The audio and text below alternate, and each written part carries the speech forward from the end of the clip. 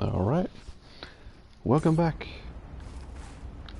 Hey, pretty much just kept the PlayStation running while I was AFK doing some stuff. So, we're carrying on. We found a base on land, so that's definitely something new and interesting about this game over the predecessor. It actually has land-based things.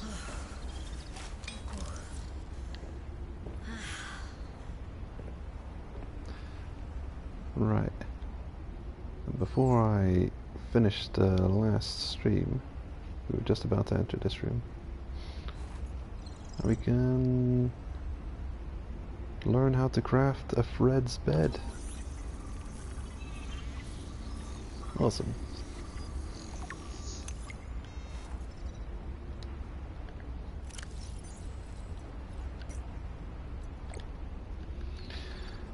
I better stay on top of all these notifications. Make sure to get them away, as quick as possible. Because they end up just piling up and piling up. Oh, I actually know where these locations are? Oh, curious. Alien Distress Call Origin. Right. The default color of this game for beacons has been turned to orange. In the original Subnautica, beacons were blue, which includes your main hub at the start of the game, which is your escape pod 5. So you've got one of these floating around on the horizon, which is an unfortunate choice, considering that most of the sea around you would also look blue, and then you're looking for blue surrounded by blue.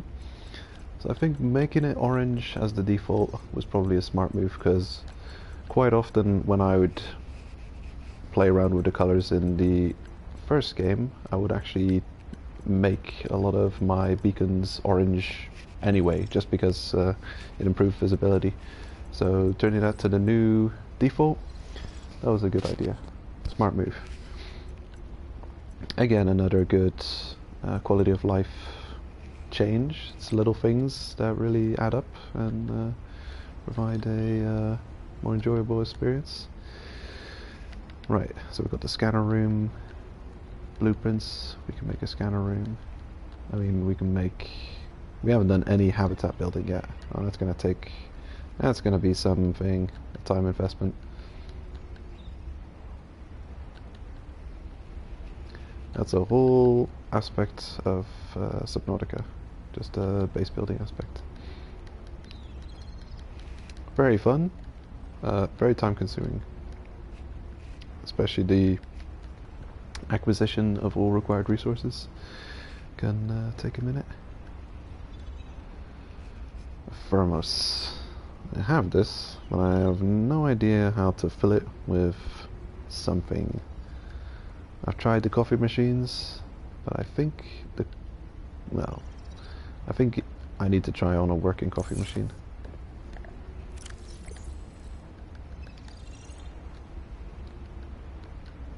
Okay, it provides 50 H2O. Get rid of that. I should have got rid of the bulk first, but whatever. The nutrient block. Okay, sure.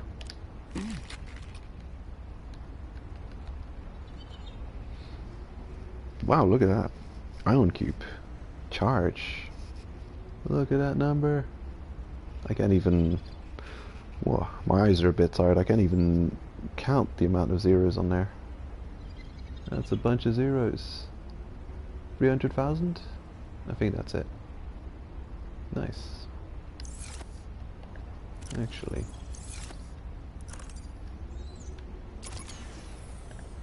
How much does a regular battery hold? 100. Wow, 100 charge versus 300,000. Surely you can't just put an ion battery in something. Nah, of course you can't. That's too dangerous. It's new alien technology. Pretty cool though that they actually have these sidebars with more information. More information, always good.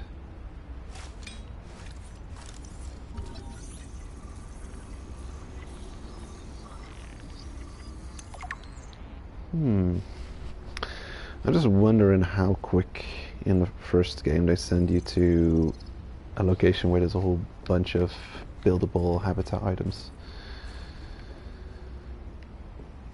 I think it's not that obvious, really. You have to be following the Degassi tips and story parts. A Jeremiah's bed and a Fred's bed. What's the difference?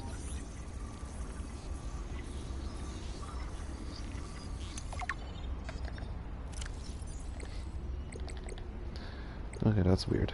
Why are there two different ones? They're both single beds, aren't they? Huh.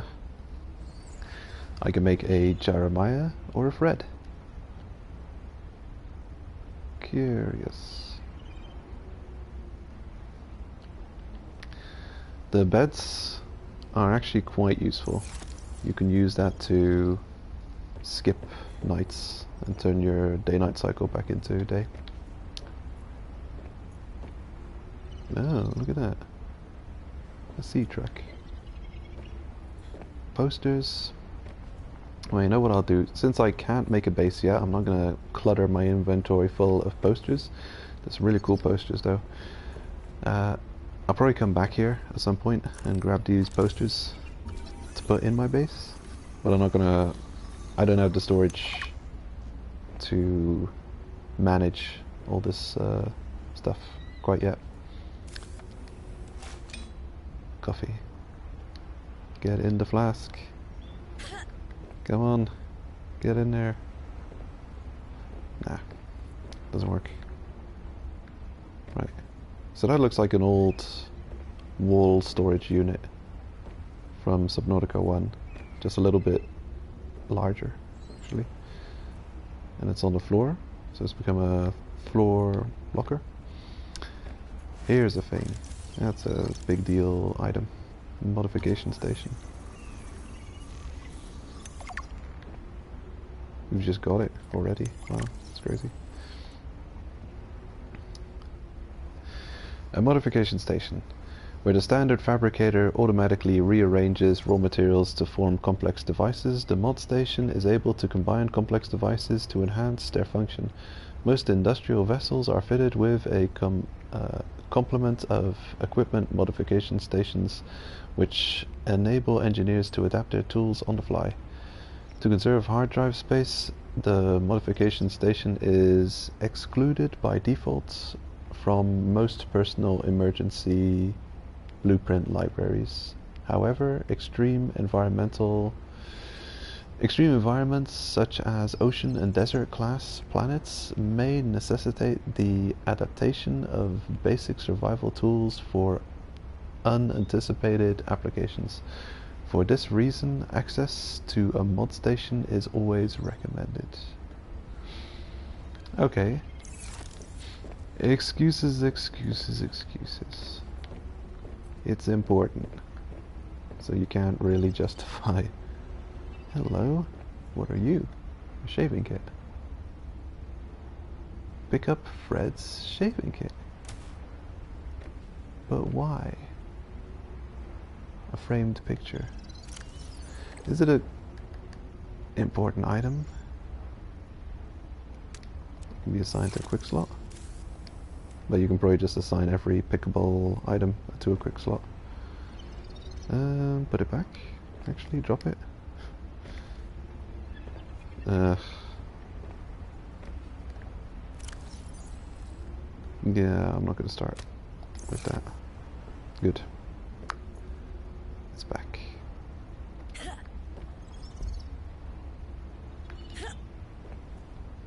Can I close the thing? Ugh, curious.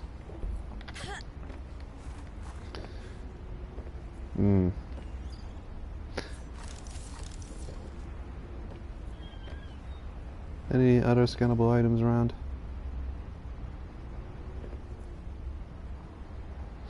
Something I never got around to making in the first game was like a multi-layered room where I'd have a bunch of stuff, like various levels on top of each other. Ah, frame picture. Oh, hold on. Ooh.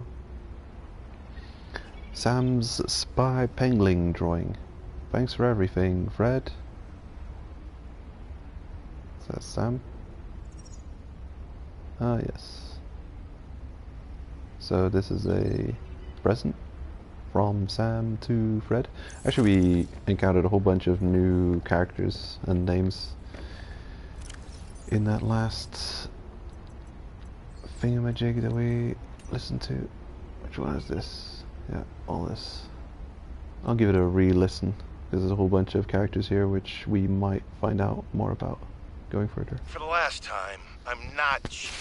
Then what's your theory? What's going on? If you ask me, Zeta's been blinking a lot. I think it's a tell. He does have a point there. It's allergies. Allergies? Oh, is something in bloom in this frozen sector? Thermal lilies. And if you gang up on me, I swear you're all fired. You're not even my boss. Oh, you're all so gullible. You're fighting each other. Meanwhile, look at Parvin. Just look at him. What am I doing? I'm not doing anything. Let's just take this to a vote. All those who think Zeta's allergies are a bad case of alienitis, say intruder. Intruder. Intruder. Intruder. Danny? Oh, I'm just an observer here. I'm going to use my pass.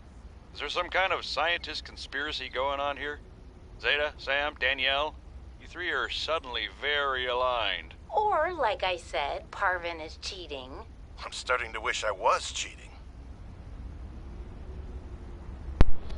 Oh no. Oh no.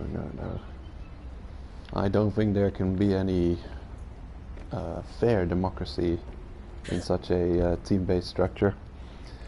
You're always going to have that will probably degenerate into a popularity contest where there's going to be one person who's always gonna lose such a vote. Ooh, definitely not a fair system going on there.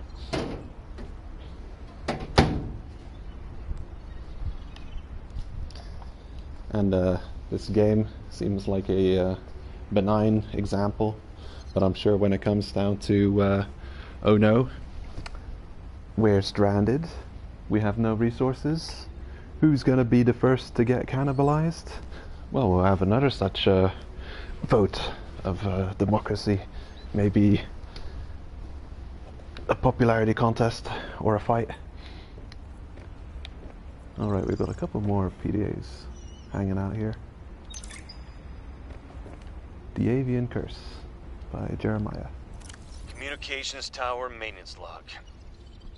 Another day, another slight by the winged furies. As usual, I got an interference alert. As usual, I went out to see what the problem was. As usual, it was frozen stalagmites of feathered bird excrement. I fear the career impact of saying this officially, if you can even call what I have a career. But I could swear they're targeting me personally. The week I was out with the flu, I came back to find the tower spotless. Parvin laughed at me when I asked him how he cleaned it. Silly me. As if Parvin would ever clean anything.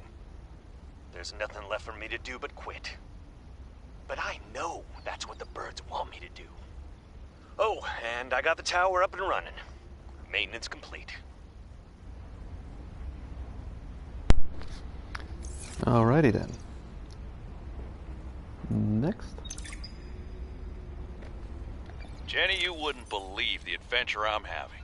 It's just like when we were kids and we used to play Underwater City, only sea monsters aren't pretend, and I don't need to hide behind you when one swims by, because I'm safe in my sea truck. Safe and very, very brave. Please tell Dad for me. Thanks so much for the mustache kit, by the way. Be honest, I wasn't sure if it was a gag gift at first. Personal grooming is something of a challenge here, and as you know, I'm a pretty low-maintenance guy to begin with. But you'd be surprised how handy mustache wax is in an emergency. There have been some close scrapes. For a while there, someone was sabotaging my truck, and I thought I was seeing things. But my friend Sam helped me sort it out. Although, she's had some troubles of her own lately. To be honest, I get a little worried out here sometimes. But I guess that's normal, under the circumstances. Gotta expect a little risk, right? I should be happy. I have great friends and a good paycheck. Anyway, love you, Jenny, and Dad. Please find a way to tell him that he won't find embarrassing. And don't worry, I'm looking for the perfect fish to bring back as a gift. Your favorite. Alright. A mustache emergency. It's dangerous work, that trucking. But hopefully he gets out of every scuffle with his mustache unscathed and on properly. Curious though, didn't Sam have a thing going on with someone? Wasn't she interested in one of the guys hanging out in this place? I wonder if it was Fred, who she had kind of a feelings for. And then we got that last message from Sam, where she, well, maybe one of the last messages, where she said, I'm actually, well, earlier she'd said, I think I'm seeing someone or something. And then later she said, well, I don't think so anymore. So, was it Fred? Or was it someone else?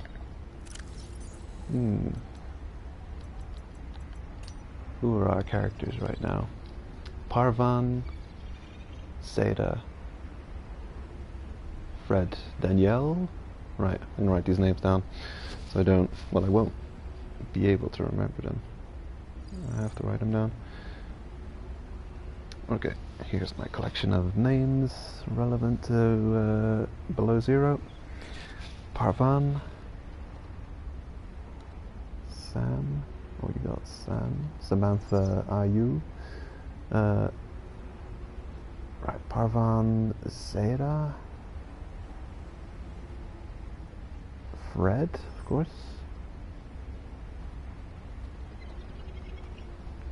Danielle, that's a new name.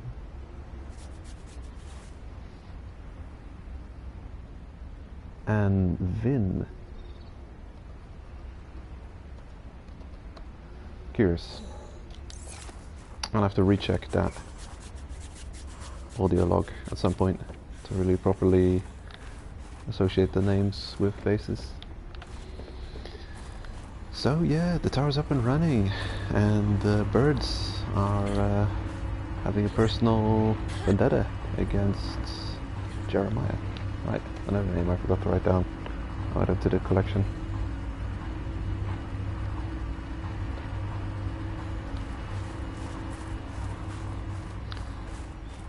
See if I can find a couple more blueprints around here.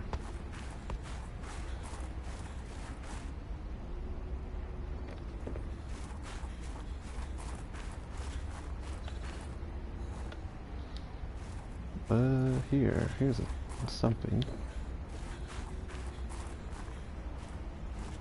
Is this where I came from?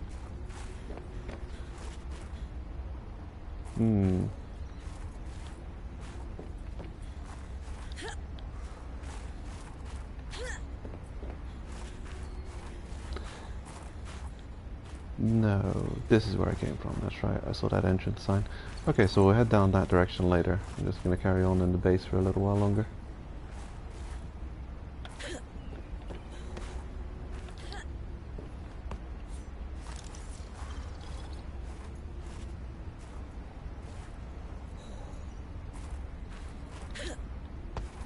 Solar panels, already know that tech. Those are going to be a base's main energy source. When you start building bases, it's the easiest way to get energy. Just put down solar panels. Cushy setup. Must belong to one of those higher-uppers. Those higher uppers, upper hires, those big cheeses. Right. Emmanuel Desjardins. Right. Emmanuel Desjardins. That's the boss of Fred, who keeps telling him to man up and stop complaining about every little thing. Like I can imagine it. He's just sitting here barking orders at Fred while Fred's in there in his cabin underwater, surrounded by all manner of monsters all over the place.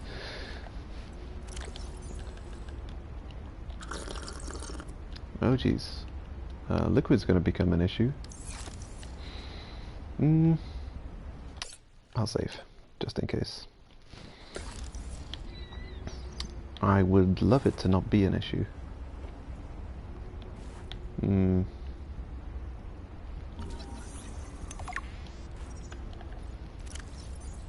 Oh, look at that. I like this. These more visually appealing entries.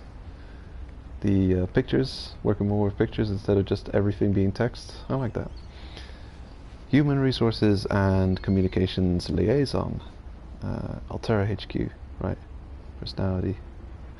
His personality is E5A4001C5N1. Ah yes, this personality variant. A rare personality type, for sure. What are you? Oh, a virtual, what's that called? Newton's cradle? Something like that? Things like that. I'll take it. Executive toy. Sweet. Ooh, a chic plant pot.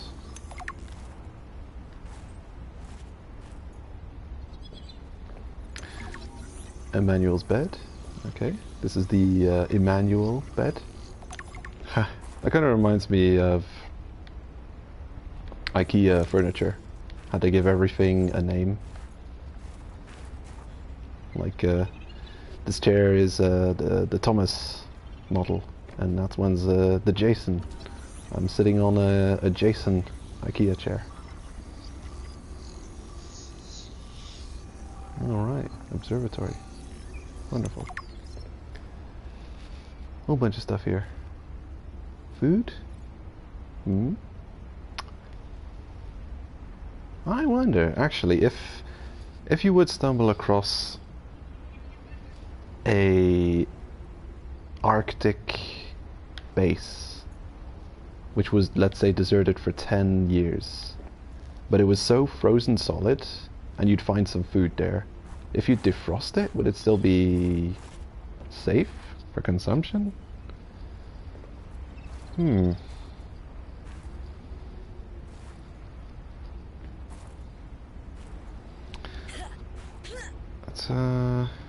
That's something I should probably look up after this stream. If you can actually eat frozen food forever, or if it eventually expires. What was that? Oh, it's this thing blocking the sun. I was like, what? Is it a spacecraft above us or something? No, just that realistic lighting physics going on. Great.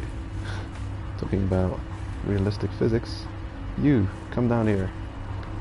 Let me scan you. Damn. You elusive flying mischief makers. You got a decent range on scanning then, but still.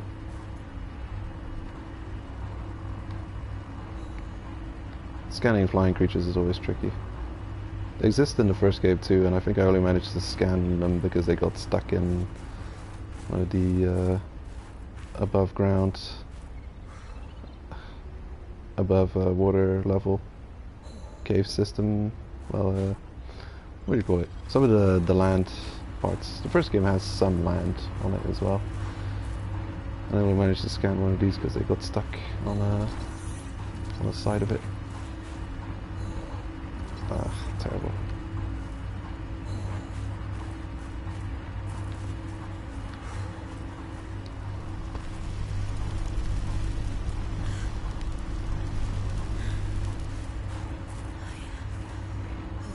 Okay.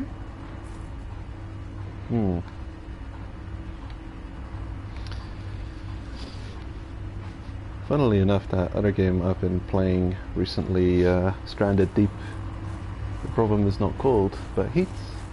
You don't want to be out in the open because of the heat, and here you don't want to be out in the open because of the cold.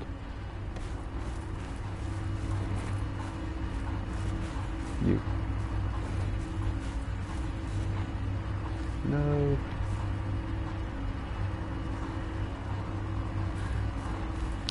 Why not climb the tower? Been running around here for a while. Right. Look. There's things, important things that need doing.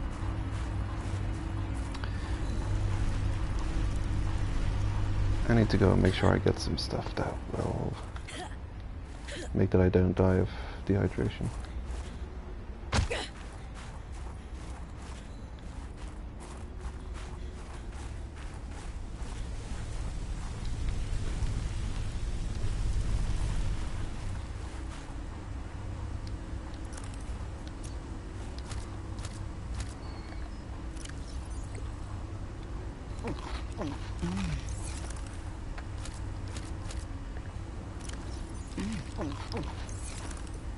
Alrighty. I think while I'm on this island exploring, I'm not going to go catch fish. I will rely on the island plants resources to sustain me.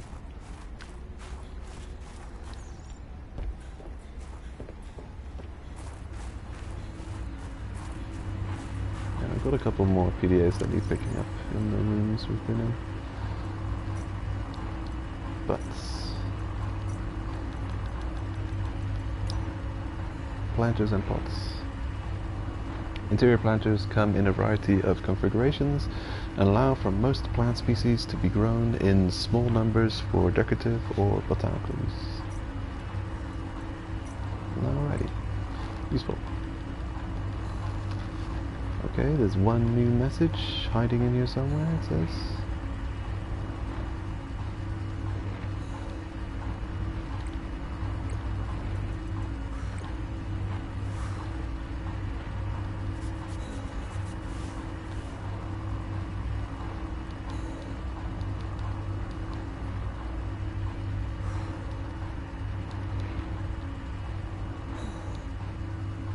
Oh, firmware blade. Wow, really? When did I get that? Oh, yeah, modification. So, requires the mod station. Alright, so what can I make? A depth upgrade Mark II? Hypothermia imminent.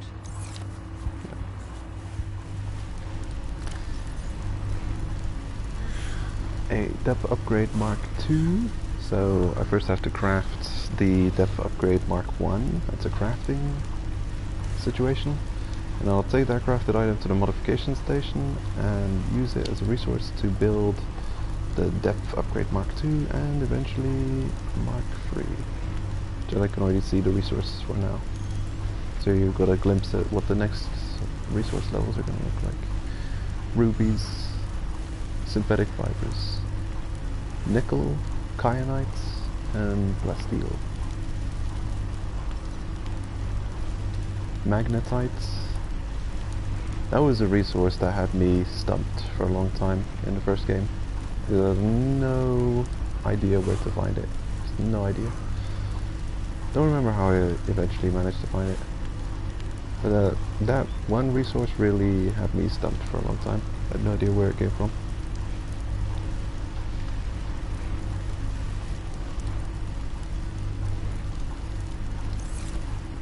But when in doubt, go to a place where you haven't been before, visit a different biome, or go to a depth further beyond. Well damn, I wasn't ready for you.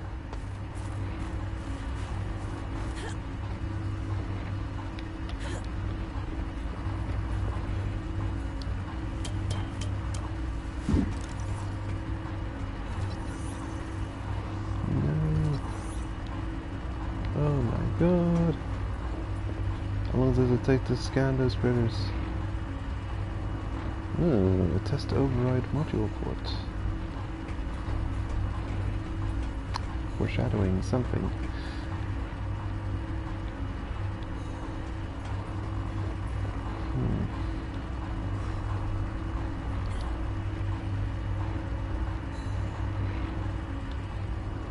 Man, this is tricky. It's really tricky.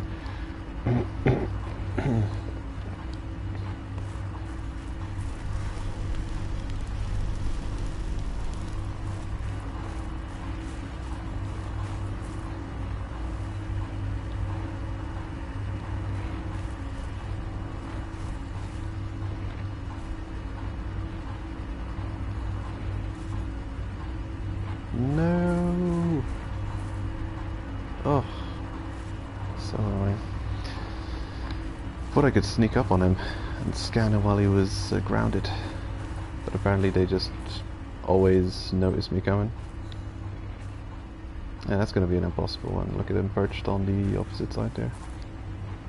That didn't hurt. Don't be silly.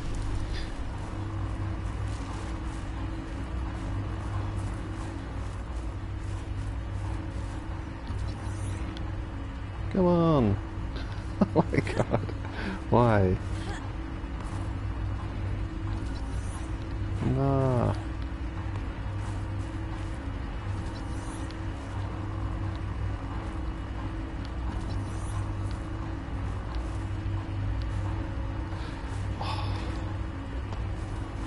I swear I'm not this clumsy. There's just there's something clumsy about the scanner. When you scan something, you have to be pointing at the thing that needs scanning, and that initial thing where you move the scanner in the direction of whatever you want to scan, that has to be on target. You have to really initiate it properly, and after that it properly scans, but the initial hit, no, it has to be on the mark. I'm just wondering how long they take to scan, because I can't even judge how far I'm getting with the scan.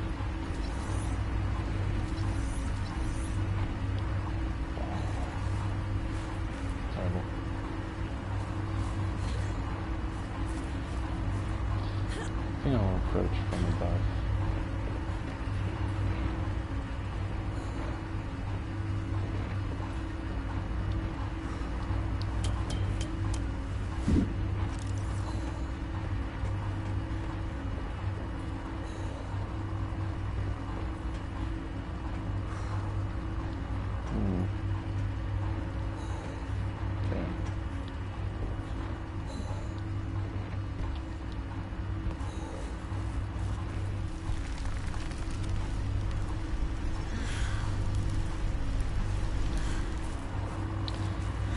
One of those things. It's gonna be like that cave fish. I just want it done. Ugh. Terrible. No. Pressing all the wrong buttons.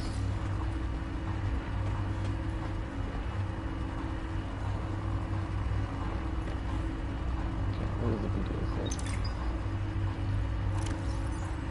New employee training. It is recommended that all training be completed while tower is in test mode. Test mode is a fully functional simulated version of live mode.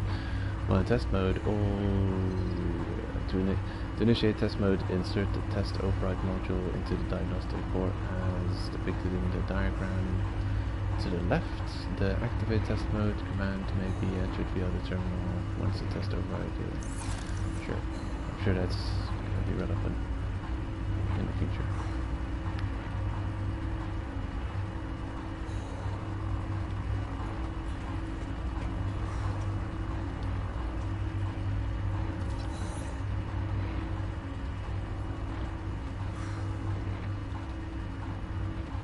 Right.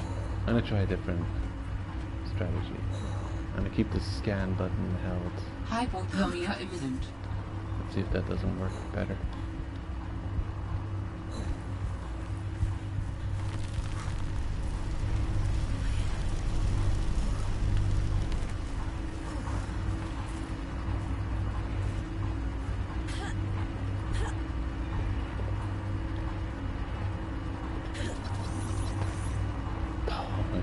Okay. We got him trapped. Get in there. Get him. Get him. Target it. Hit it. So terrible. I can't even look the. Oh man, I'm not even. Ugh. Look, I would, to test this out, I would, if I wasn't streaming, I would make a recording and then just review the footage on the PS4 share recording situation to see just how quick the meter's going up, if I'm even making any progress on their scan. You have to do the entire scanning in one go on a creature. I just wonder how quick it's going up, because if it's really slow, then I'm going to have to re-evaluate my attempts here. I have to put it off until I've got a better way. Let's see what happens if I froze now then. Maybe I can knock him out with a snowball. Well, I can't even. The thing is, I can't even get close enough before they fly away to have a chance of knocking them with a snowball.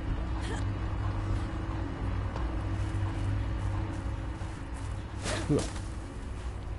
Hula. Yeah.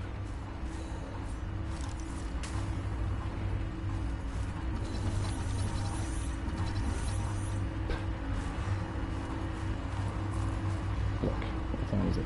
I'll put another 3 minutes into trying to get this done, and if I don't get it, then I'll just hate them for the rest of my life.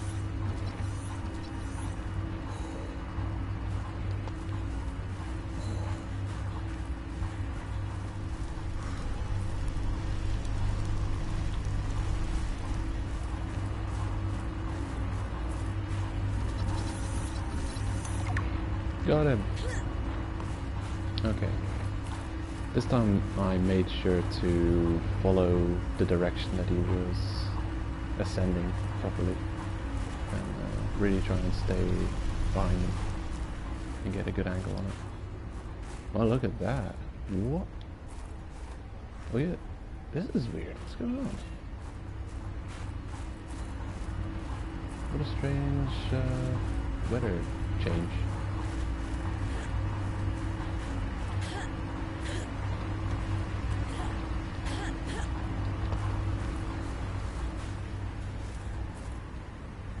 Weird. Oh well. Got it. And I'm gonna read what it says. Definitely not have to put all that effort into it.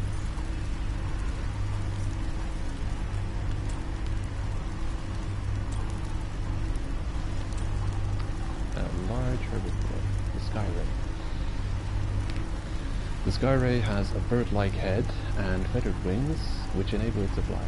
Sky rays are commonly found circling floating structures and rarely venture far out to sea.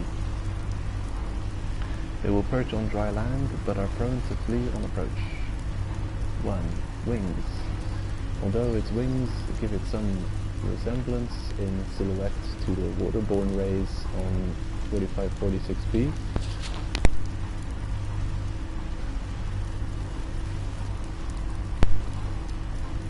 analysis shows no greater genetic overlap with those species than the planetary average.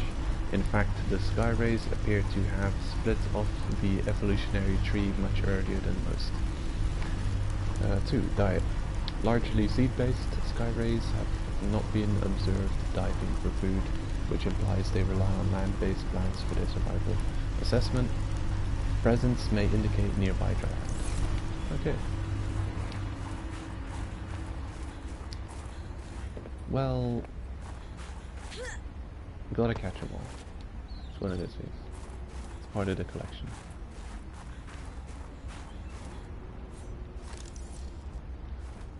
Okay, there is definitely some things to still be done here. An aquarium.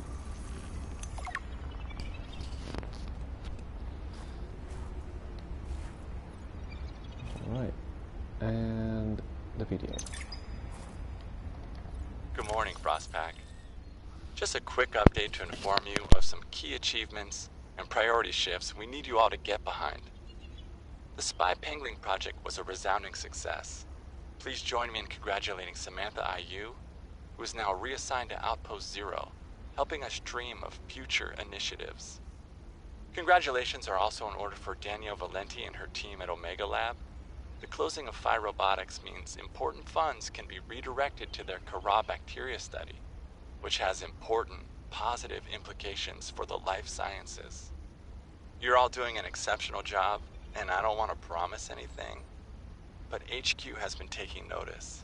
Keep up the good work, and I think we can start discussing bonuses soon.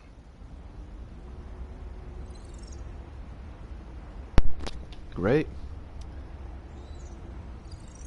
That is good. Everyone, bonuses for everyone. It is good to hear him pronounce Samantha IU. So now I know that I'm pronouncing it correct.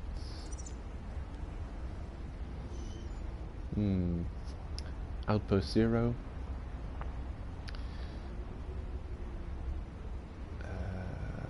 Phi Robotics Omega Lab. Sam really got under management's skin. I didn't know she had it in her.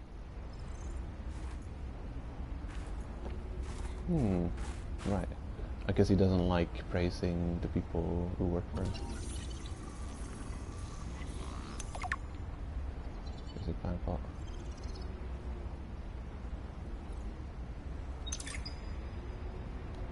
David, you'll be happy to know the Frost Pack is making excellent progress. I must say, my management style appears to be uniquely well-suited to isolated planets. I miss you, of course, but I wonder if you feel it too.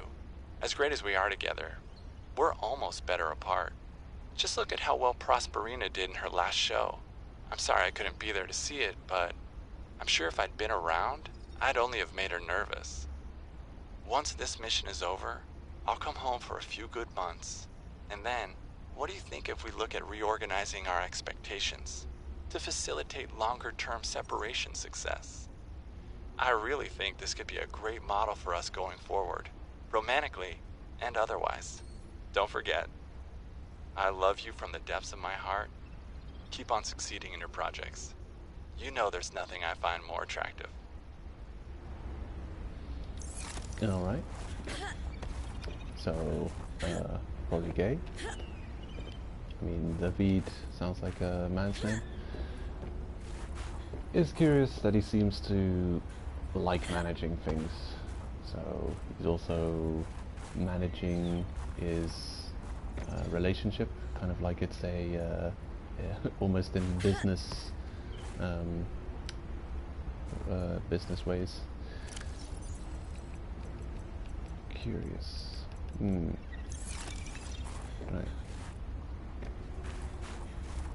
Imagine that.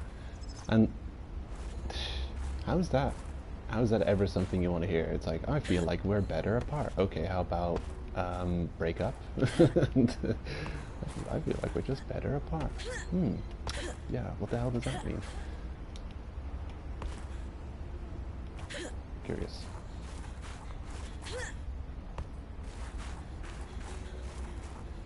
Oh right, now they're all gonna swarm around me and be easy to scan. Well, I'm sure they'd never be easy to scan. I think we've collected all of the scannings in this area. I think we're pretty much done. I thought there was maybe another PDA line around. Or we could look in the places if I didn't skip one. Oh, hold on. Oh, that's a big deal. Nah, never mind. Already got it.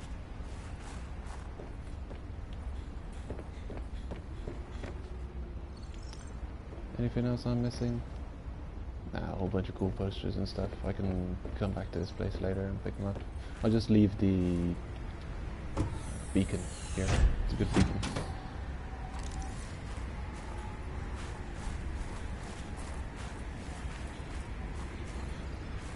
Great. Now I would like to figure out how to drop down to that one kind of secret looking stash.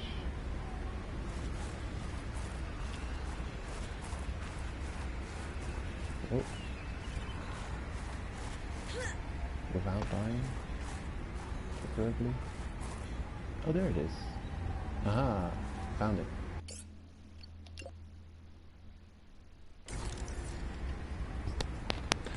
I'll save, not that it matters. Because I don't know if the game auto-saves at any point.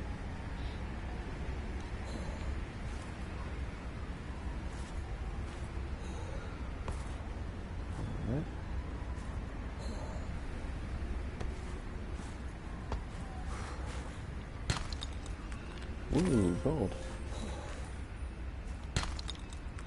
Oh.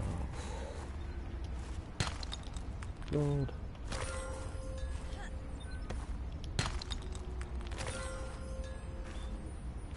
Okay. Really.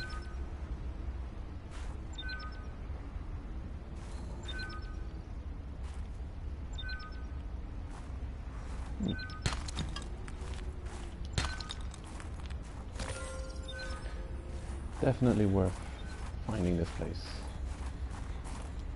Seems like a good source of gold. Battery, nice. Alright. Yeah, it would surprise me if the contents of these chests is random. That was a good bit of extra loot. Okay, get rid of that plus icon. Maybe you have to visit the place to get rid of it. Makes sense. Okay, managing all these new things. Yeah. It's kind of a pain, but you really want to stay on top of it because otherwise you'll end up with just new you'll have like 50 notifications and then you just won't know what the latest one you picked up is. You have to stay on top of it or it'll cause some really confusing times. Alright, seen everything?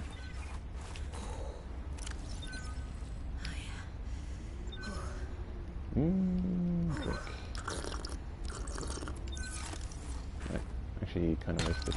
I forget that we've got plants on this island that we can eat. Oh, look at that.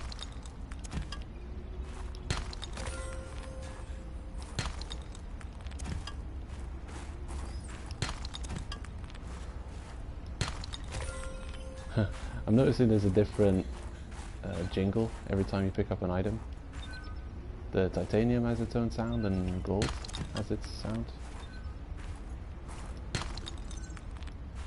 The titanium's got more of a snap to it, while the gold is like a ching dingle.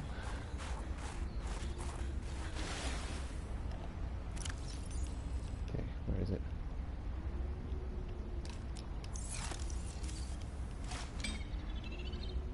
Fill the flask. Do it. I want to drink this acidic hot spring water. I don't know if it's acidic. It's probably like sulfuric. And there's crystalline sulfur lying right in it.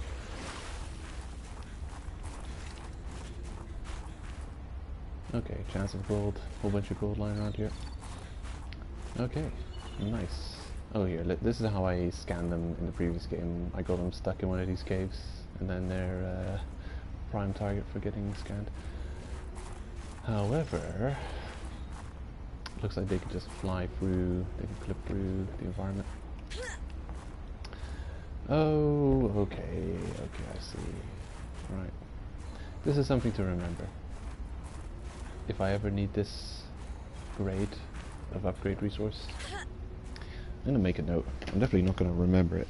I'll write it down. So, resource, locations,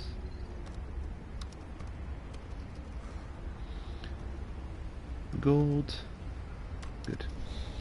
good source for gold. And where are we? We're on the, this is one of those rare times where an orange color is actually not that easily visible, because we're looking at snow in the evening sun and rocks. Delta Station Dock. Station Dock. What's this base called? Yeah, I'm going to be extremely specific with my note. That's something you should always take care of. Whenever you're writing a note for future you, always write it as if you're trying to explain an entire situation as complete as possible to someone who doesn't know anything about what you're trying to explain. Because future you might have forgotten everything. Delta Station. Hypothermia imminent. Sign. Turn left. We're okay. I don't want to die. Let's get in there. Let me in. Woof. Here we go. You know, at night you wouldn't warm up by going into a building, but it's just one of those things, video gamey things. Having bases are always considered a complete safe zone, so you're safe from all the elements. Despite the fact that this place is filled with snow, probably got ice stuck on the walls, the window's broken, the cold wind is blowing in, it's probably blowing right through our bones, but it's fine.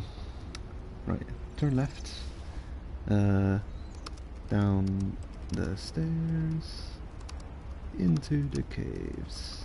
Yeah, covered in gold. It's a gold mine. These bulkhead door animations opening and closing. In the first game, at a certain point in your base, the animations may stop working. And randomly they'll start working again. I think sometimes quitting out and entering the game. It's hard to say. I don't know exactly how it works, but I do know that the animations break. I think we're pretty much done on the island. We've seen everything.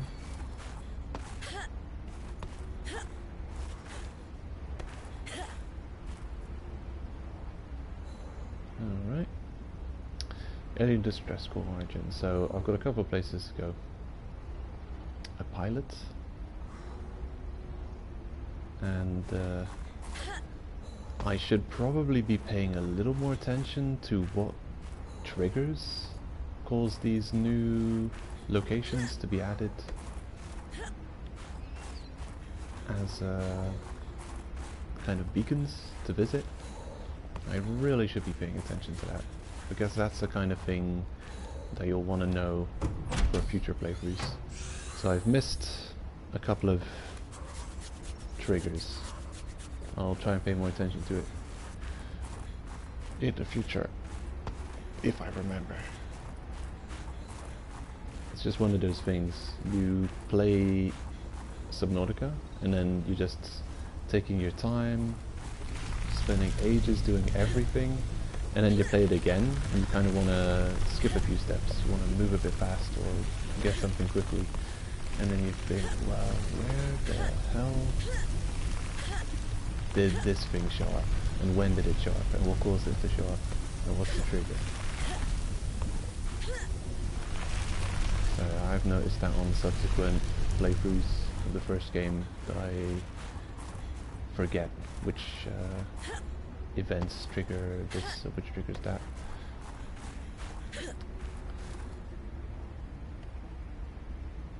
Right, so that's a thing I want to investigate. I'll investigate the alien distress signal first. We've had that for a while, actually.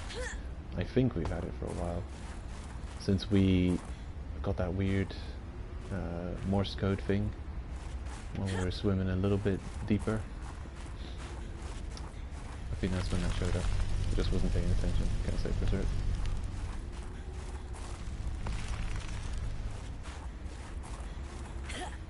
These plants are definitely MVP.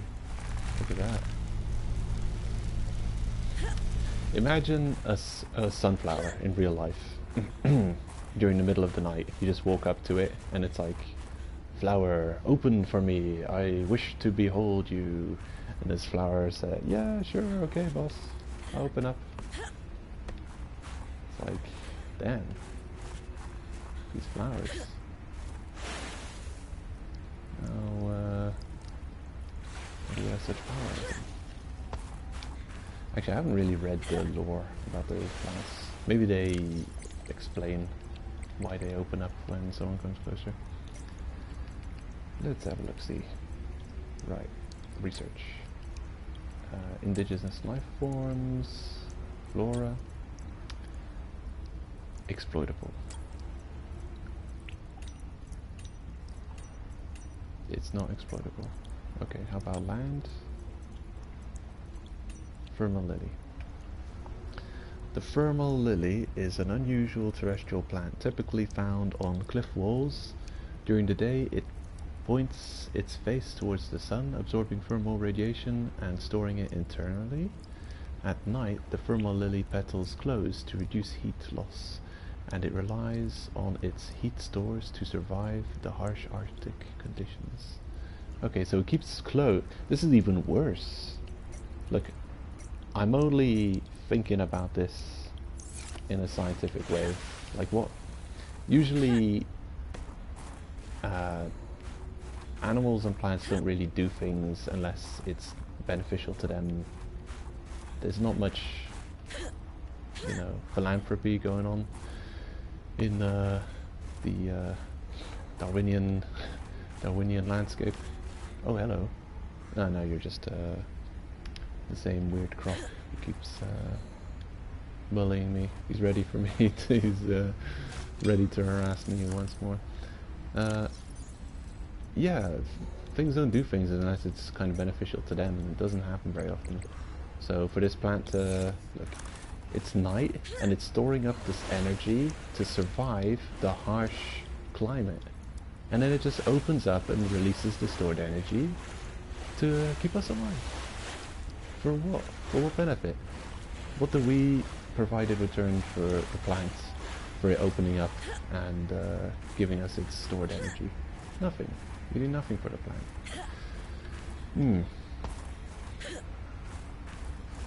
It's curious. Definitely thought-provoking, because it makes you wonder. There's quite a few symbiotic relationships in the natural world, and maybe some symbiotic relationships actually started up with these organisms being generous to other organisms and actually starting a relationship somehow. Curious. Another thing to possibly look up after the stream. So, I must find out, does frozen food ever expire?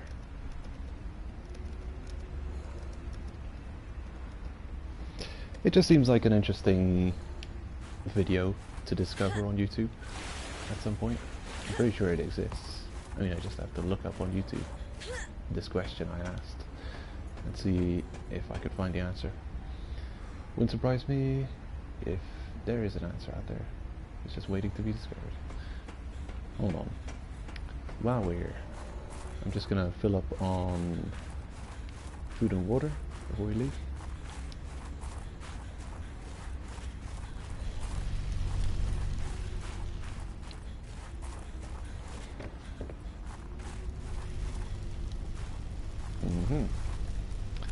Okay, full inventory.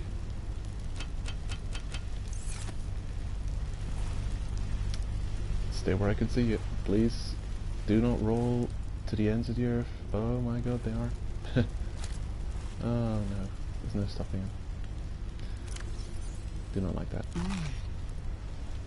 Okay, I can only eat one at a time. Not ideal.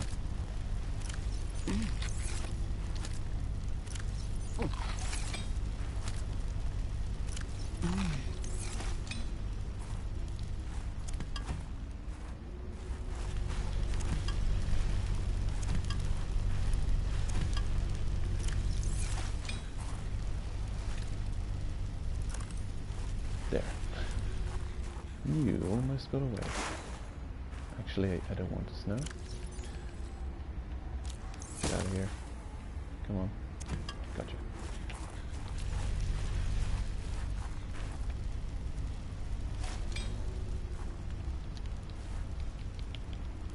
Alright. Just checking. Still trying to figure out how to fill this flask with a liquid for later consumption.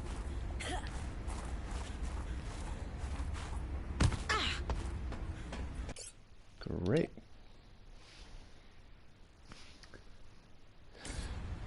I did, after the stream yesterday, look up if it's possible to get struck by lightning while in the ocean, and I didn't find any examples of people actually getting struck by lightning, but I did see boats getting struck by lightning. I saw lightning hitting the water. Apparently there's a lot less chance of lightning striking the ocean than there is of lightning striking land. But when there's a lightning storm above the ocean, it can strike the ocean, and when it does, it will ripple outwards. Well, the electricity will ripple outwards into the water and electrify anything near the surface where it strikes. It wouldn't surprise me if it would dissipate very quickly, so I'd be shocked if you could avoid getting shocked if you were, you know, like a certain distance away. I don't think it would be that far. Maybe, well, I don't know. I couldn't say. I didn't find out. Right. You go there. And I gotta move a couple of things around. Okay, the flotation device. The knife. And that should be everything that I desire. Perfect. We're good to go. Yeah, off we go.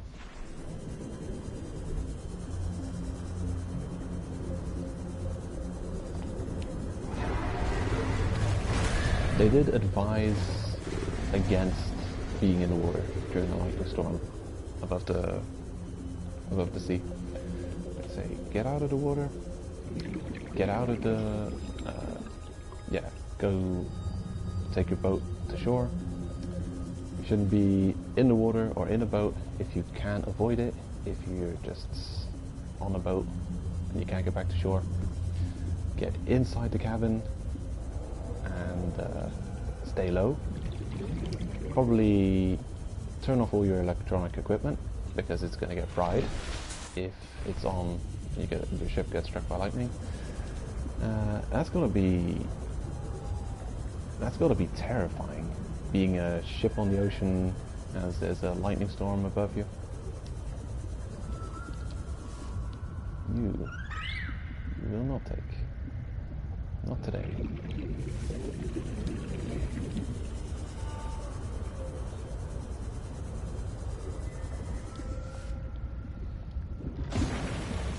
Here we are. I should have guessed Altera would find a way to clip Sam's wings, like I knew they'd do to mine once they took over Xenoworks. I tried to warn her. She was stubborn, like me. Ever since I was a kid, I always wanted to be so different from her. Scrappier, faster, less play by the rules. But Sam didn't tolerate Altera's corporate red tape any more than I did. She just tried to change it from the inside. I think in the end, we always wanted similar things.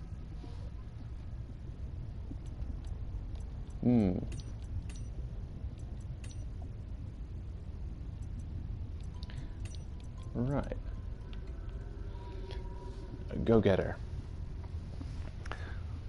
Wow. Interesting. I'm curious if we'll find any more survivors. We've only seen one other person so far. It's that mysterious lady in the suit who harassed us. I don't remember her name. I should have paid attention more. What was that woman's problem? The one in the exosuit. Like I need to say which woman. And what the hell is she doing on this planet? It isn't exactly a happening vacation spot. She knew their terrain well enough to make a dramatic entrance by jumping off a sheer cliff. So I guess she's been here a while. But how long has she been following me? She said to keep away from her, or off her land. What in this frozen slush bog could she be protecting?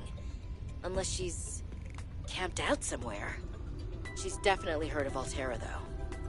Did she meet Sam?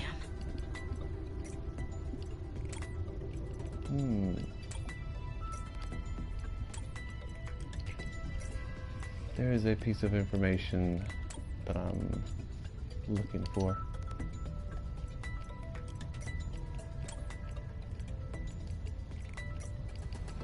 Logs in communication, Altera personnel. Maps. Oh yeah, it's probably in here somewhere. Okay. Yeah, they mentioned someone's last name, and I want to add it to my name collection. There. Danielle Valenti. Alright. Danielle Valenti. Great.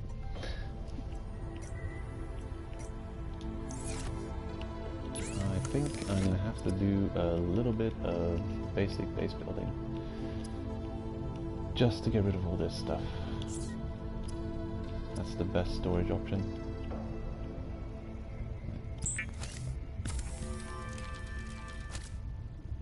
To do that, we're gonna need something.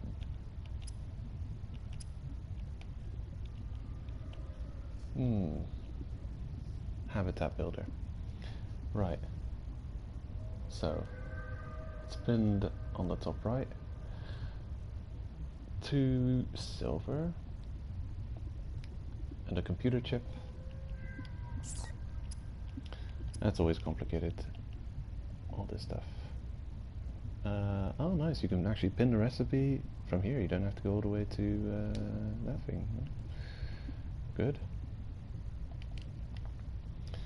I can probably make that.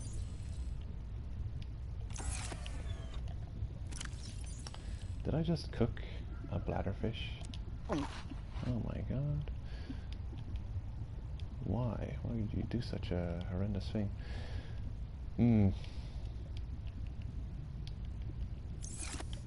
Yeah, whole bunch of resources.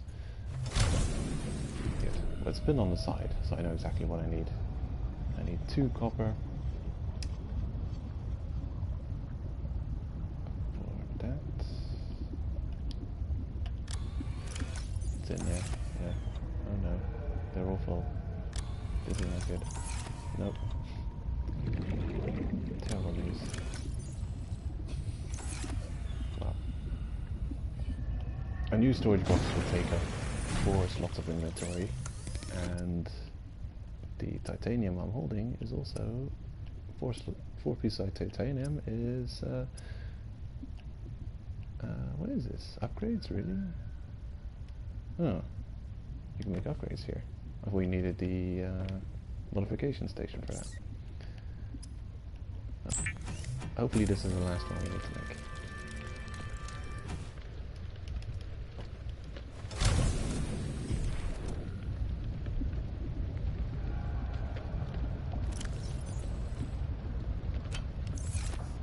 There we go. And I will put you to a better position. Superb. And get rid of all this titanium. In you go. What have I also got too much of? Oh, gold, kind of. There you go. Good. It's fine.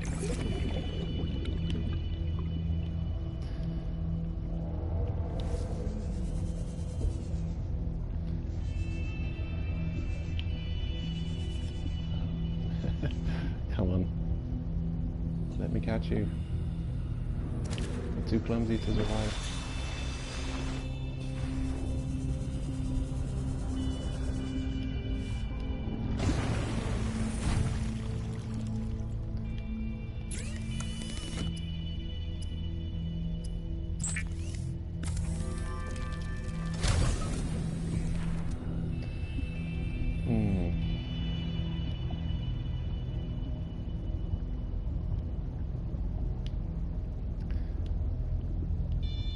Do that gravity ball capturing fish for me.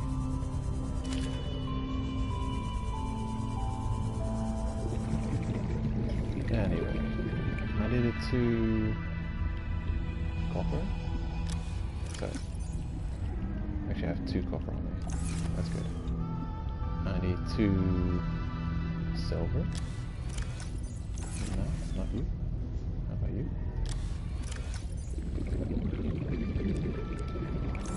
Okay. 2 silver, 2 copper, 1 table coral sample. And that should do it. And I've got a spare battery. If you ever use a battery to craft something, I definitely recommend not using a full battery to craft something. Find something that's almost ran out of battery, replace it, and then use the almost empty battery to craft something new. Especially if you haven't got a base building battery recharge station yet. So, I'm not going to take out the battery yet. I'm going to use as much as I can of it.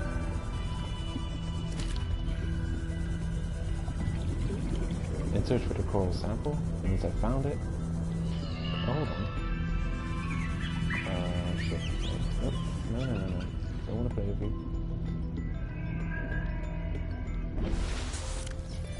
Is that a Wookiee? Sounds like there's Wookiees on this island. That sounds even more like one. Well. Right. I don't remember what I was looking for. Where are you? There we go. I know exactly what I'm looking for.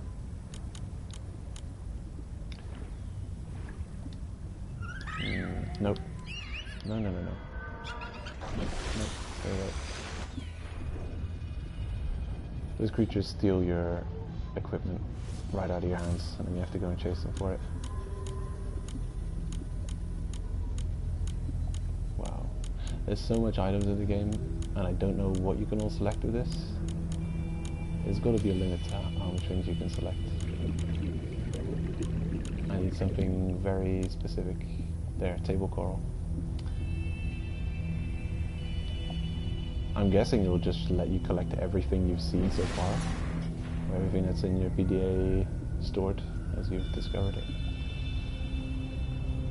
I'll have to test that though, I'm not sure. It's either everything you've seen and picked up so far, or everything you have collected data on. And I will test that eventually. I'll find a new resource, I will purposefully not scan it, I'll pick it up, and then see if this radar tool will be able to sense it. Because I just want to know how this tool works exactly, if it's based on items you've picked up and seen before, or if it's based on items that you've scanned and you have the data on, I guess, essentially. Warning. 30 seconds of oxygen remaining. Oh yeah, well, then we do...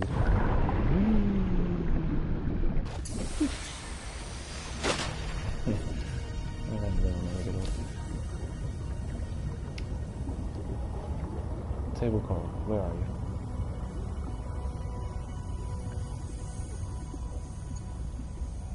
Okay, to the left. Here. This is you.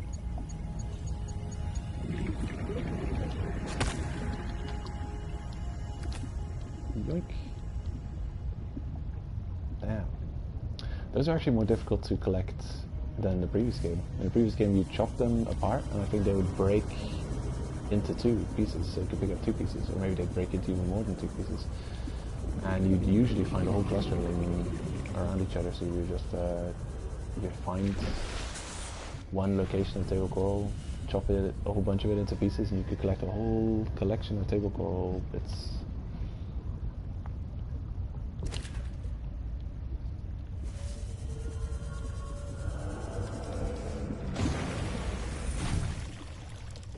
Okay, let's get to crafting. First, the new battery. And yes, components, copper wire. I can make the microchip, the computer chip.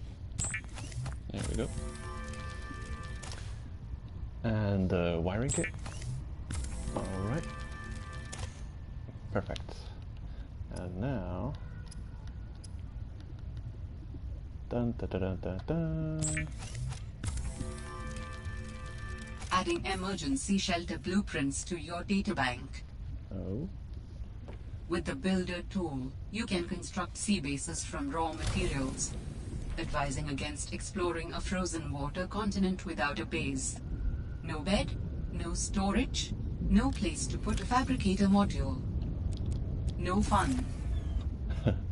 Okay. Right.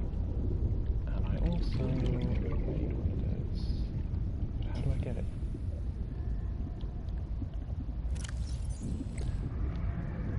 Okay. Materials. Creepvine seed cluster. I can never remember whether you need the creepvine sample or seed cluster. I always forget.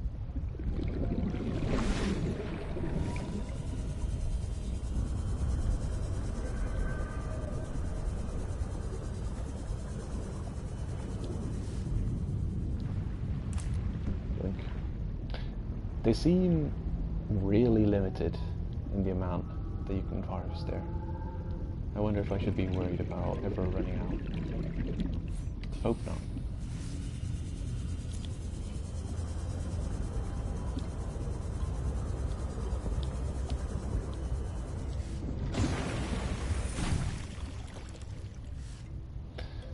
Okay.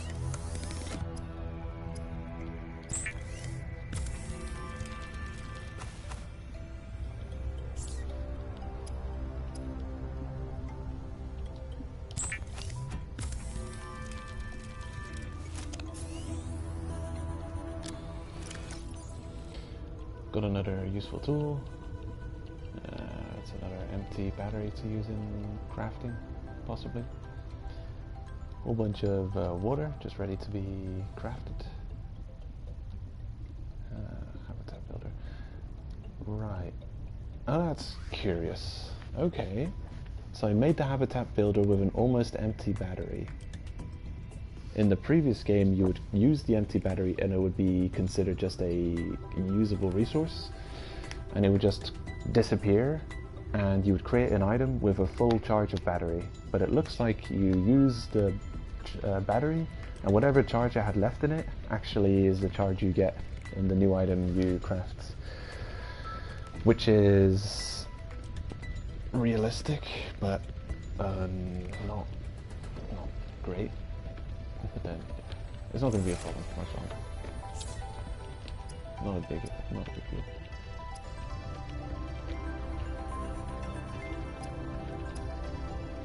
No. So let's not cook the bladderfish.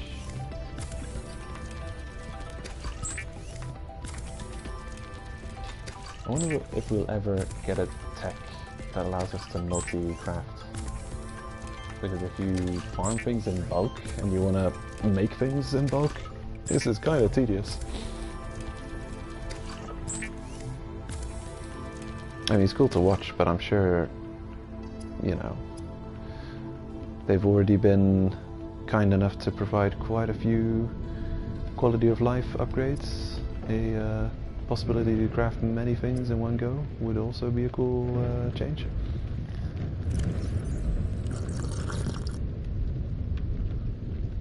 Great. Everything seems fine.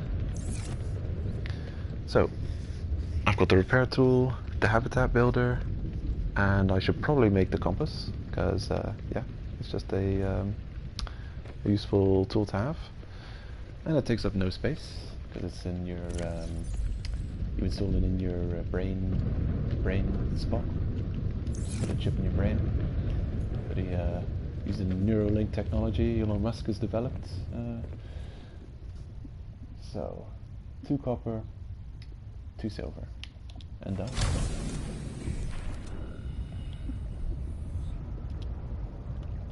Excuse me. Alright. Well, it is copper. Zinc. The silver? No, no. Okay. Right, rare resource.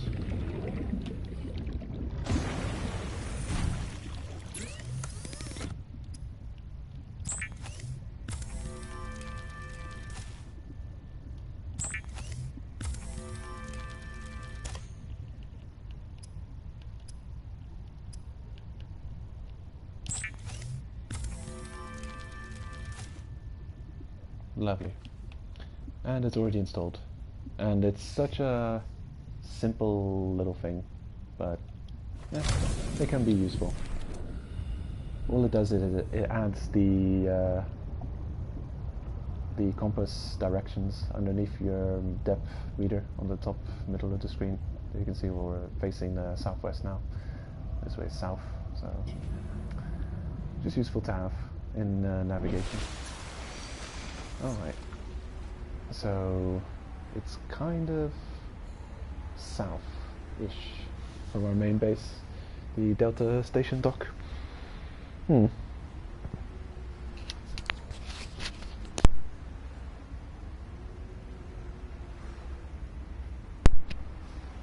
Okay, and where we start off the game is kind of northish, kind of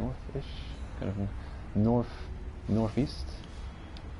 NLE? I don't know. It would be ideal if it was exactly south and north. Easy to remember.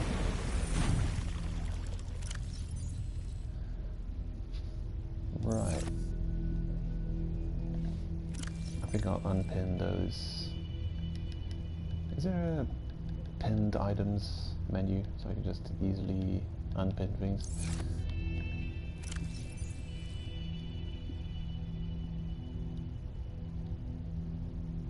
Nah, actually I have to go and find where they are located and individually unpin everything. Yeah, not too big of an issue. Right, so where will I put that thing? There, sure.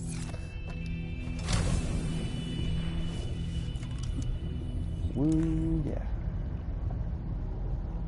We're in business. Okay, whole bunch of stuff.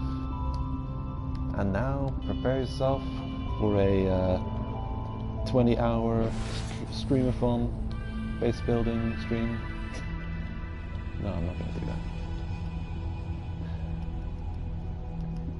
I might actually do a little bit of base building and then talk about projects that I want to do. And do the actual boring, well, it's not boring, it's fun, but boring to stream for viewers. The collection of all the materials and resources and stuff, and putting it all into the base. It'll be really boring to watch for ages. Some base building. I don't even put actually that much effort into proper base building. I'm more a practical base builder than an aesthetic architect. You see some amazing designs. This is one of those creative games, kind of like Terraria and Minecraft, where you can make some absolutely beautiful stuff. I think No Man's Sky is another good base building game where you can make some just unbelievable things. I don't have the creativity to do such great stuff, but I do admire it and appreciate it. Now my base is probably going to be mostly practical, just to use bulk storage. So I'm definitely going to make a base right next to this pod. Seems like always a good location to have a base, just right next to your pod, because it's its own map marker, and it's usually in a very good location. Yeah, same with Subnautica 1. Like, there's all these options where to build your base, and everyone's got grandiose ideas, but really, if you don't build your base next to the starter base, yeah, I don't know, it just you'll never be close to everything. You'll always be far away from something that you might need to go to. Like, I know the original game, you had two landmarks really far away from each other. You had the one, yeah, two kind of islands, and one island was like a mile to the right, and the other island was like a mile to the left. And if you built your base near any of those or on any of those, if you ever needed to go to the other one, you'd have to travel 2 miles in that direction. Well, if you build a base next to your kind of starter hub, well, your starter hub's right a mile away from either island, so you don't really need to ever travel a maximum a mile in the direction, right? Because the original game, the escape pod 5, where you start in, is kind of the center point of the entire world. Kind of like the circle of the world is drawn around it, so you can, it's just, anyway, I'm rambling. This is a good location to build a base, usually, unless this game is different from the previous game. Maybe it is. We'll see. But anyway, I'm not going to make anything crazy elaborate. I'm just going to make something with expansion possibilities. And I think I want to expand in a direction that's not crawling in annoying steely monkeys. So I think I'll build it in this direction. A little bit. Or maybe in that direction. Yeah, probably this direction. With the previous game, you also had to take into account, if you were gonna build a base in the shallows where you start off the game, you had to take a little bit into account the fact that you are eventually going to get a giant vehicle which needs some depth to maneuver around in. So you might not want to build your base completely in the very shallows, because you also want some maneuverable depth for your vehicles. This seems like an okay spot. It would be, but it's got those tentacle trees in the way, so. But then again, I also don't want to move too far away from my base, so I think I will just build here. And I'm going to see if I can't build a little bit above water. I never really tried doing much of that in the original game. So, ooh, all the things. We can actually make a bioreactor. It's fantastic. Already have the technology. How did I do it? How did I get? Where did it come from? It's just there. Coffee vending machine. Jukebox. Nice. Is that new? I think that might be new. Aquarium. Lovely. Mod station. Important. Battery charger. Perfect. And look at that. All resources we've got. I'm seeing a potential issue with our lack of silver. Quartz. As I said before, whenever you're building a base, you're going to need a crap ton of quartz and titanium, just an absolute truckload. Oxygen. Breathe, human, breathe. Remember to breathe, human. Ah, yes, I almost forgot. I need breathe. Breathe to live, yes. You remember. Oh, fish, come here. Need water. Put you in the fish juicer. Get some delicious fish juice.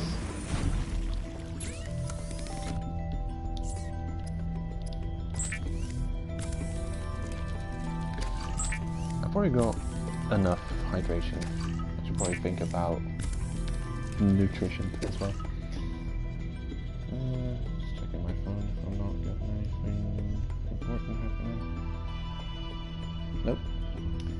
Nothing's going on.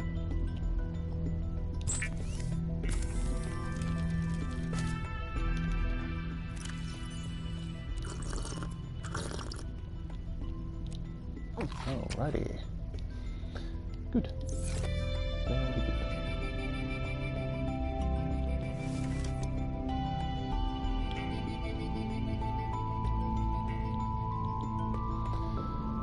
Okay. I wonder if you still are required to just make a foundation, or if you can just start building without putting that annoying slab somewhere. Right, titanium, lead, okay, glass, oh, truckload of titanium, and 6 for a multi-purpose room. Really, the most important items, probably a foundation and your multi-purpose room, and after that, your eye compartment, just connecting the multi-purpose rooms into to each other. Of course, you could also just build an entire base inside of the eye compartment. I think I just saw a speed run of the first Subnautica using just a single eye compartment to put the storage locker in, or the locker, and it really is not much space. It's not nice to have, but it's an option. Glass base looks good, but it has very low integrity. You can do silly things, like you can actually have a glass base at a very low depth, and then you could just have like a massive structure below it. Like you could build a donuts upon donuts upon donuts upon donuts below it, all full with reinforced hulls, and it's just it counts your entire structure, so it doesn't look for weaknesses of integrity in a single part of your base, that you got like your base, and I think it takes the foundation and anything loosely connected to that central point all counts as that one base, and your base just has structural integrity points, and it's either positive, that means it's not going to get crushed by water pressure, or it's negative, that means it's going to get crushed by water pressure. And it can turn negative if parts of the structure get damaged by sea creatures. But a good life hack for having a strong base is just building a little bit of a structure which is simply there to craft reinforced hull fragments onto the sides of it, to just create it's almost like a battery or a buffer that you're creating as much extra hull integrity on top of your base as you can, within reason. Of course, you don't have to go too overkill with it, you'll see. Anyway, you'll definitely know, I mean, if it's anything like the previous game, you'll definitely notice if your base's hull integrity is not good, because you'll constantly get spam. It's like base damage -1, -1. In the previous game, you constantly got pop-ups for that. We shall see. For now, I think I'm just going to build the absolute basic stuff.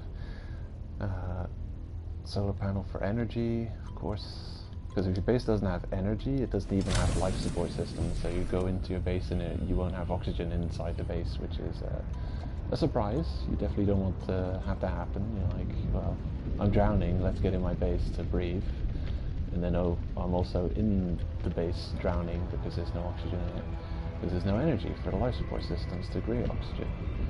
Which is realistic. Oh wow, that's not good weather. Well, it's beautiful beneath the surface. Above, it's getting a bit messy.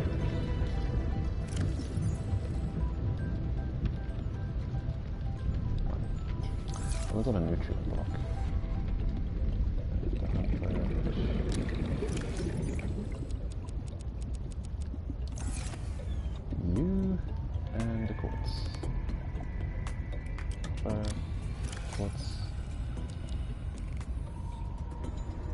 Good. I really don't want to put gold in it. Put it here. I'll take out the copper. Alrighty. Seems good.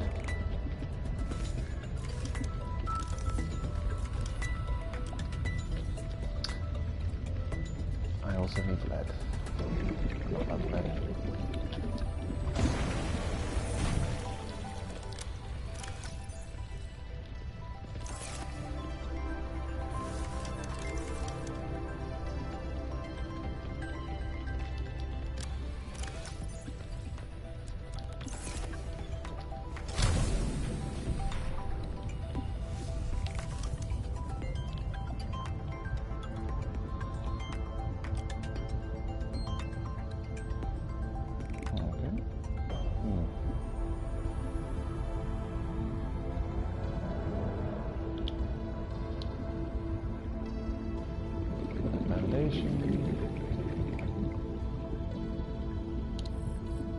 Oh yeah, there it goes. X to construct. And to doubt, but this time to construct. +2 hull strength, right?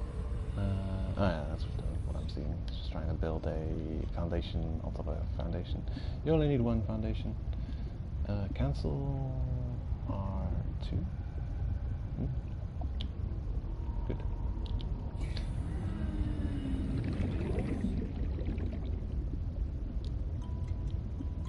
I think this is how it starts. Oxygen.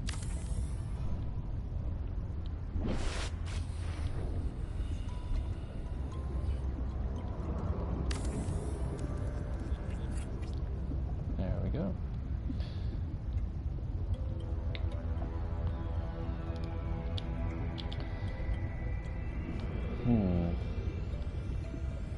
Vertical connector.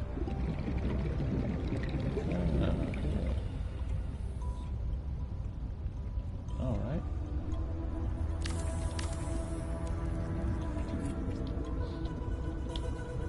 I think they were a bit smaller in the previous game, to the point at which they almost didn't make sense that you could climb through it. Okay, glass probably. Quartz, titanium. Got a hatch. We still got enough integrity. Warning, emergency power only. Oxygen production offline. There you go. Told you immediately, no oxygen. Silly human. Need power. Alright, so. Okay, stack it up. Ooh. Alright. Have a -5 to hull strength. Ooh. Okay. What does it cost to make the reinforcements? Lithium, okay. That's not really dangerous weather possible. approaching. Seek shelter. I don't know where this is yet, so I think I'm gonna stop with the vertical shenanigans. There, that's what my base is. Multi-purpose room. Yes. It's gonna be, what do you call that? Starbucks Tower? The Sears Tower? I don't know. Is this tower in America that's like this spinning donut? No, you can't make that. Cancel. Out of titanium. Let's get some more. I haven't seen any metal scraps in this game. The previous game had a bunch of metal scraps you could just run around, fly around and swim around and pick up. Lying all over the place. And it's 4 titanium value each, which was pretty good.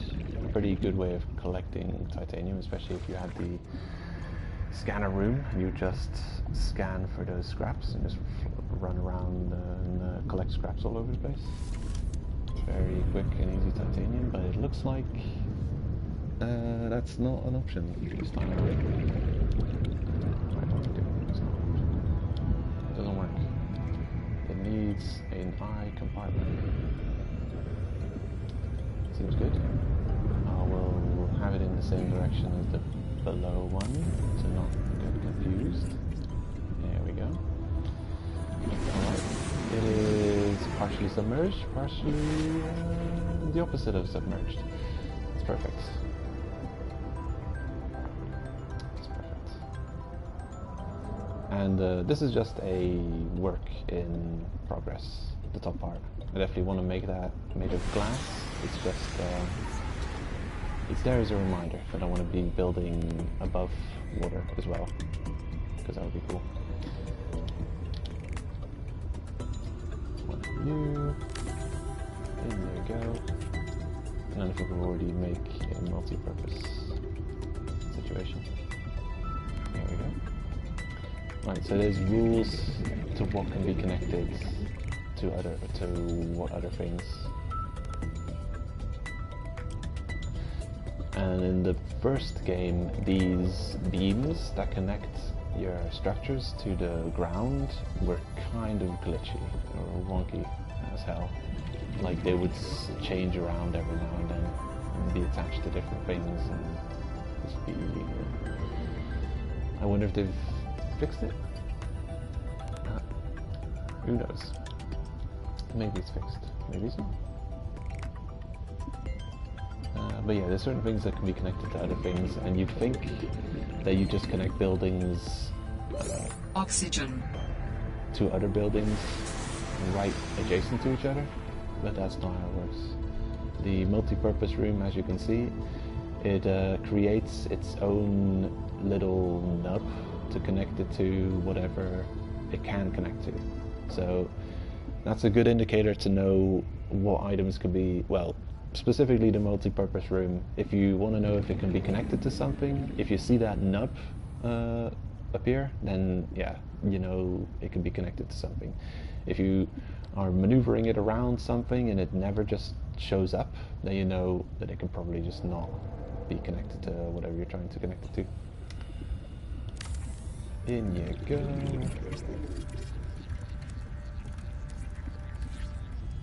Lovely. Minus 1.32 hull strength. Actually, the vertical connectors, I wonder if it tells you how much minus hull strength something gives. No, not really. But these guys, they do serious hull integrity reduction. Same as glass. Glass really takes a lot of drain on your hull integrity, which makes sense because, yeah, what is the water pressure going to crush quicker and easier? Simple glass or titanium, right? Of course, glass is gonna be more weak to water pressure.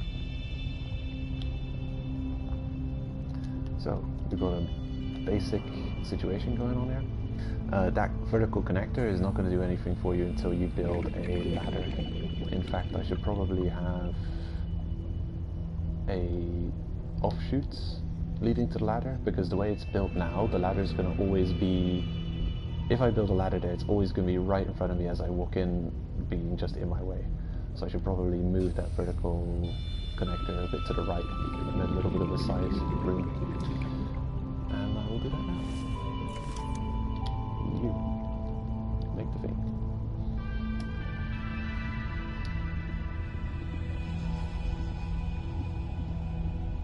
Okay.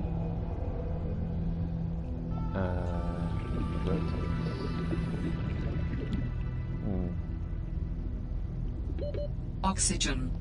Okay.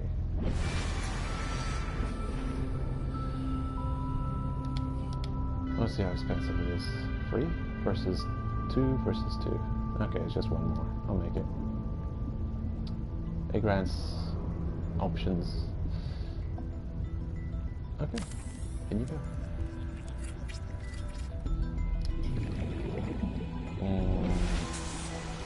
It's been connected, but not really. That's because the other part is not a good part.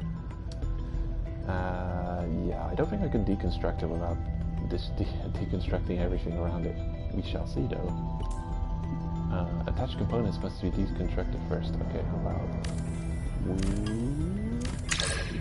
Hey. Interesting to see that this thing is still hovering around. It's the Terraria situation, where you can, like, if you're building a wall, blocks stacked upon each other, you can actually break apart the lower section of the wall, and the top section of the wall will still be floating in air, and that way you can build up, and you can jump up and build blocks under your stepping, so you can kind of you can do that weird thing where you're just building in air, because you just keep building blocks under your feet as you keep walking up into the heavens.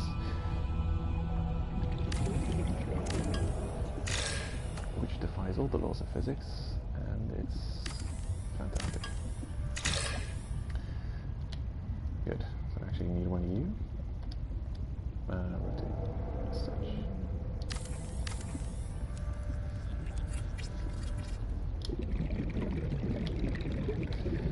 Critical connector.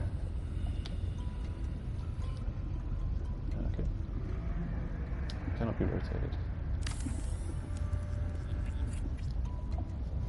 I wonder if I can rotate the ladder so it will decide what direction I'm facing by how it's rotated. That would be great. It would even be better if I could rotate the bottom part of the ladder and the top part of the ladder. Ideally, if I would take the ladder from the top, I would want to be facing this direction when I exit the ladder, so I'd be walking this way, right? And when I enter the ladder from the bottom, going up, I would like to face that direction, because I'm going to build in that direction up here. So that's the ideal situation. Wishful thinking. Hey, hey.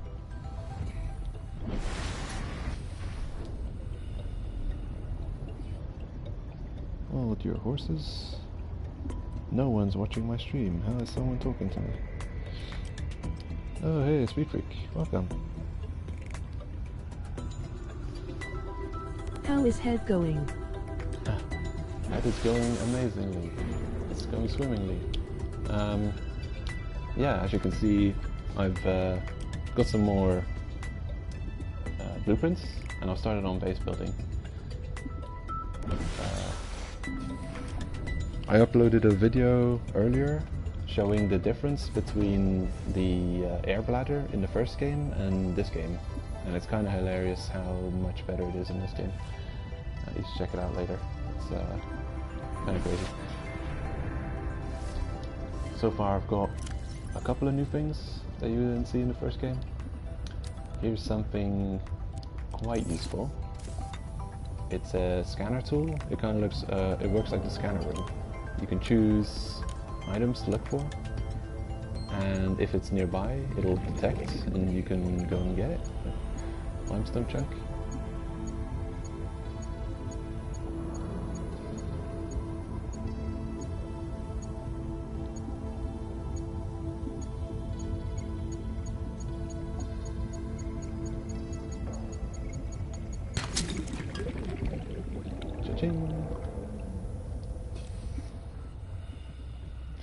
So that's a useful thing.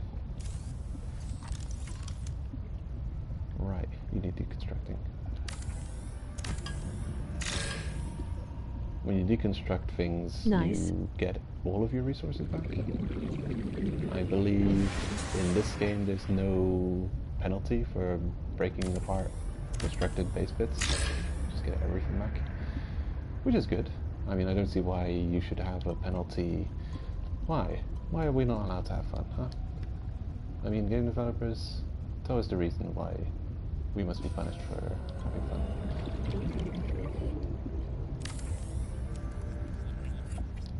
Boom. Right. And again, it's just a reminder that I want to be building a partially above water base eventually. But for now, we're going to stay underwater and keep it simple. Alrighty.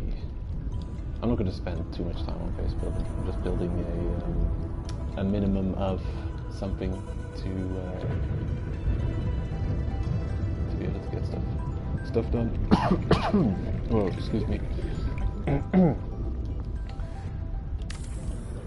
Alrighty. Graphy. Warning, emergency power only. Oxygen production offline.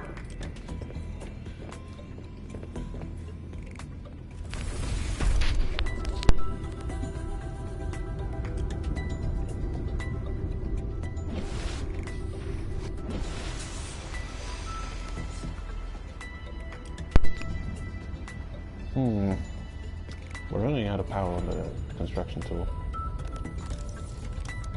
The habitat builder. That's kind of unfortunate. Because I'm gonna need to use it for a while longer. So I think I'll search for a certain... Actually, I've noticed you can't put in plants to search for. What the hell am I gonna do? I need to find a specific plant. I don't really know where it is.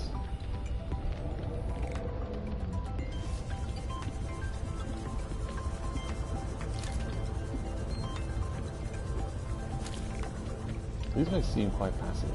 I wonder if it's got something to do with the storm.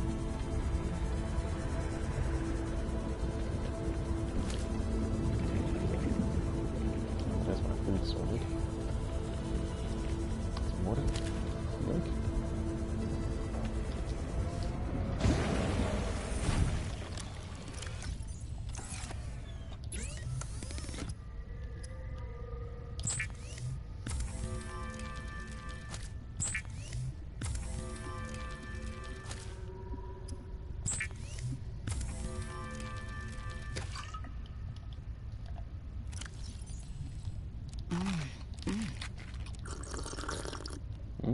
Delicious. Yesterday I was playing more Guilty Gear Strive. Once I was fighting a player who was level 363. Well, damn. But really that's just based on experience for matchmaking sake? Or is there some other way of getting experience?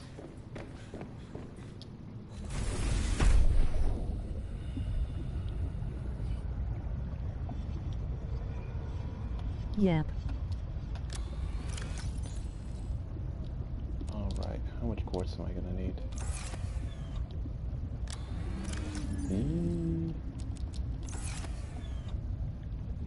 Okay, and I need battery scrap. Like, the stuff to make batteries is not that common, kind of difficult to find.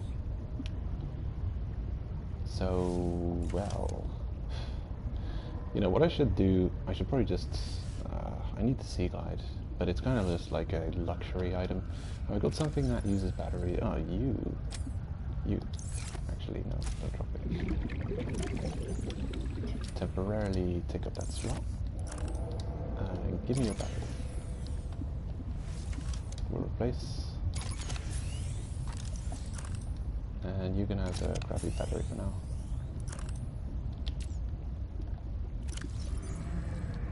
Yeah, they've added quite a bit of quality of life, as you can see. How quickly you can navigate through this menu situation. Alrighty, so solar panels. Power transmitter extends the range of a power source. I tried using that in the last game, and I couldn't get it to work. So, good. The more you play, higher you get. Oxygen. More oxygen. Thank you. Okay. Give me those solar energies. Good.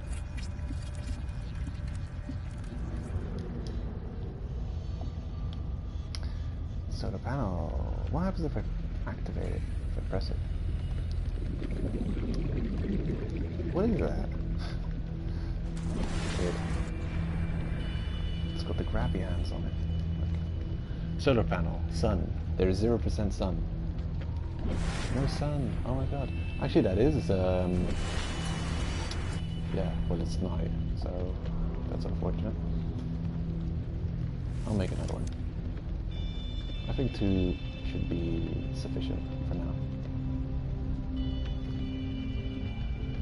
This is always the best place, I think, to put solar panels.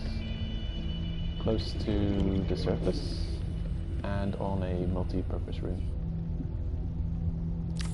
It just feels right, does it?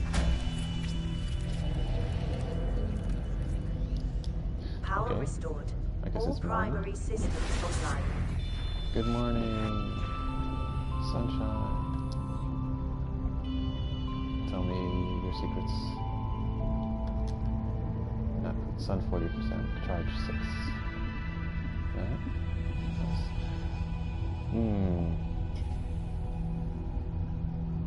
Well, I'm sure there's some level of realism to it, that if you build your base very below the surface, that the solar panels are just not going to be working properly, because the sun rays are not going to do much for it.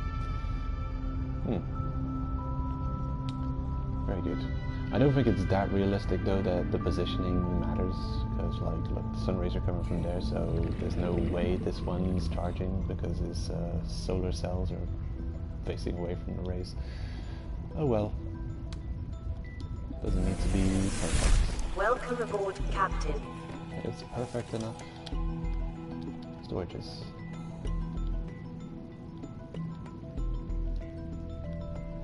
Yeah, I really want this. So it's going to cost me 2 silver, 2 copper. I hope I have this.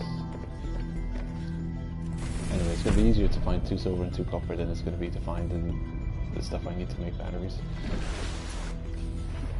There's that one plant, that weird looking plant, but I don't know where it is. Okay. Yeah. Copper.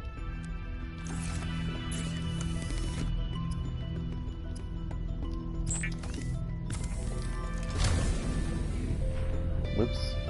I left too quickly. That's one of those things you can kind of leave, and if you time it right, you can pick up the material as you're exiting the door. If you don't time it right, you'll potentially save a second, while if you do it wrong, you'll waste a couple of seconds.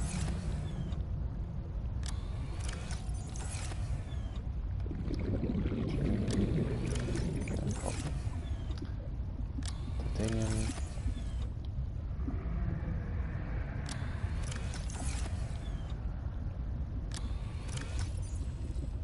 Okay, wow, lucky me. I got just enough silver left.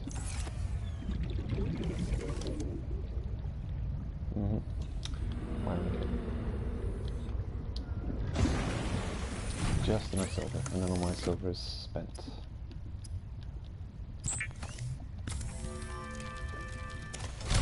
Yep, there you see it. Managed to pick up the wiring kit as I exited the building.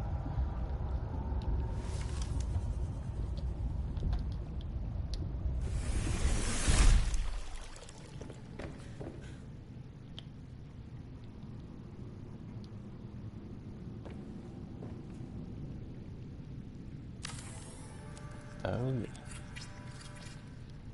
Battery charger. A huge quality of life upgrade right there. Just already got the battery charger. Amazing. Anything I'm not using right now, I will charge the batteries for. Yep. Can I take batteries out of things? No. Fully equipped.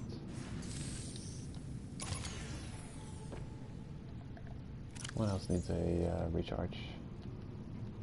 You. And yeah. Everything else is fine.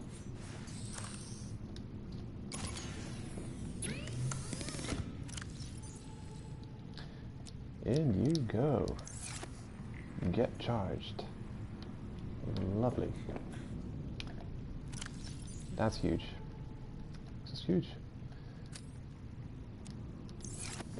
Great progress point right there. Having the ability to recharge batteries. It's just lovely. And I'm sure that's not too much of a drain on the system, so I'm sure those 2 solar panels can keep the batteries getting charged. And storages. Now it's time to make 1,000,000 storages and start hoarding every item that exists. And I'm probably going to put labels on the storages as well, but that's kind of a aesthetic slash long-term thing. I might actually, after the stream, do a little bit of work on the base, just getting it built up.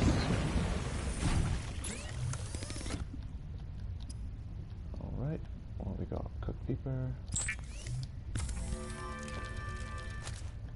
Yuck.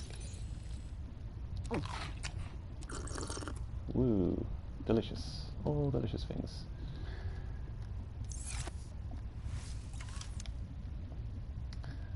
So, for the locker, quartz, a little bit of quartz, and a bunch of titanium. It's fantastic. I don't usually use wall storage lockers, except if I don't have much space to work with, or it's to store specifically something that you're not going to have a bunch of. Like, I know I used to store batteries in a wall locker. Just, you don't need more than a wall locker to store batteries. Like, how much batteries do you want? How much do you need? Not really that much. A fabricator. Right. That could be useful to have. Titanium, copper, quartz. Good. Let's get the raw materials. Got a bunch of space.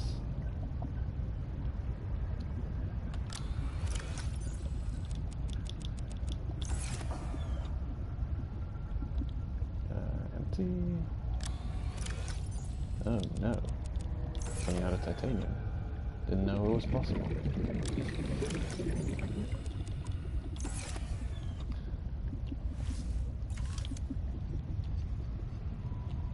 Right, copper ×2. Diamond. Don't know where that is yet. Jukebox speaker. That's gotta be new. And a coffee vending machine. I want to try that out. I'd probably put it on a desk though.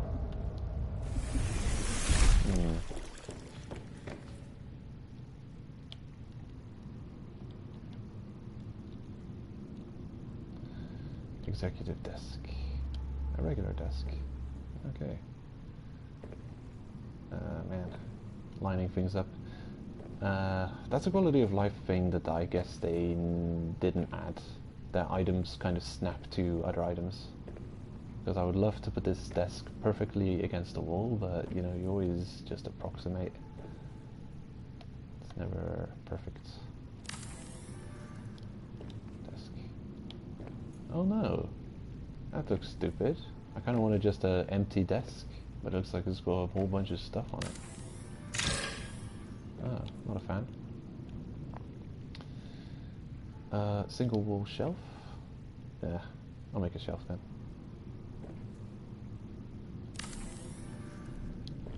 Good. I'll put the coffee maker on the shelf.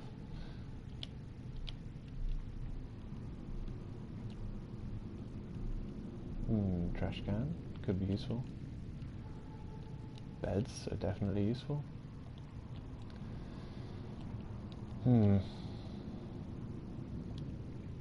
The fabricator. Well, here, how about?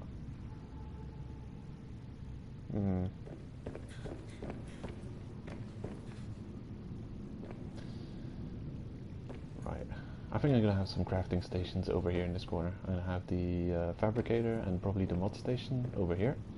This room will have a minimal amount of storage, and I'll probably connect this to a larger room, which is just completely full of storage. That's how I'd like to work.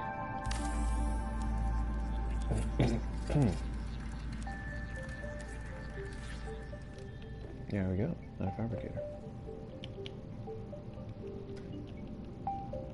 And the most important item?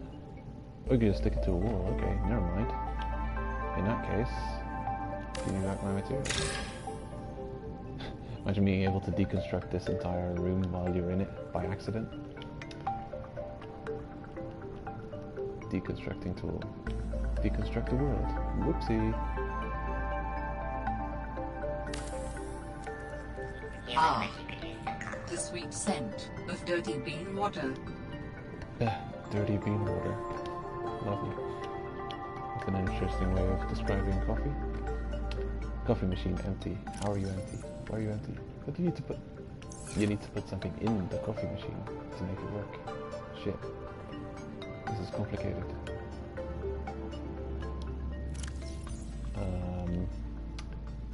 How about... No, that doesn't go in there. No?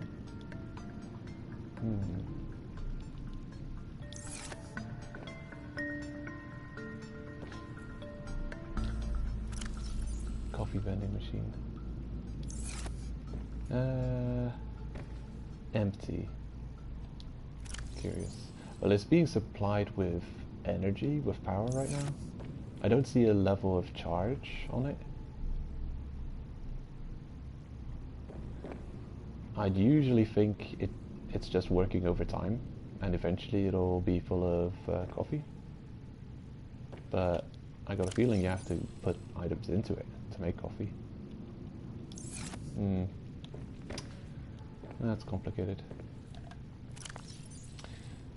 I still have no... Well, there's this new item in this game, but I have no idea how it works. A thermos to put drink in, keep it hot. I was thinking of putting the coffee in a thermos, which makes sense.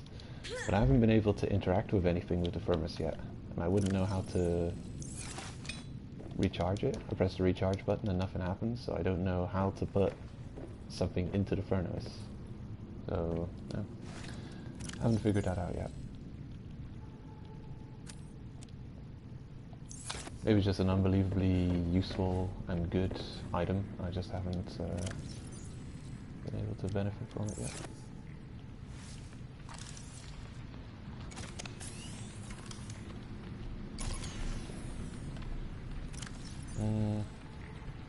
Right, actually, before I do that, I'm going to construct a few more things. So, a locker. Lockers everywhere, all over the place. Oh yeah, just everywhere. Everywhere. Every imaginable place. There you go. Hoarding all the materials. So that's just perfect. And look at all that storage space. So this is going to be my titanium locker. Yeah. And I'll probably put a label above it saying titanium. Tell me the labels don't cost too much to make. Copper wire. Don't like that. But also I do have a lot of copper, more copper than titanium, by coincidence. So yay, lucky me. I can actually make the labels. What's copper? Gimme.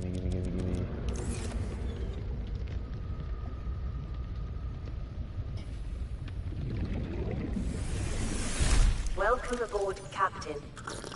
Well, thank you. You're acting like you're some kind of a vessel or something. Good. Fabricator.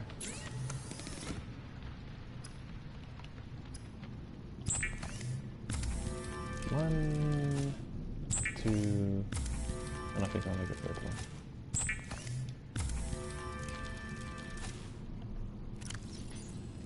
And I'm out of titanium, unfortunately. And I need titanium for the titanium lockers. I mean, for the lockers. Alright, 2 titanium. Figures. Alright.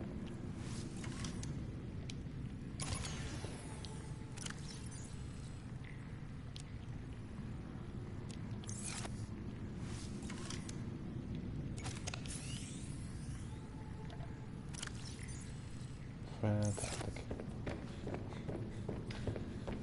Good. Well, I can already make one label, so I'll see what it looks like. So, there. A sign. Oh, hold on. That's rather small. Weird. Signpost with configurable text. Maybe it just adjusts itself to how long the text is that you're writing. Just put it on the locker. You're very obvious about it. No, but it doesn't attach to the floor. Only to walls. Oh, hold on. It's not crafted yet. No. Construct. Woo. Sign. Wonderful. What's all this then? Oh, hello. And you?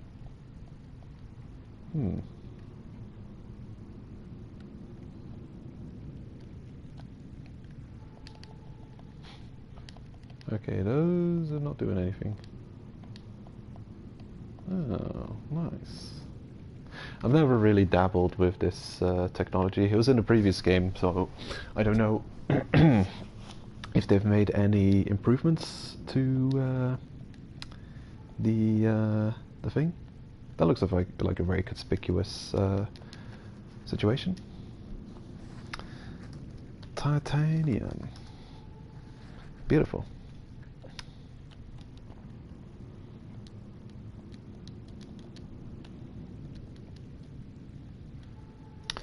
Okay, no idea what those buttons do. They don't seem to be working.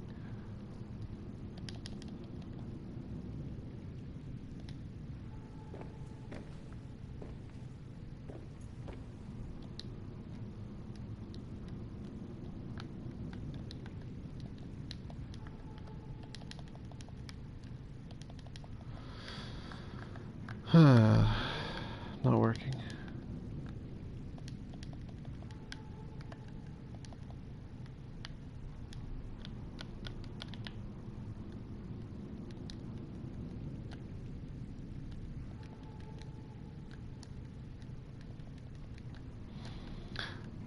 It's all good and well, but it's just not in the right...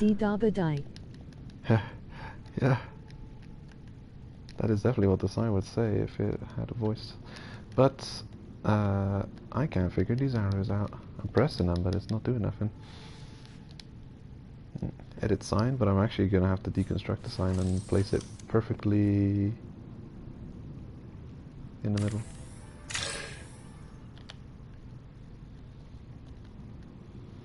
Because it has to be perfect. It must be perfection to the millimeter.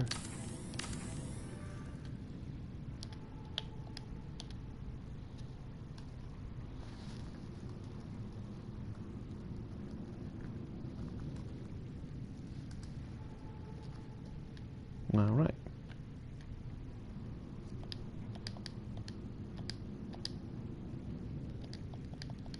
I'm really simply going with blue because it's... I'd go with the most conspicuous color. So if there's something more conspicuous than blue on the white background, then I'd go with that.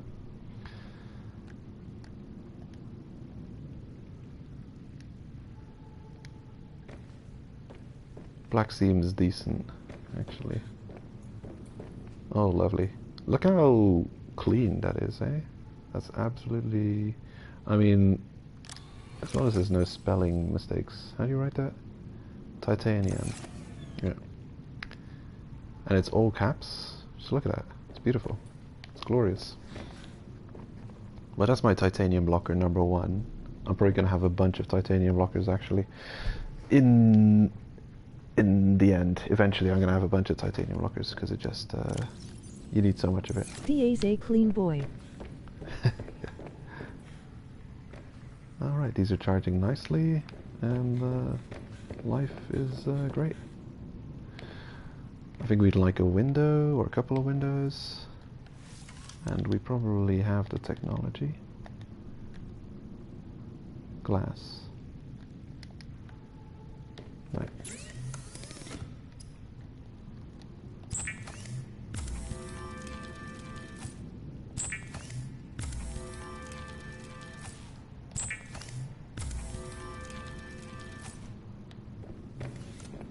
Perfect. I'd like a window there. I've got to be a little bit concerned about how much drain on the integrity it's going to be.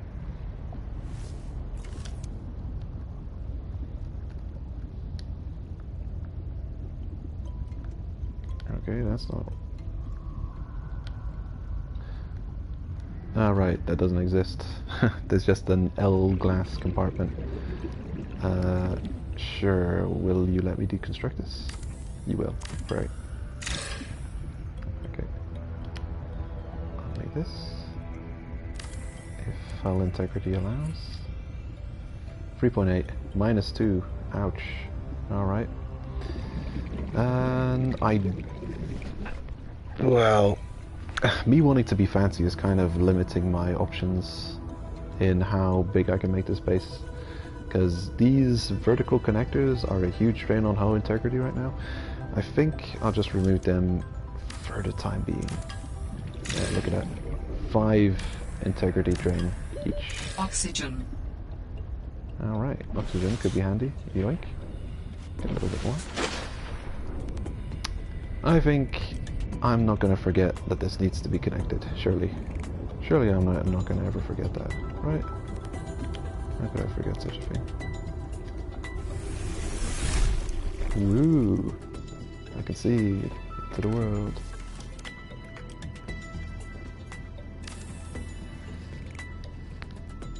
Beautiful. I'll put another one here. Oh. Ah yeah, probably just don't have the resources for it.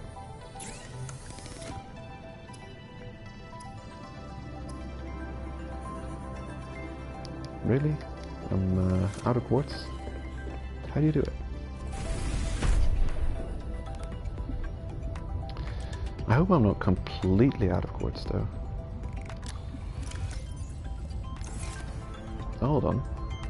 Oh right, I did apparently spend a whole bunch of titanium just getting those vertical connectors, so I can actually make a bunch more lockers. I don't think I would be able to. Right, this is good.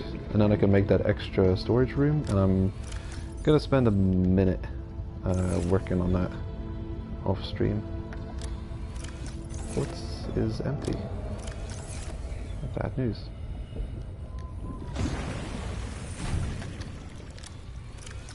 Oh, there it is. We found it. No worries.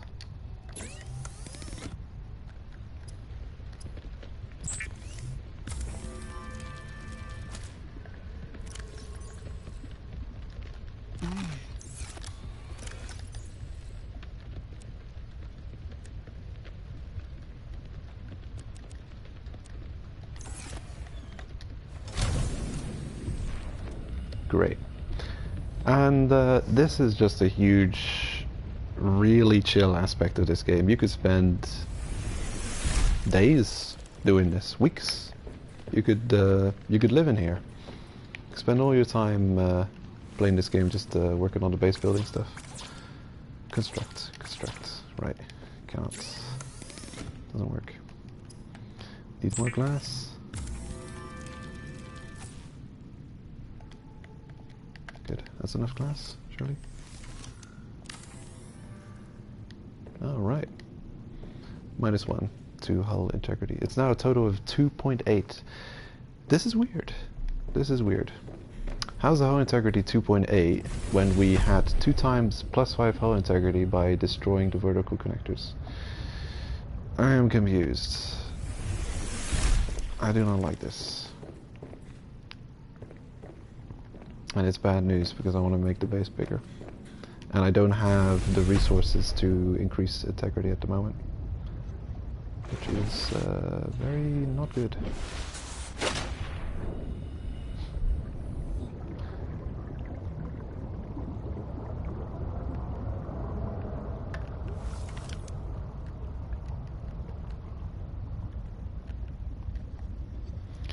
Surely you can just connect a multi-purpose room to a multi-purpose room. Come on, do it. Yeah, thought so. How much drain are you? It's gonna be too much drain, I can feel it. 5, I'd guess. -1.3 only.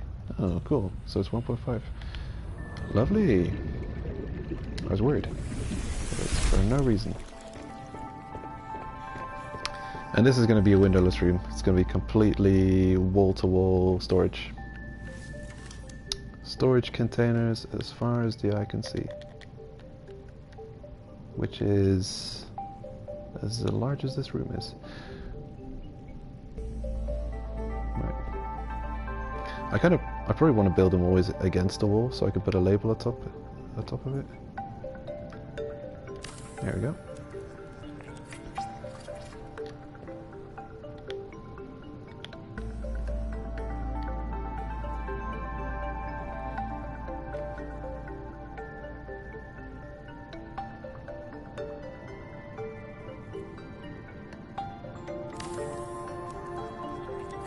Making great progress.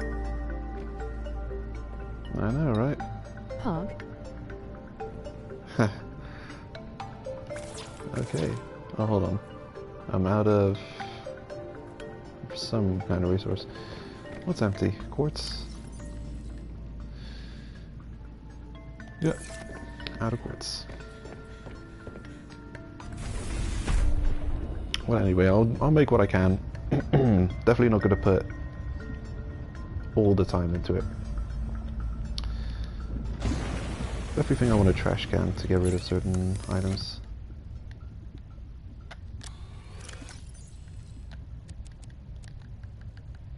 Right, 4 quartz. We ran out of quartz. Titanium, lead. Alright. So this and a couple more lockers, but I'm not going to use all my quartz, so I'm just going to make this and then plus one more locker. Welcome aboard, Captain. And I'm not going to waste time putting a label everywhere. I'll make those later. Yeah, so if you run out of materials while you're in the middle of crafting, you don't need all of the materials to start crafting something. You can start building something as long as you've got some of the materials. But when you run out... I'm making more guilty gear bits. Oh, really? So you're really enjoying the game so far. I wonder what this is, this orange that appears here. That's new. Maybe it allows you to deconstruct something and then... this is odd. Orange, green, red, and those are orange. Maybe it just shows that those items are in the way for your construction. Well... Maybe.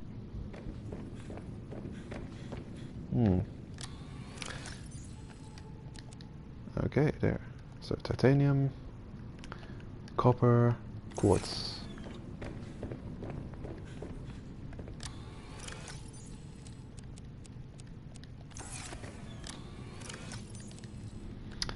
And now is the confusing task of figuring out the grade of materials, rarity.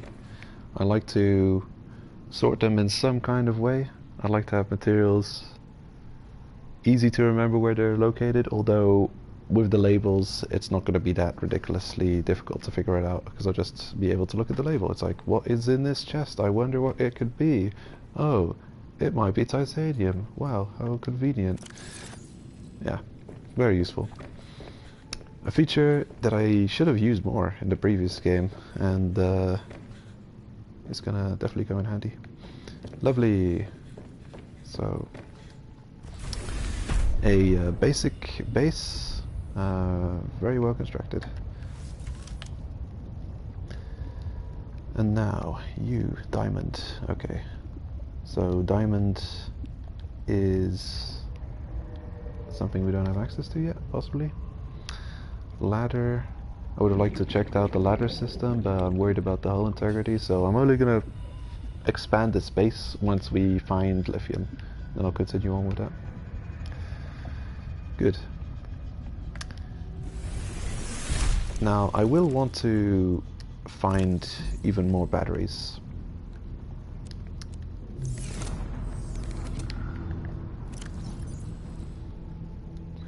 Mineral detector needed a battery. Seems good. It's always nice to have 4 batteries just in your battery charger, just ready and charged, so whenever you need something that's got an empty battery replaced, you just take out his battery, put it in the charger, and then you head on your way.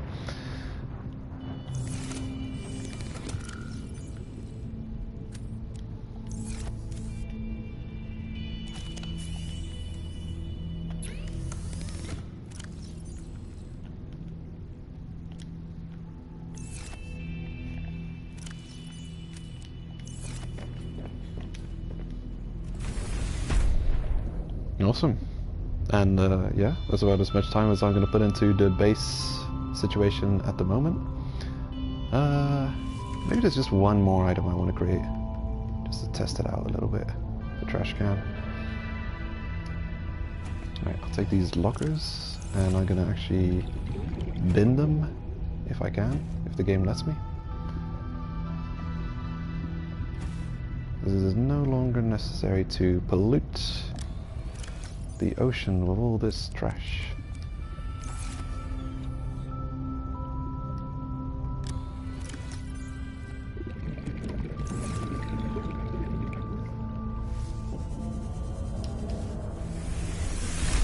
Okay. I'm curious as to whether or not I'm going to encounter any bad glitches. So far, I've actually encountered 0 glitches, which is surprising for a Subnautica game. Because the previous game had quite a decent amount of glitches you'd come across. The fish are happy. Yeah. I'm in my fish tank. It's, yeah, actually it's, I'm the one who's stuck in the tank. They're out in the world, observing me. Bye, fishy fishy. I'm a little, human pet. Right, so putting stuff in the lockers, gold.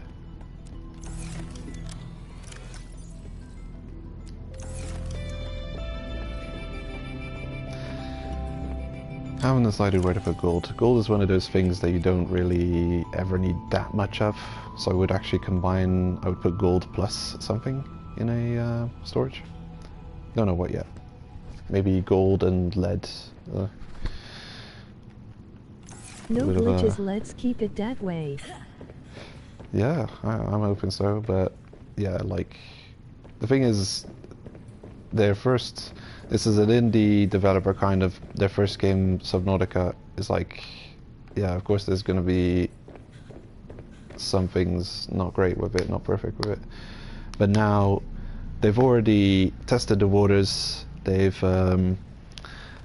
yeah, I don't know, they've got their previous work to compare with and to work upon, and they've had experience with the glitches of the first game, and I guess in this game they have time to iron out those glitches, and because of the success of the first game, they probably have a decent amount of cash to play around with, and they've got the resources to get some polish on this game, so yeah.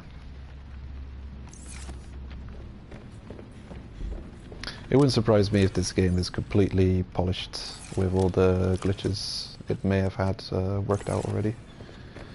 And we're getting it now, and it was in early access for a while on the computer, on the PC, Steam, and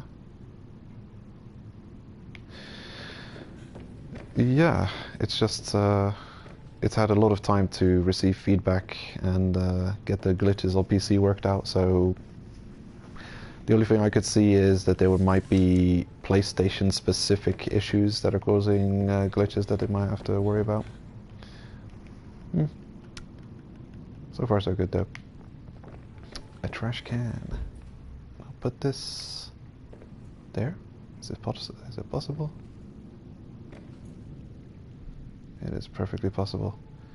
Rotate a little bit. Oh yeah. Perfection.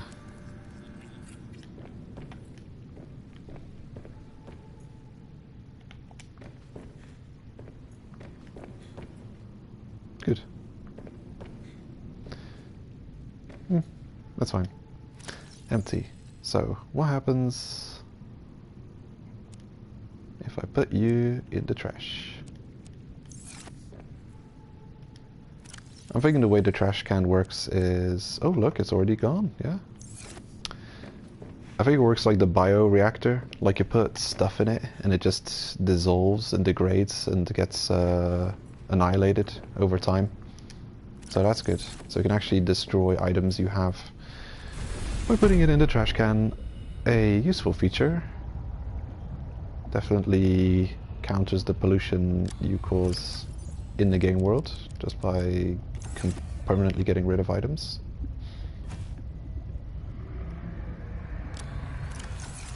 Nothing in there. Okay, take it.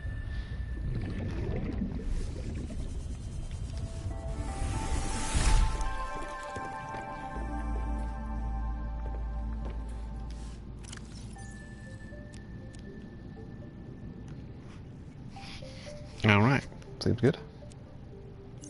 Already gone. Lovely. Done. And now, yeah. Salt is also an item I'd like to collect in bulk and put in a specific container. I'm just going to do a little bit of inventory management and we'll be able to head out again.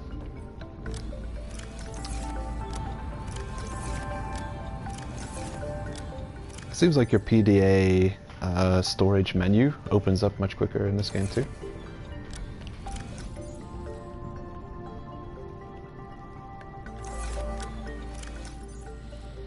Right. I'll put an assortment of items, although...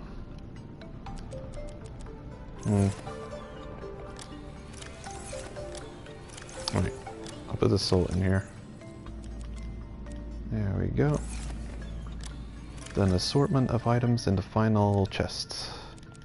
Makes a lot of sense. It's only the final chest for now.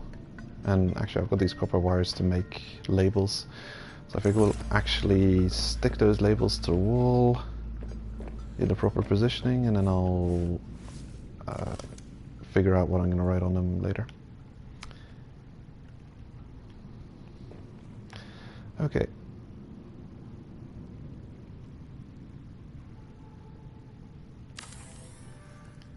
There's one. Oh no, this is going to be very precise if I want it to be aesthetically correct. Here we go. Sign. It's a sign. What could it mean? Okay, great. Flashlight actually has no battery in it. And here I thought I had an extra battery, but I don't. Well, that's not great. Guess I'm gonna have to keep an eye out for that plant and make some more batteries next chance I get.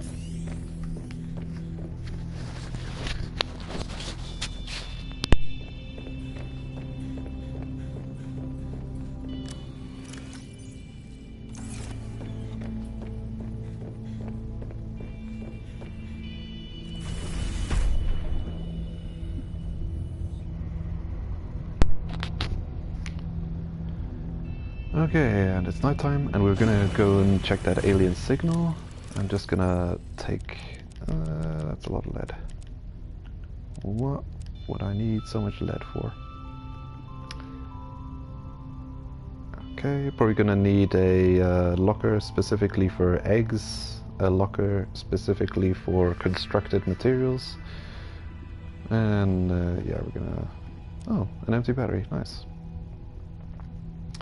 A beacon, I already have a beacon on me, don't need this. And... right, I've still got a salted critter. Seems good. Alright. Right, actually almost ready to head out again.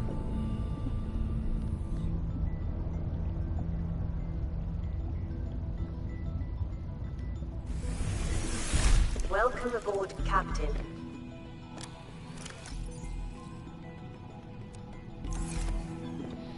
Everything is proper place.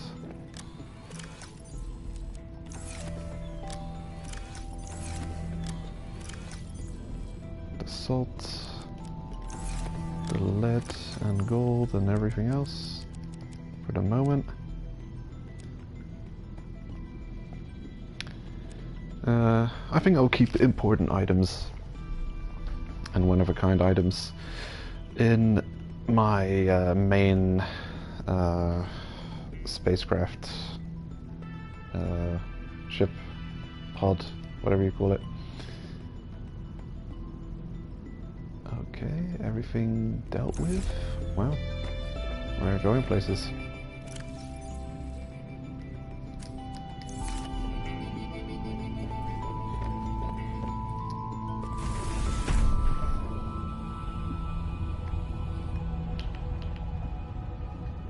You're lucky today, Boomerang. It's gonna catch him and eat him.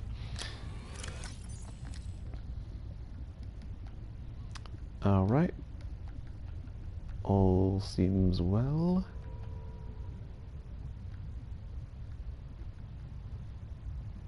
Okay. I did forget one thing.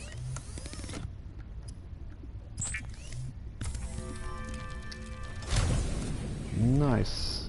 Perfect timing. Yeah, I have to put the battery in the battery charger. That's where it belongs.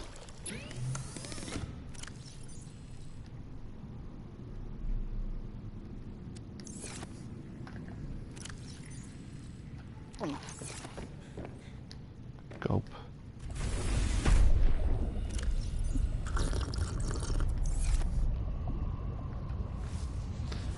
And we are in a ridiculously strong position already.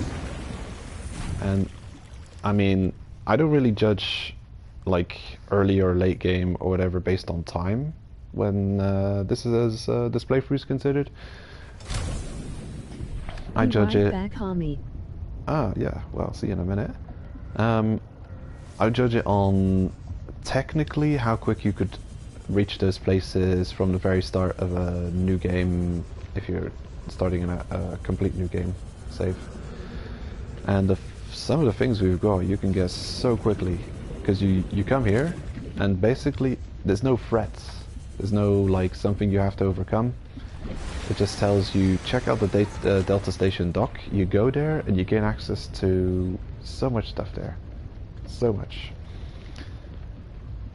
And yeah, the base construction tool we found on a desk outside one of the buildings there too. So it's just like you go, yeah, pretty much very start of the game, they send you to that one place, you go there and you have access to base construction, and you find a couple of things. You find yeah, a bunch of blueprints, useful, good. So most of the things we have now, you have access to pretty much just from the very start of the game. It's crazy. And the battery charger, we found that there too. I wonder if that's random. That seems real powerful to already start the player off with access to the battery charger. It's really good. You, fishy, come back. And since, considering just how much blueprints we've got access to already, I'm wondering if this game has like much more blueprints than the first game. Curious.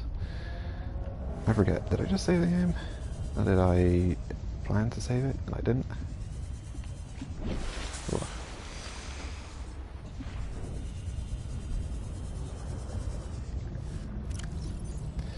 Right, bladderfish for water, food, yoink. I think you have to have a decent approaching speed when you're catching those peepers.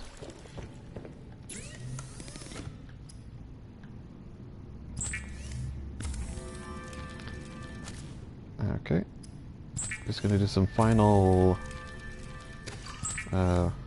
maintenance crafting, sustenance crafting, and then we'll be off to that new location.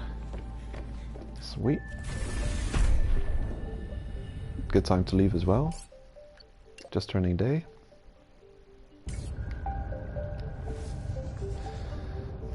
Base construction.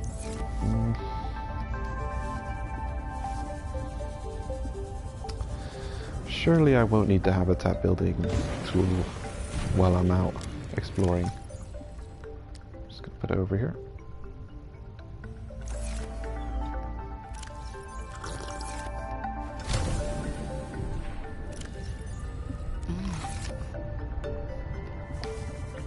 Good.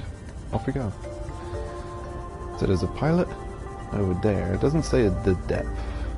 In the previous game, every now and then you'd get a distress call with a location where it would say the distance, but it would also say depth in brackets behind the location text.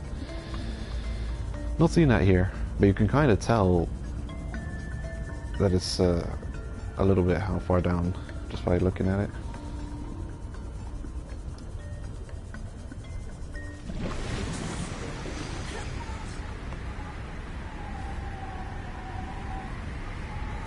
What's that? No, I don't think it's anything. It's just a weird effect.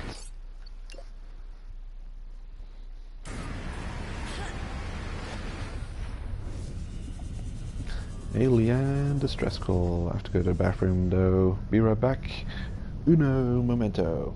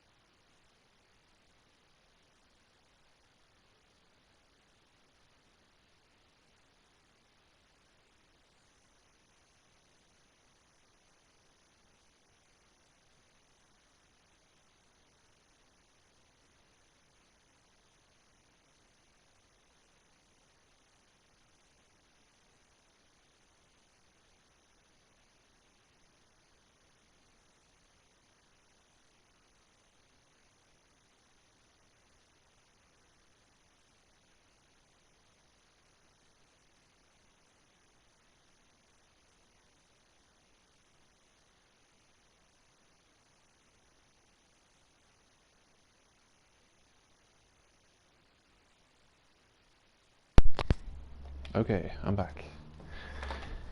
I wonder why there's no music while the pull screen is on.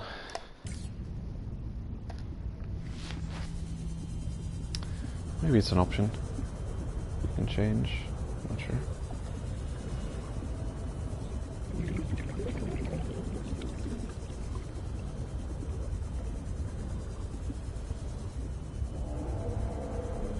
Right, we have actually unlocked the truck vehicle, but we don't have the thingamajig yet.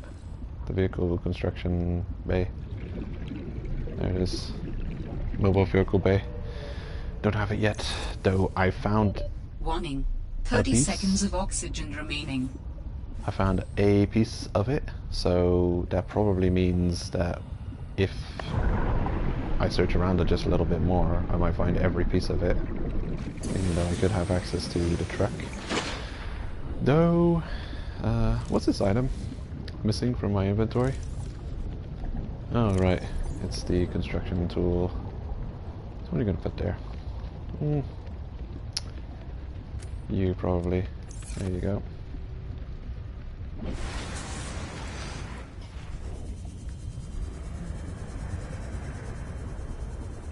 Down we go.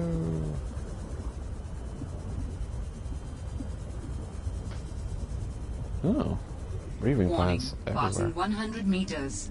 Oxygen efficiency decreased. Oh, hello. Batteries. I need you.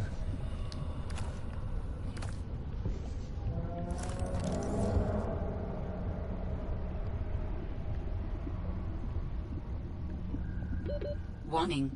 30 seconds of oxygen remaining. It'll be fine. What could go wrong?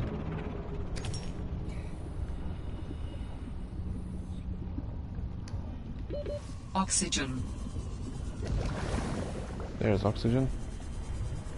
And here's some more. Warning. 30 seconds of oxygen remaining. You're lying.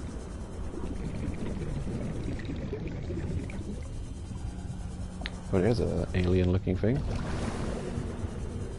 Hello.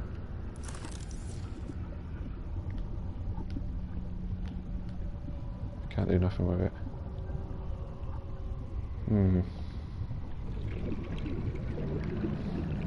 You know, if I wasn't at a dangerous depth, oh no, sharky,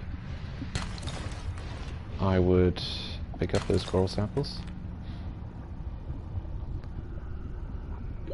Warning. 30 seconds of oxygen remaining. Okay, I take that seriously. Just get this one piece and then I'll be evacuating. Oxygen. Oh wow, okay. That was a bit close.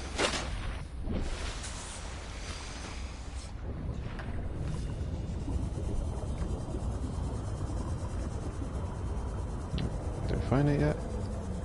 No. Huh. This is going to be a tricky one to reach. Warning. At this depth. Passing 100 meters. Oxygen efficiency decreased.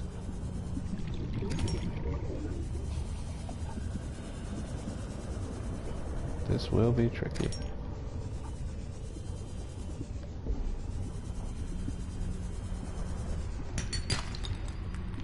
Whoop.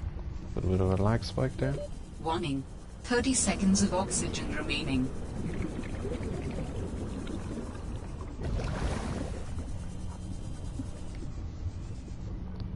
Right, so where exactly was the distress shenanigans?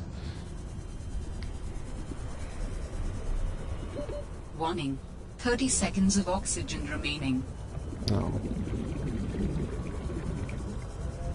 That is another planet.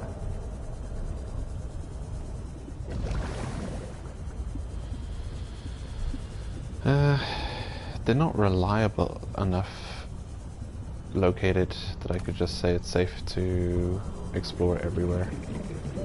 Warning. 30 seconds of oxygen remaining. Oh, hello. Mobile vehicle bay fragment. Ooh, yeah, let's go. Oxygen. I know. Yeah, get me out of here. Come on, let's go. Ooh. Death-defying stunts. And there's a thing. Good. Another vehicle bay fragment. Fantastic. That might also be something. Sea truck. Already got. And I can always use the titanium. Oh, hold up a sec. Didn't I have access to craft a better oxygen tank? I think I needed...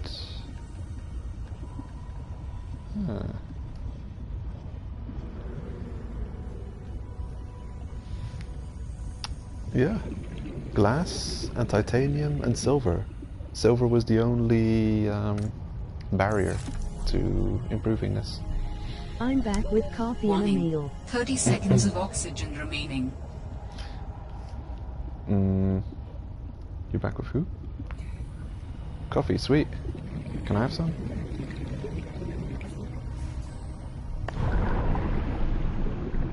I drank all my coffee.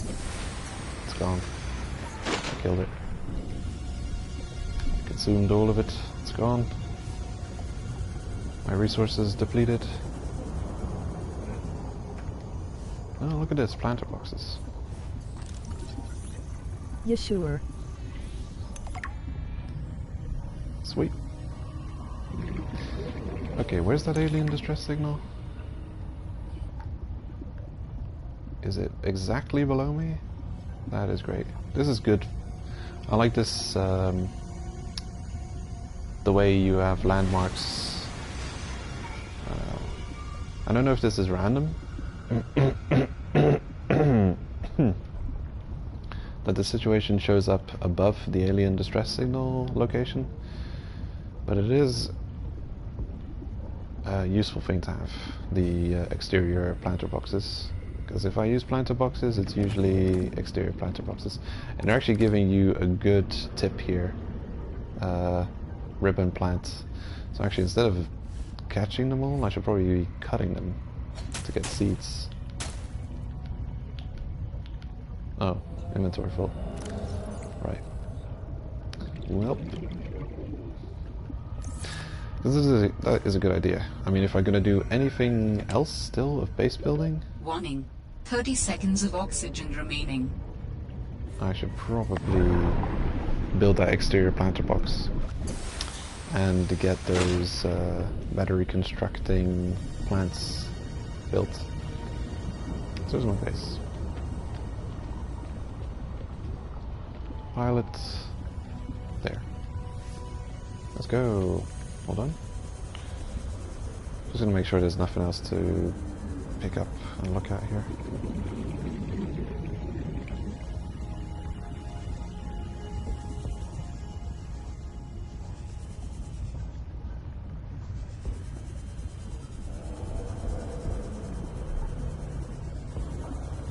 No, we're good. So there's a few things. We can easily gain access to the better oxygen tank and make an outside planter box. Oh yeah, by the way, Speedfreak, now that you're here, are the audio levels okay for the stream? Is my voice and game audio okay balanced? I'd like my voice to be a bit louder than the game audio and the music, so you can hear what I'm saying.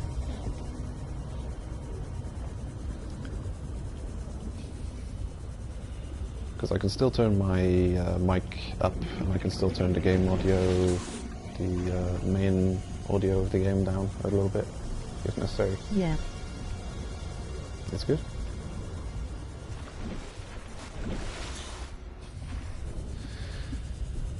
Well, that's good to hear. I'm glad I didn't have to put any time into that. Because I'm pretty much working off the settings I started the first stream with, so that means that from the first stream on, the audio level is going to be okay. Great. No, you take up some space, Mr. Creature Egg. I wonder what creatures we can create. A whole bunch of ribbon plants? That's like overkill in amount of ribbon plants though. That's too much. I can hear you in the game pretty good. Ah, yeah.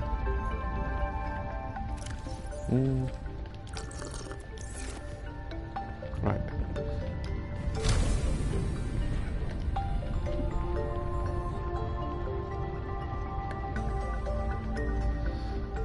Yeah, because if you can ever not understand me because the music is playing, or there's some kind of sound effects happening in the game, just let me know. Because that would be an issue that would need sorting. Alright, get that constructor. Let's go out and construct things.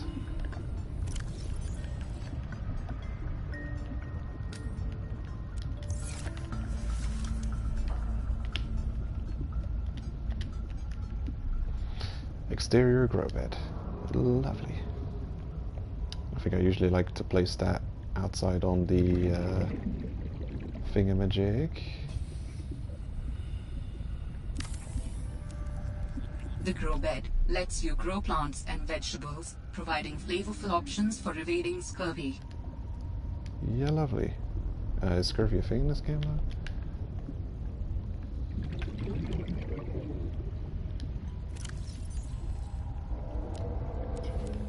There we go.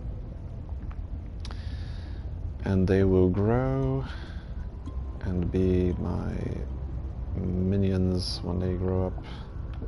Take over the world.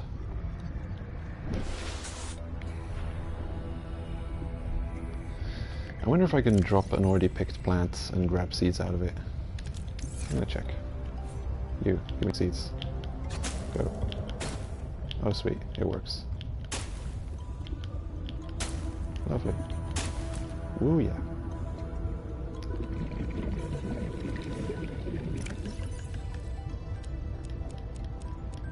Lovely. So this is probably serious overkill.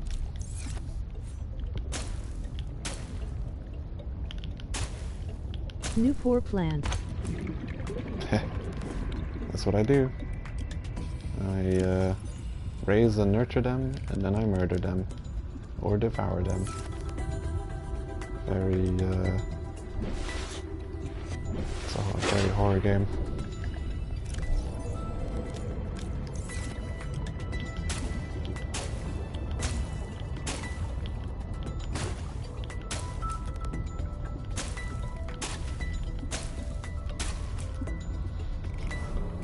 I may eventually expand to have more planter beds.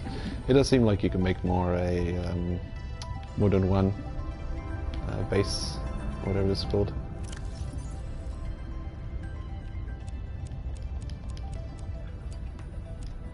Alright, that'll do.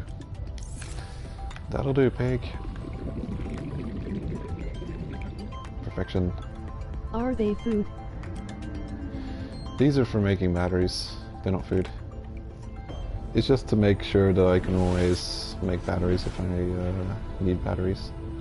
Because it's just one of those plants that you don't see everywhere. It's kind of difficult to obtain. Or at least, yeah, it's been kind of rare. I'll probably find a whole bunch of them in the future, but yeah. It also means that you don't have to just make it waste space in your inventory. Okay. It'll always just hang out in your base, and this is just a supply for batteries in the future, which is good. Welcome aboard, Captain. Ribbon plant, seed. Put seed in the trash. Don't need it right now. And I'll use the other ribbon plants to make a couple of batteries. So batteries, what does it cost? 1 copper and 2 ribbon plants. Ribbon plants. So, 6 ribbon and 3 copper. Now, 1, 2, 3, 4, 5, 6. 1 in the bin and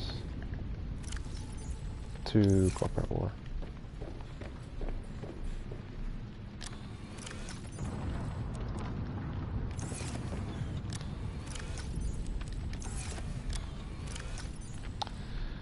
Trying to be as efficient as possible.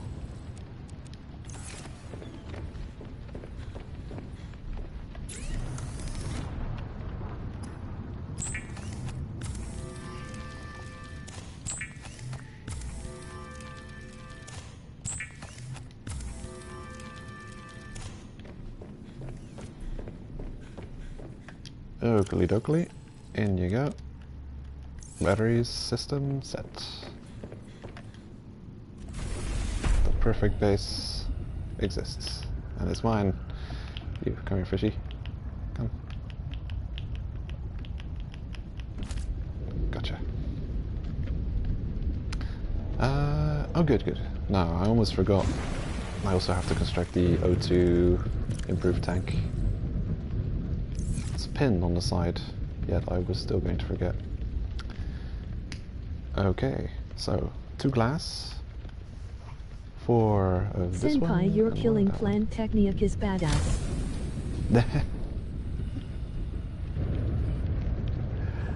It is a good thing, isn't it? I didn't even know it worked like that. I just was playing around, and apparently it does. Great.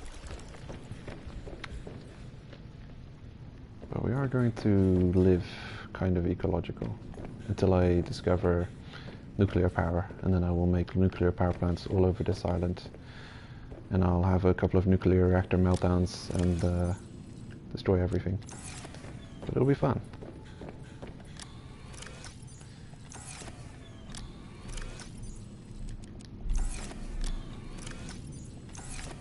Hold on. Titanium? Why do I have so little of it? I need 4.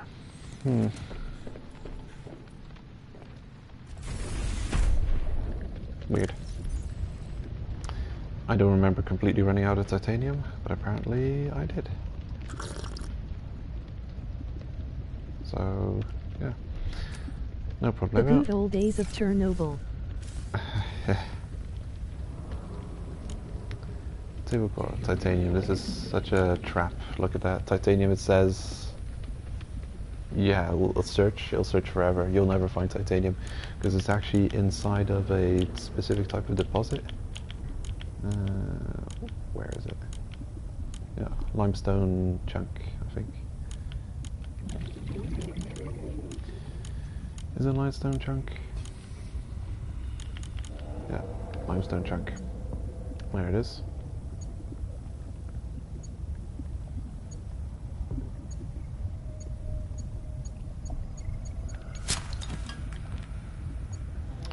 So it has to be limestone chunk you're detecting, not titanium, not copper.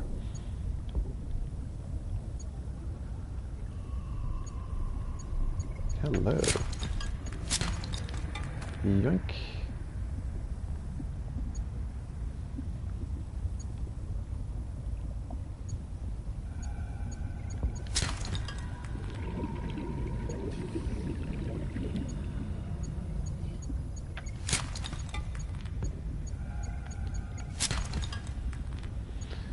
And I've got enough. More than enough, but I'll go a little bit further. Gather a bit extra. I wonder if you can still get the prawn suit in this game.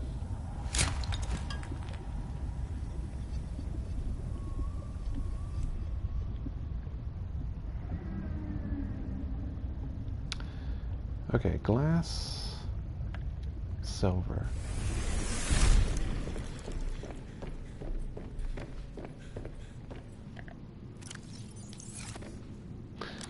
Two glass, but what is it, glass or is it enameled glass?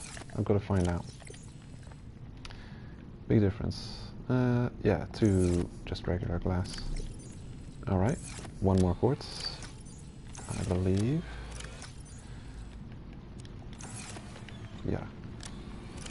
Sure. Alright. Just enough resources.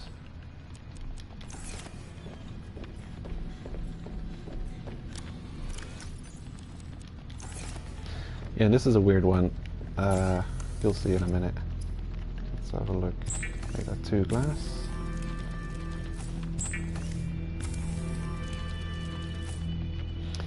You can tell we're still missing 1 resource. Okay, just checking. So, 72 oxygen. And I'll write that down, although I don't know if I should. Where did I write down those oxygen levels?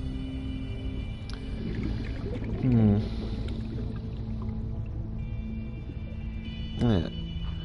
You start off the game with 45 oxygen, and a standard O2 tank gives you 12 oxygen. Well, what have we got now? A standard O2 tank.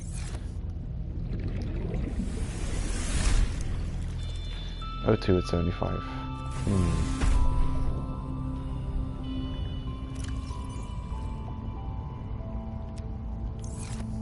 Right, 45. Curious. 24 seconds of oxygen. It's actually more.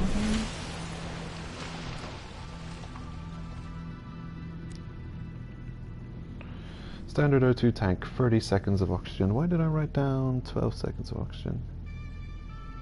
Well, that's silly. Right, it's 30 seconds of oxygen. Right, so 30 seconds of oxygen on top of our 45 seconds of oxygen. And now we have the resource to craft it. So you actually have to unequip your tank if you want to use it as a resource. The game doesn't automatically draw it from your inventory, which is one of those cheeky little things. Now we can make the high capacity O2 tank. And I'll write down how much oxygen you get out of it.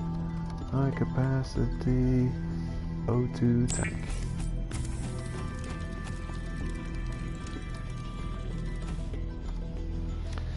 You get automatically equip 90.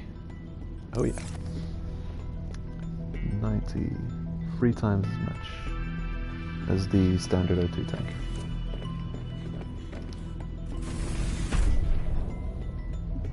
Big deal. 142 seconds, or 42 units of O2. That's good. I don't know. What would you call it? Liters, gallons, bubbles. 132 bubbles, and you'd have already grown full-sized ribbon plants. The funny thing is, we're probably not even going to have to need much of them. I don't know how many more tools with batteries we're going to find. We've already got a whole set of batteries here. I guess we can make we can go overkill with it, and we can make a second battery charger. Liters? We could.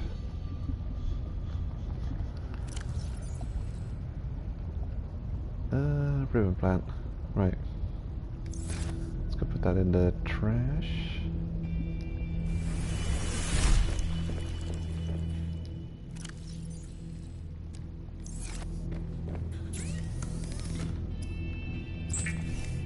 Right. And that's the main reason I came back here, to make the O2 tank.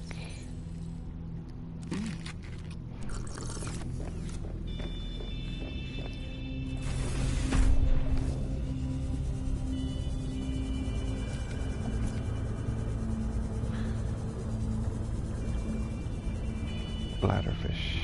There, I need you. Running out of liquids again.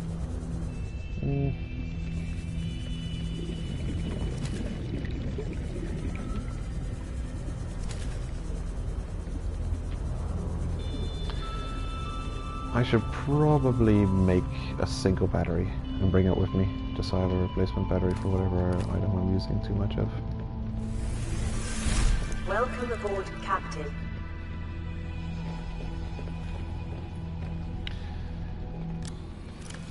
Was it 1 copper? I believe it was. Need to make some liquids for the journey.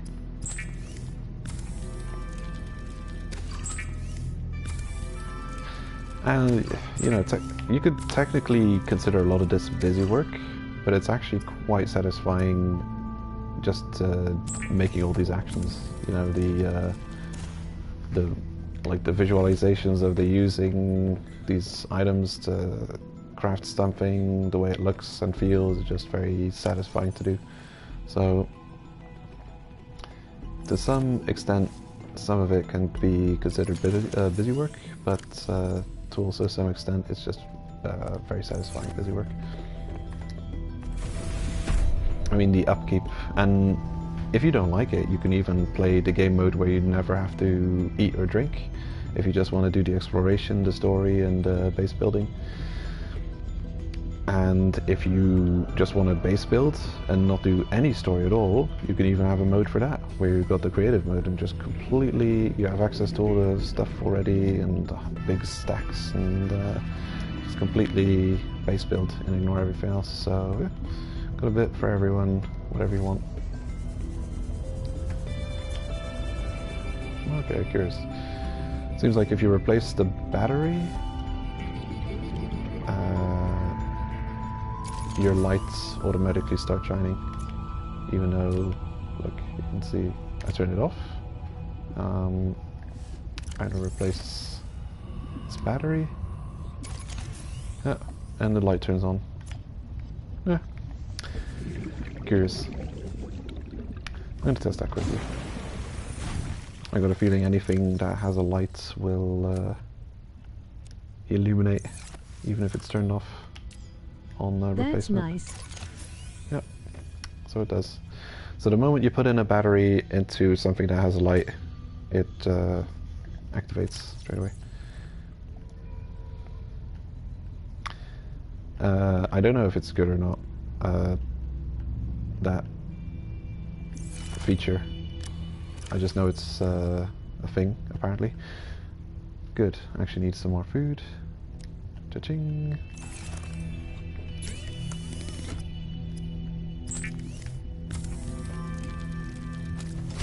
Oh yeah. That's satisfying to do. And I must consume it straight away before it expires in my pocket. Save again. Alright.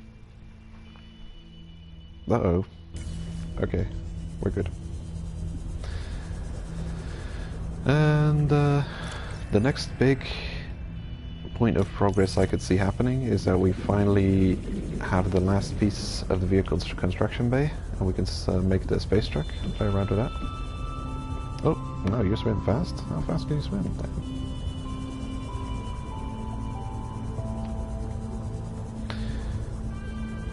Terrible fish catching skills. I needed some kind of tool to catch the fish for me.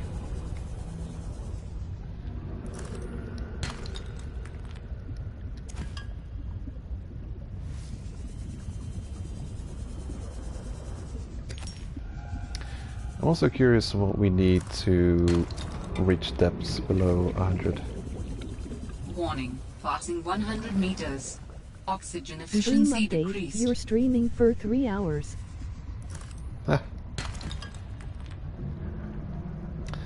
Is that a feature, or did you just count that?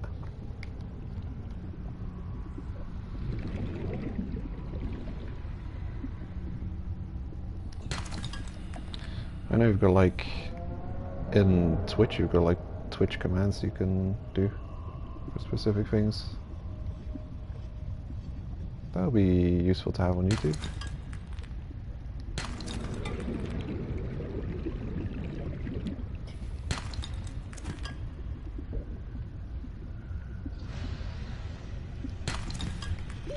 Warning, 30 seconds of oxygen remaining. Shit, something attacked me? Oh, it's you. Sharky. It was me. Ah. You bit me? How dare you?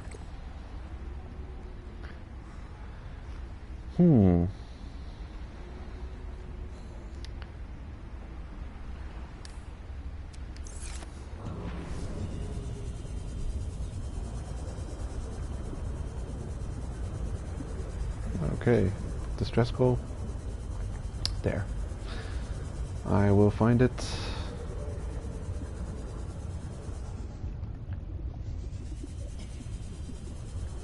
Oh, we did get a warning this time for passing the depth.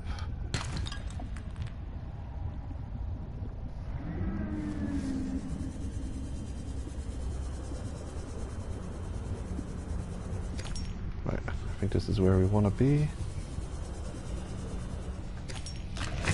Push it.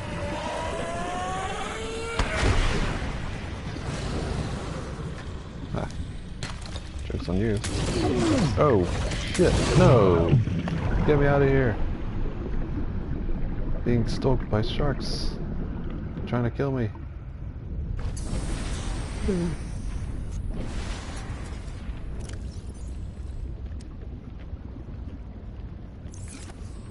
It's terrible.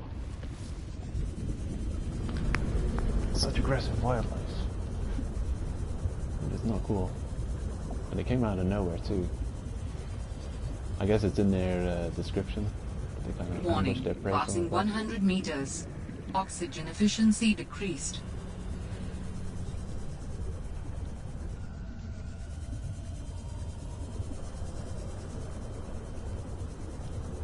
Oh yeah. There's all kinds of stuff down here. How far does this rabbit hole go? Let's check it out. Warning, passing 200 meters. Oxygen efficiency greatly decreased. Yeah, that's not too bad. We're never gonna get back out of here if that is. Oh wow, did I get that message like really late? I had no idea we were past 200 for so long. Okay, definitely gonna need some oxygen plants. Oh no, I don't see a way to the... Oh, there they are. Yeah, I see a couple of them. Good, good. Good, good, good. Good. Yeah.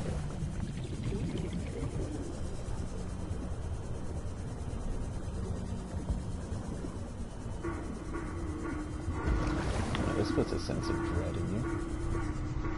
Because there's no obvious way to the surface here. I could use my flotation escape and get stuck on the ceiling. Are you oxygen plants or not oxygen plants? I have to get the hell out of here. The thing is,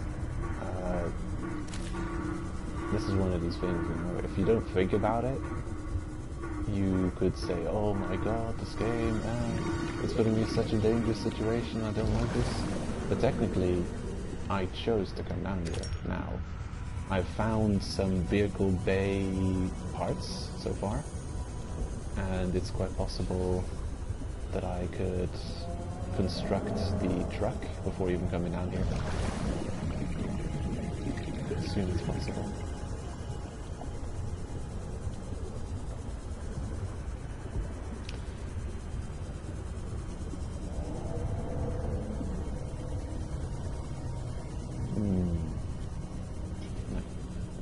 To the surface.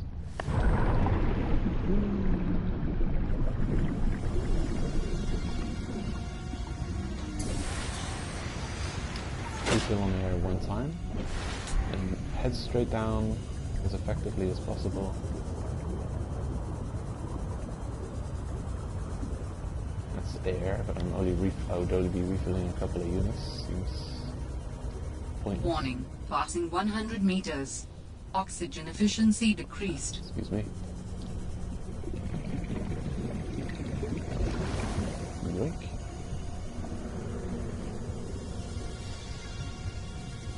Okay, those are not really anything. Uh-oh. Uh-oh. I hear you. Cool. Gold.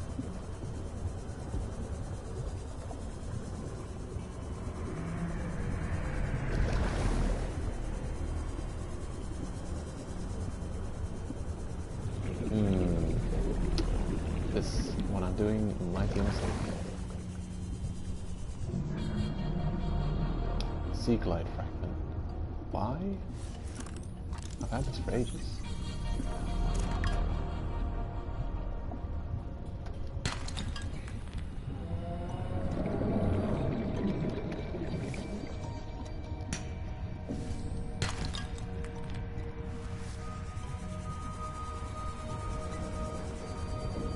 You are crazy. Crazy, you're crazy. Warning, passing 200 meters. Oh shit. Oxygen efficiency greatly decreased.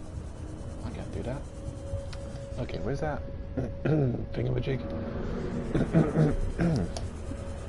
There it is. We will get it.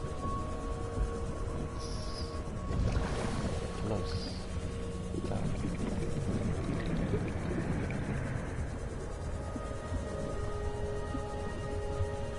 This way. It has to be this way. There's no other way. Uh-oh. There's a whole bunch of resource on the ceiling.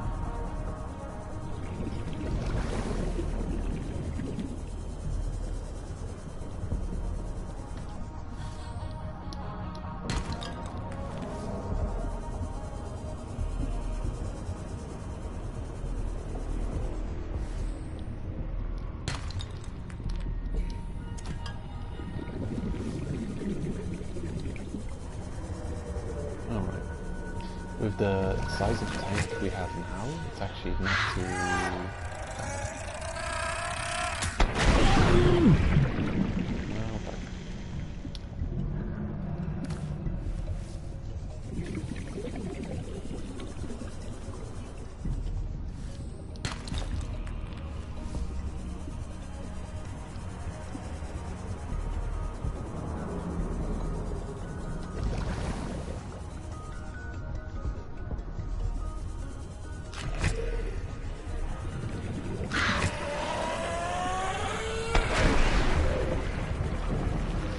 gonna collect some of this resource now that I see...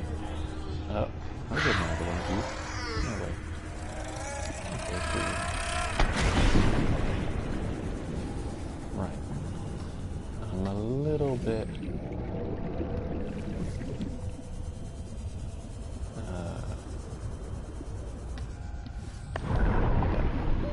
Warning. 30 seconds of oxygen remaining.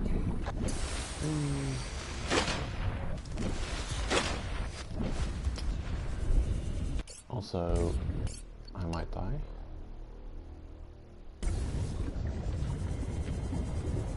Okay, I'm gonna just head directly to it. That's probably... it might not be the best strategy, but there's gonna be a cave somewhere, and there's gotta be... the question is, where's the entrance leading here? Is it gonna be above? Is it gonna be below? On the side?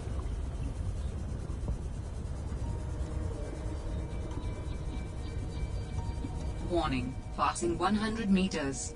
Oxygen efficiency decreased.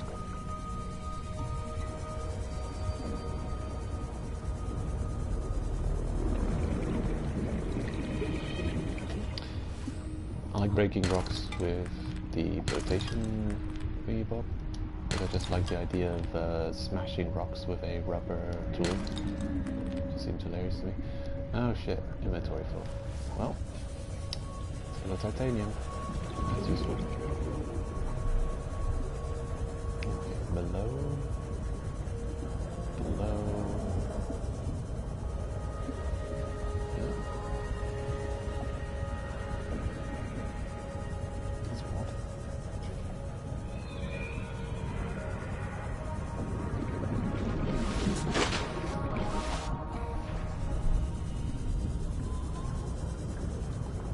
Traveling straight down and see if we can't see any clues as to how to reach the place.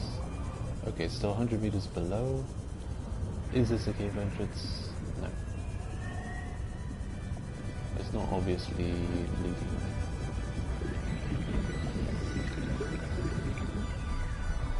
How is head to stream again after a long break? Oh, that is quite enjoyable, yeah. I'm having fun. I'm a bit tired today though, because I hardly slept. It's one of those things. I don't want to not play this game today.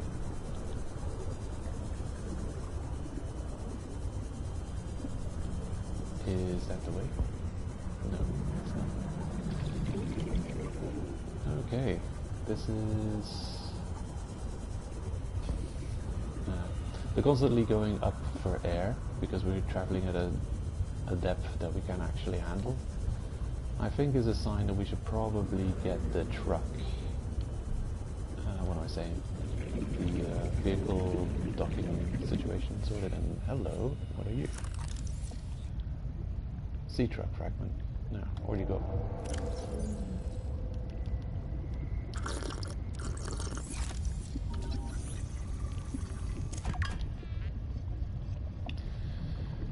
It's quite possible if we just explore a little bit, we'll find fragments for the vehicle bay.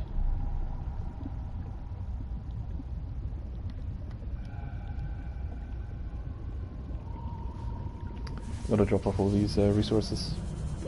Warning. 30 seconds of oxygen remaining. We'll be fine.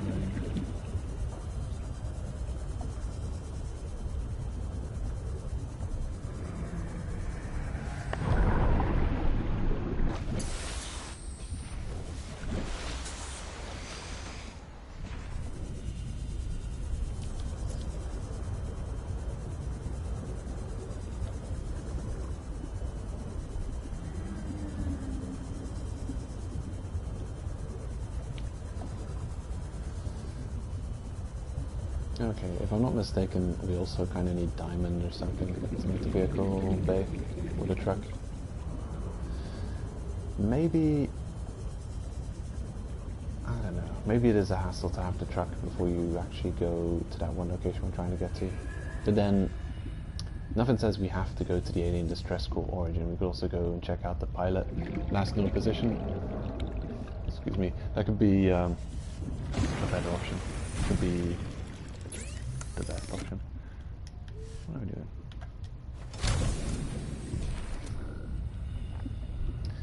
It's just difficult to navigate such a labyrinth with the limited amount of oxygen we have. Welcome aboard, Captain.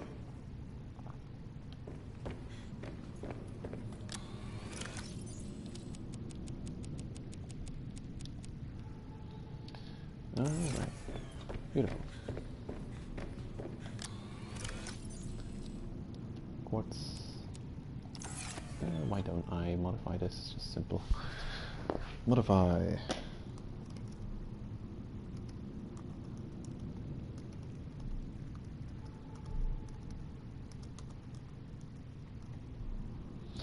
I'm just checking if you can do it without all caps, but there's no option.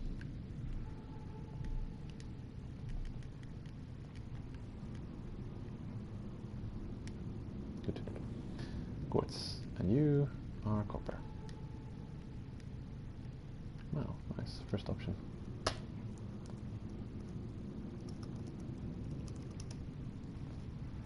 Oh, hold on. You're lowercase now. How did I do that? Oh, weird. Okay. Oh, look at that. That's possible. But I think the all caps actually looks better.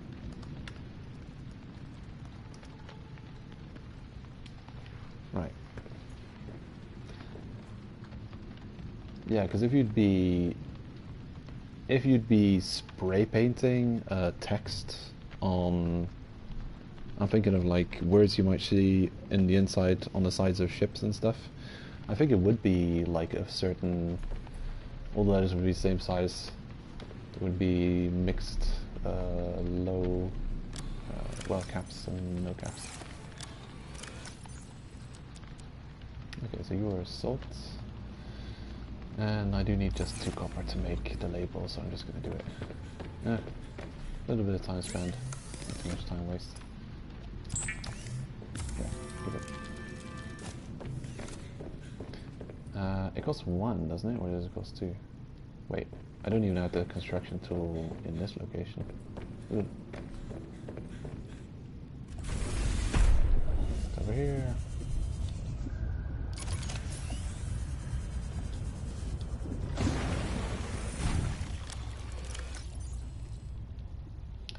This is not where you want to keep it.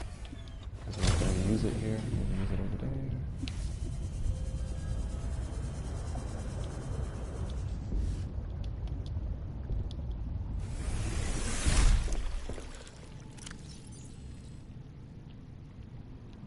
I wonder. Oh, nice. You can actually just click on the empty battery and it'll instantly swap it with... What happens... If this was empty, it would probably go into that empty slot, wouldn't it? Yeah. Curious.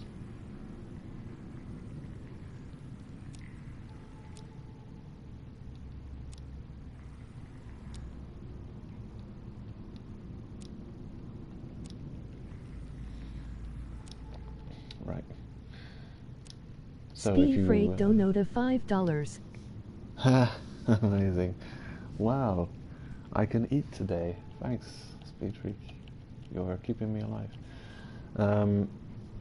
Yeah, that's how it works. So if there's an empty slot, your battery will go in the empty slot, prioritizing in order of top left, kind of like your right. That's top left to right, and then down to the left, and then right.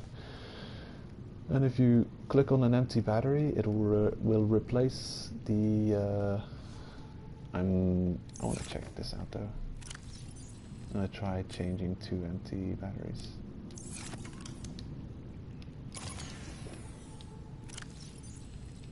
Right. So I'm gonna try and equip 2 empty batteries. Equip. It takes slot 1, replaces the full battery in slot 1, and then I'll try the other kind of empty battery. It's not optimal, but I see how it works, and it is kind of a quality of life improvement to some extent. Right. It would have been really smart if it would just notice a battery is full and swap out the empty battery for a full battery, but that's not how it works. It's just if the thing's full, you can click on X and it will replace the slot 1 equipped battery with the battery you're swapping out. So equip this full battery, and if I click on this, well actually, yeah. If I click on this full battery, it'll swap out this battery with the battery in slot 1, but you won't see it because they're both the same charge, so you don't see the difference. So yeah, it's the full battery charger unit, and clicking on a battery will swap out just the first equipped battery, which is useful because if we leave it here for a long time, they will be full, and we're most likely to just need to replace one battery that got empty. So, fine. Good enough for me. So what were we working with?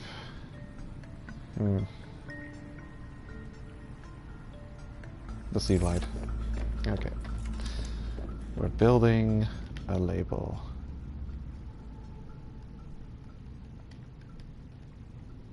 Right, only 1 copper wire. That's acceptable. So you are something. Haven't decided yet what. Or maybe I have. Yes, it's salt.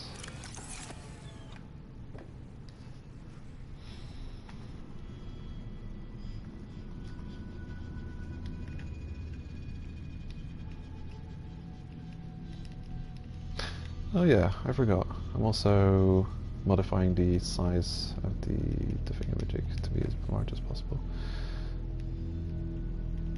Here we go.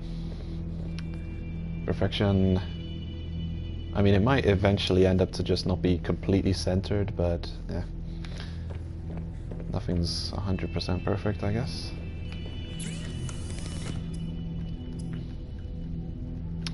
Except that one perfect sphere, which I saw a YouTube video of once. Nothing was pretty much perfect.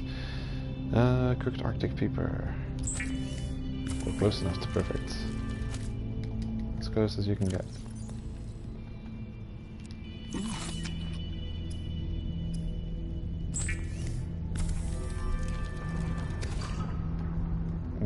Need healing also.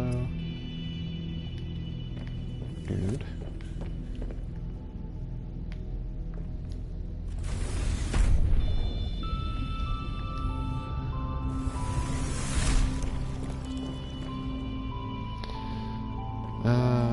Damn. I can't figure out where I'm going to put the construction tool. I probably want a wall locker to put stuff like that in. Containers, containers. 2 titanium.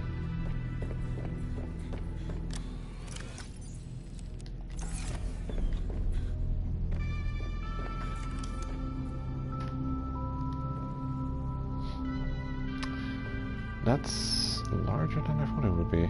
Damn. Kind of unaesthetic. Well, terrible. I'm going to the store, have fun with the stream, and find that One Piece it's out there somewhere.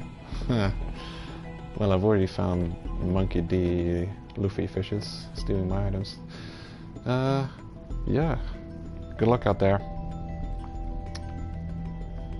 It's a dangerous world. And have fun. Locker. Yeah, I don't have a name for it yet.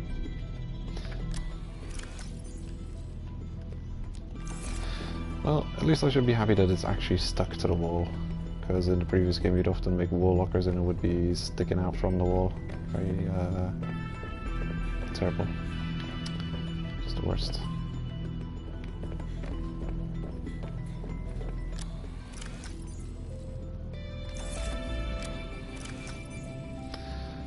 Random assortment is gonna cause problems after a while, I can tell.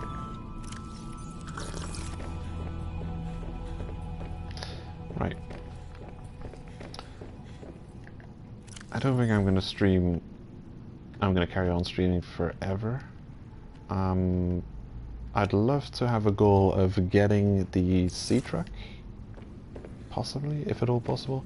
I'm not sure how possible that is, though, depending on how much access we may or may not have to diamonds where they are. I think we need diamonds for it.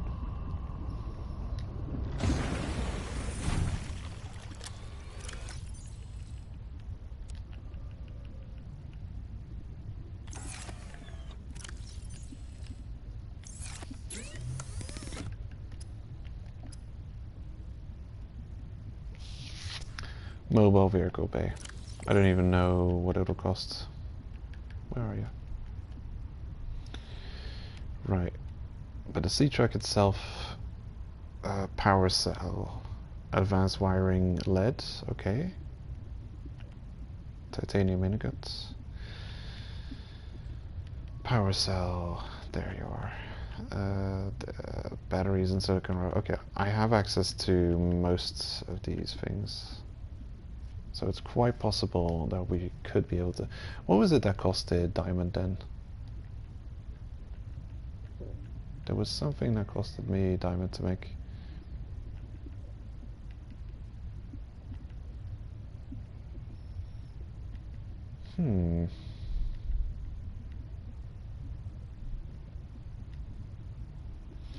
Enameled glass, right. That's one thing. Okay. Never mind, I'm mistaken. Right, I'll pin that, and I'll look for the last mobile vehicle bay fragment. So good. And I believe we have the technology to search for fragments, so this shouldn't take forever. And that's not a good place to put that. No, no, no. Yes. Yes. Yes, yes, yes, yes, yes. Perfect. Gotcha. The deer in the headlights. Let's craft this fishy.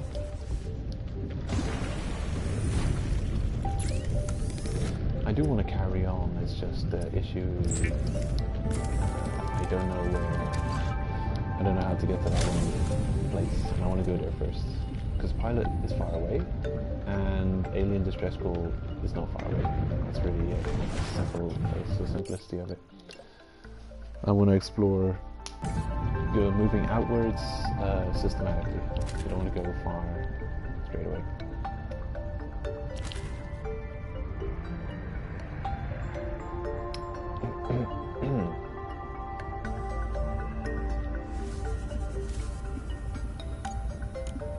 Okay, searching for fragments.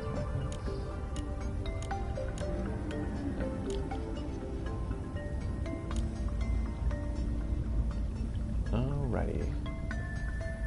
I think we were on our way to Delta Station Dock, where we started finding those fragments. So I'm gonna head decently in that direction, and then we get to the thermal-ish like area. I think that's where you find it. Usually, fragments for a certain thing are confined to a certain biome. There's different biomes in the Subnautica games, and you want to, well, if you found a fragment for something in a certain area, you should probably remember which area it was you found it, because the chances are you'll find the other fragments of it also in that biome.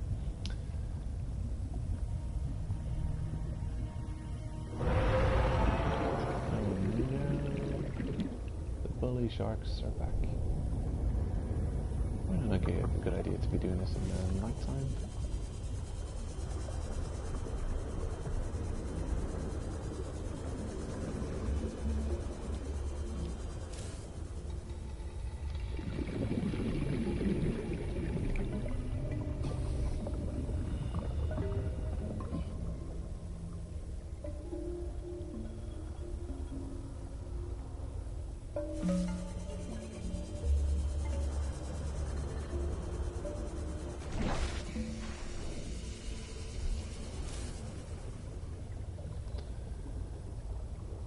Yeah, I got a feeling this thing's range is pretty pretty low, unfortunately.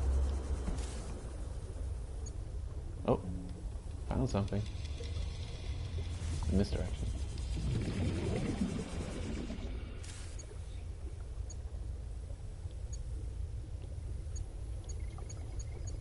Sea truck fragment. Okay.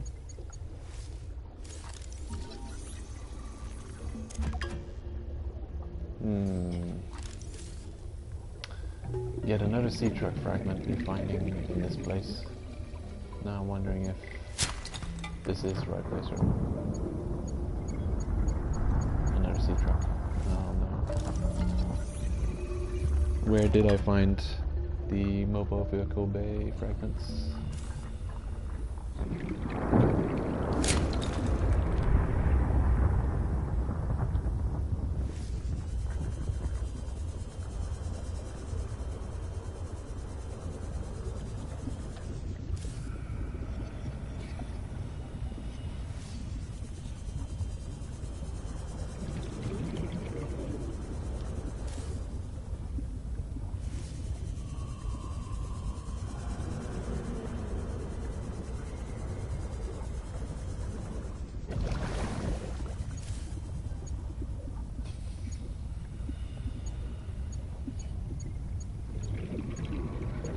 Warning, passing 100 meters.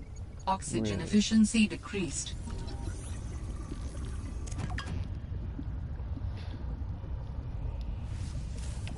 There's titanium, that's useful.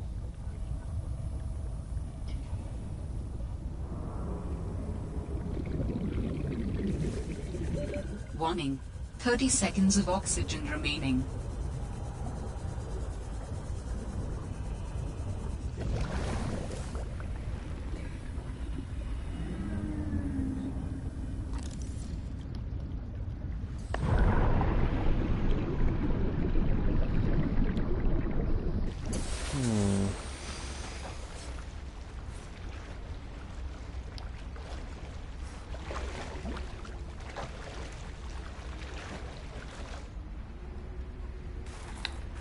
I wonder if there's anything worth exploring in this place.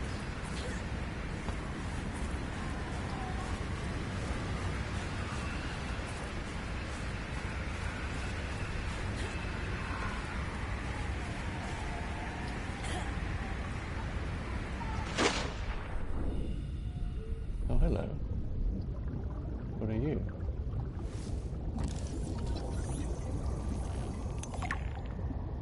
Frost anemone. Carefully harvest for high nutritional value. Okay. Carefully? Why? What do you do? Yoink. I took your heart.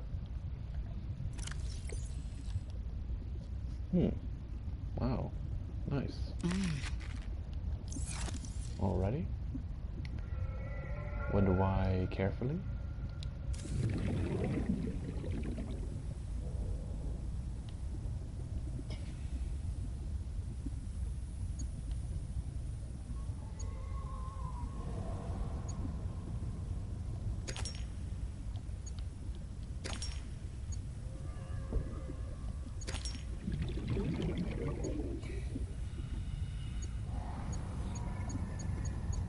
Mobile vehicle bay fragment.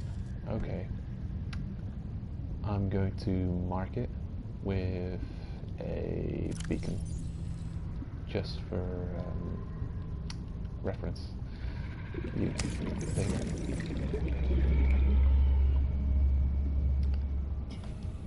go. Okay, cool. Oh, I like that. I like that the time pauses while you're thinking of a name. Mobile vehicle.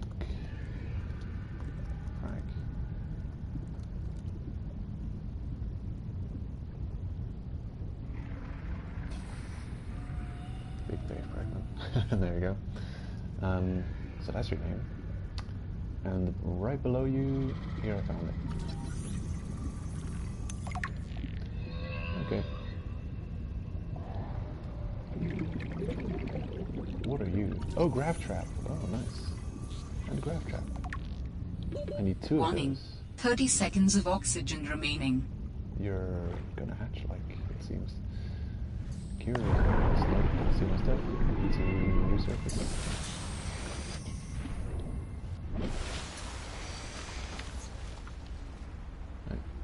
Right. Delta Station Dock. Right, so it seems if you explore kind of in a different direction than you're supposed to go for the story, which is where we are.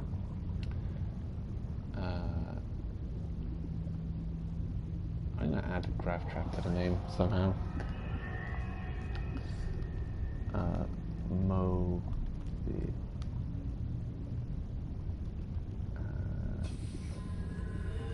Bay. And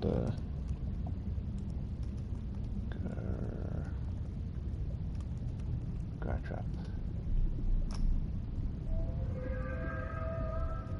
Oh no, I pressed the wrong button.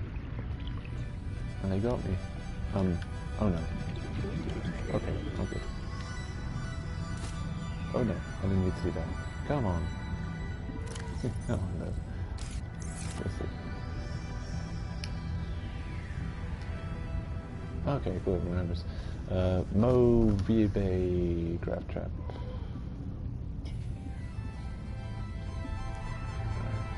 No. Graph Trap. Flag.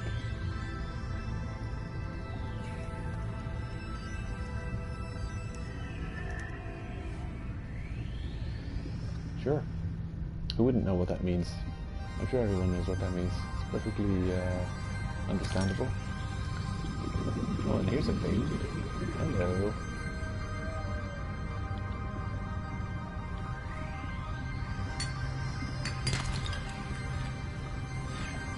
Chance of luck. Yoink. I wonder if Lobos Jr. is going to be playing this game. As a Let's Play as well. I would be interested in watching it play.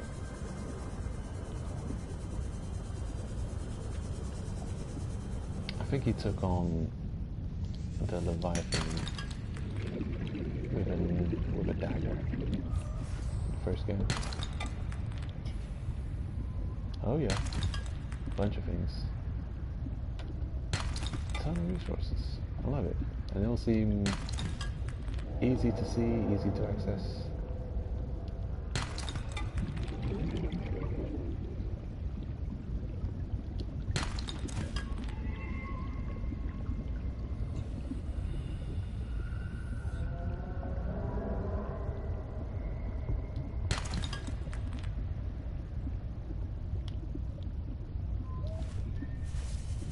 I wonder if all the noises we hear actually have a real monster associated Oxygen.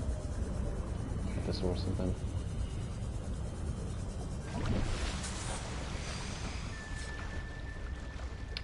Okay, and now the important part.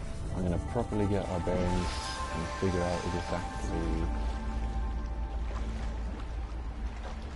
I still don't know what the map of the game looks like. I'm sure it's got a map kind of like the first game, with biomes and everything.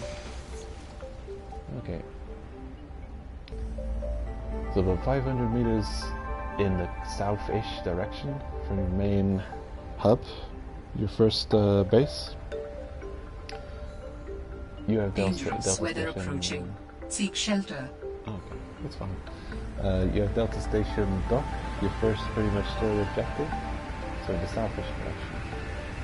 And then you turn. Why do you have to be? It's such a. I guess it's not that ridiculously difficult to figure out. Now how about we look at it this way? Right. Okay. So I don't know exactly how this thing. I don't know how the game randomly generates stuff, if it does. But if it always generates this pod at this very specific spot, facing the way it's facing every time you start a new game, which could be the case, then imagine this is how you navigate to find the vehicle bay fragments. You just look at the way the door is facing. Instead of entering, you go above it, and then you go in this direction. Now 300 meters, 350 meters, you know, almost the same distance as your first objective, 500-ish meters. Just go in this direction, and you'll be finding fragments of rings, and the vehicle bay being one of them.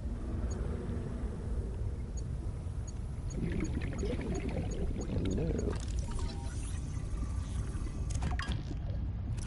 Right. Got a couple of items that have to be deposited in our storage. Welcome aboard, Captain. Great. In you go. What a good resource. Lovely. Quartz. Whoa, that is so useful. Why didn't I do this in the previous game? This makes having to think about where everything needs to go so much easier to deal with. And in the last game I had like rooms after rooms after rooms of bulk hoarding storage. Okay, definitely need to put something in there before coffee is created. There's just magic coffee out of nowhere, like the previous game did. Previous game you just put a coffee machine. Oh, okay, infinite coffee out of there. You put a chips vending machine, infinite chips or snacks or whatever. Liquids, food, all good. Oh, actually not all good. Fish. Come here, and I've got a place to put this rotten arc of paper now. Put him in the bin where he belongs. It was a test, a good test, but the test was over.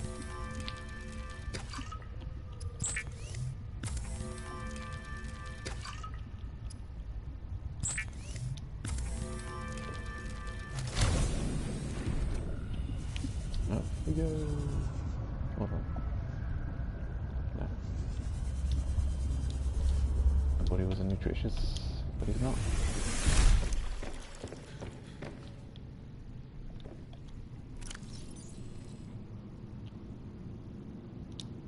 In the bin.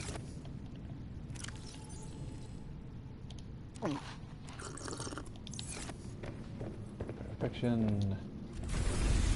Right, and now we can actually craft a mobile vehicle bay fragment. Save.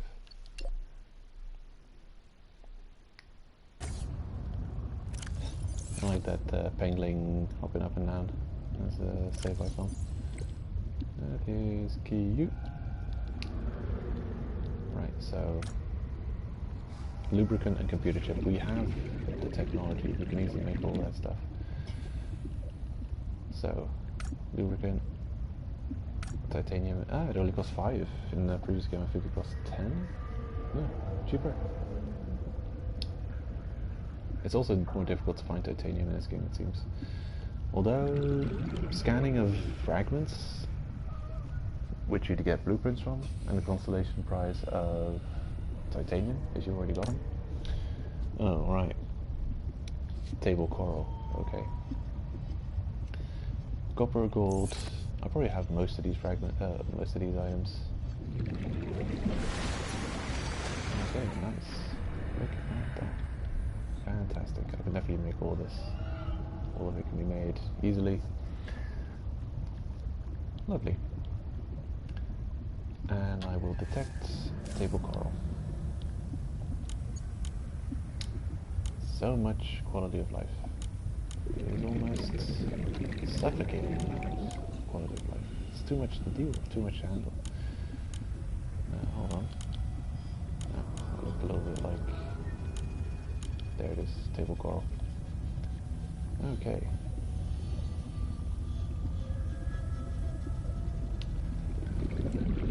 Not exactly in that direction. Right, there. This way. We'll go into the depths and we should find table coral pretty soon. There might be a better way of finding it or a closer way, but this is the way I know.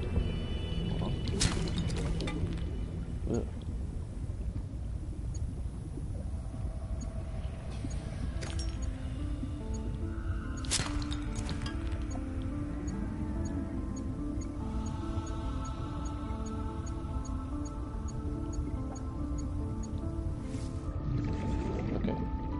close, but oh, there it is.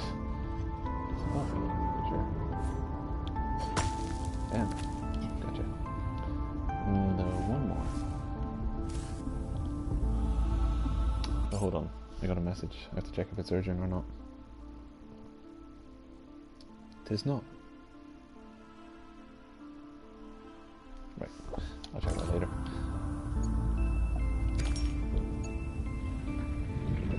Table call. Alright. Yeah. And I use the strategy. Warning. 30 seconds of oxygen remaining. The quick equipment strategy. If you're moving, it's really the only effective way to use that equip strategy if you're pretty much going from the either the second or the fourth item. No. What would I use it for?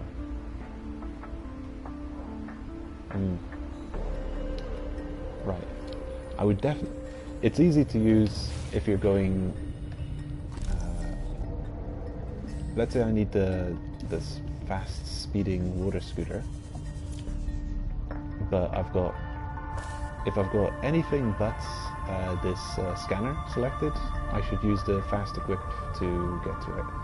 So if I've got the scanner equipped, I just press right, and the arrows might be here. But if I've got anything else equipped, pretty much like this, the scanner, I press circle and left. And as you can see, I'm all the way over here instantly. And even if I've got the knife equipped, I'd have to go left twice. I'd press left twice. So if I had the knife equipped, I'd still press circle and left to quickly equip this. But it's still 2 button presses, so maybe you'd go just left, left, left, left. It's probably just as quick. So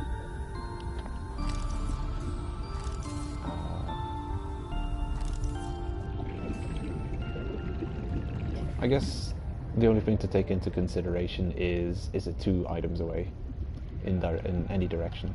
So with the knife, 2 items away, this is technically 1 item away, it's still 2 clicks. That one would be 2 items away, this one would be 2 items away, but it really only works for these side items. So it's very specific, and you gotta be thinking about it. So it's really, yeah, one of those things. Like I've got the scanner for table coral, really to just, I know I'm gonna be holding the scanner for a while, and the knife's on slot 1, so I could let go, press right, and then press attack. So it's just quick. It's quicker than it would be to cycle through those 2 equips. It just works. Actually, don't attack me. It's not allowed. Don't allow it.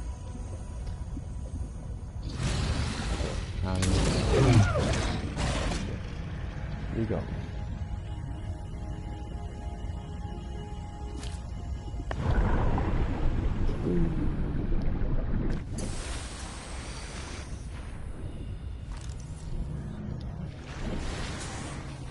Off we go. I could probably... There is probably a more useful item than the knife I can have in slot 1. But I still think the knife is kind of frequently used. And you can use it to break stuff, so... I need to break ore, rocks. Yeah, I'm focusing on the bladderfish when I should be getting some creatures as well. Getting like 1 more grav bomb fragment so I can make that as well would be perfect. So I'm actually going to travel a bit in this direction, see if I can't find another grav fragment. Fragments, please. Good.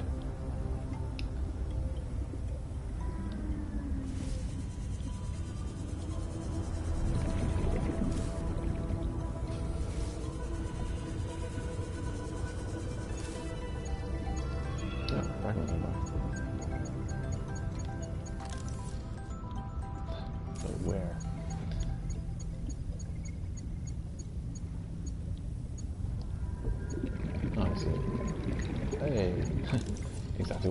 Grab trap. Oh yeah.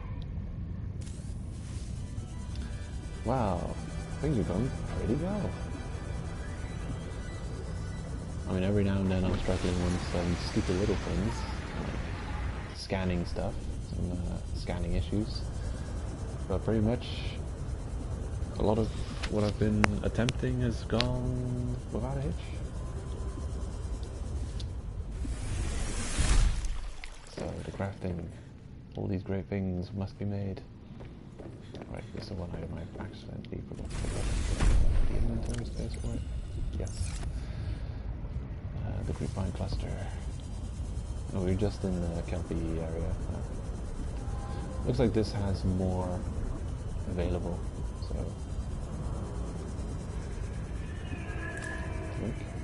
I can hear you coming at me, but you're not gonna play. I put my item away. No fun for you.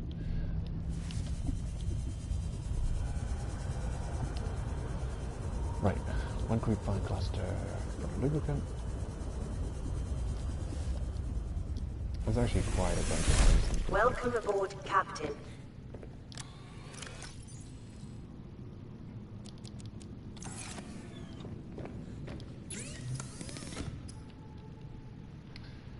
Good. Do we need glass? Yep, 2 glass. Make 1. Also need a titanium ingot. Make 1 of these. Gravy. That's cool. First game required, I think it cost different. It didn't call it that. Called it something else. But it also cost a bunch more.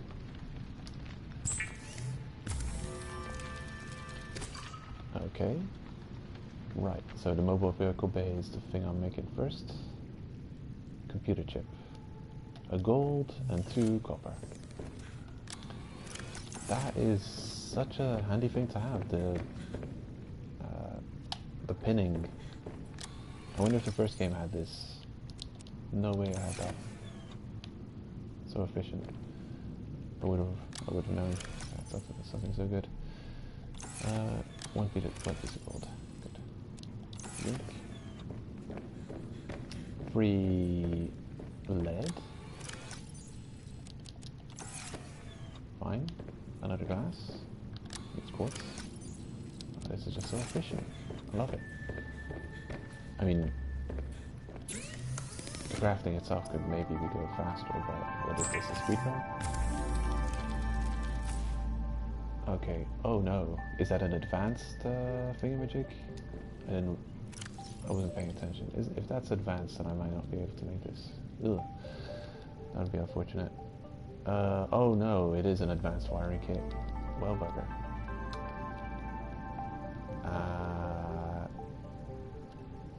Oh, never mind. The advanced wiring kit just, it doesn't cost anything I don't have access to. It doesn't cost diamond or something. Okay, cool.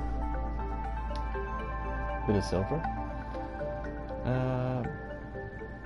Sure, the computer chip. We can make it now, I think. Get the wiring.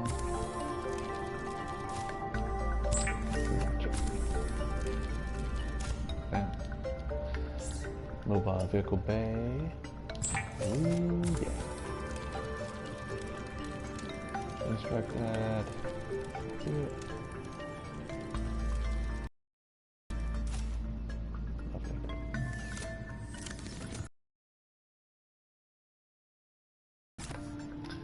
Great. I'm looking at this game might troll me. Swim away with it or something. Right. Scratch that off the list. Where is it? Mobile vehicle there. Made. Great. So now another one of those. 5 titanium. Meanwhile, staying alive.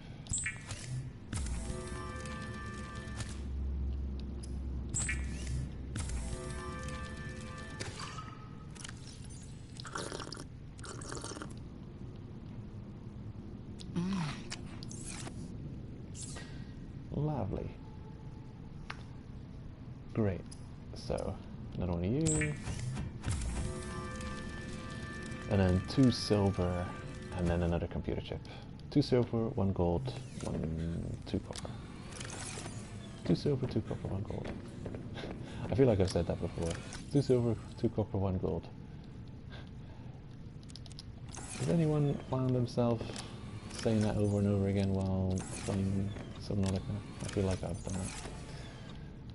And do I have the required materials? 2 copper, 2 silver, and a gold. I forgot to pick up. Yeah. 2 copper, 2 silver, 2 coral, 1 gold, eventually.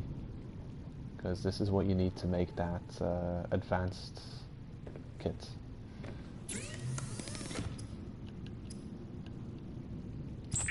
Here we go.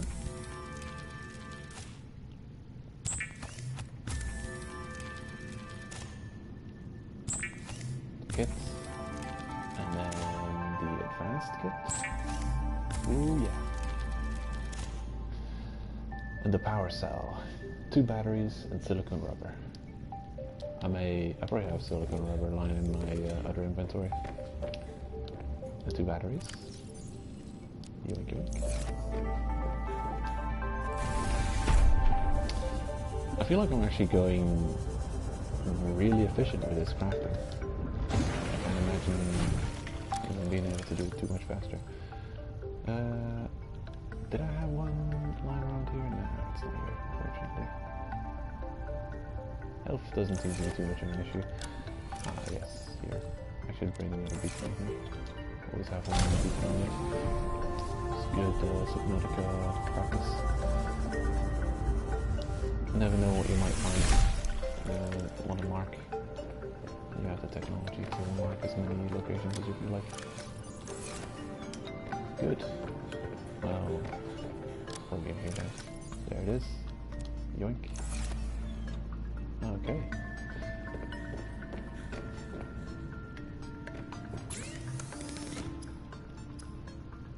Power cell. Ooh yeah. Oh wow, we can make it. Glorious. Absolutely fantastic. Yeah, so I've got all the resources on me I need. Power cell. 1 and 1 and 2 and 3. 1, 1, 2, 3. The copper, is the odd one out? Right, put the copper away. Silver. Perfect.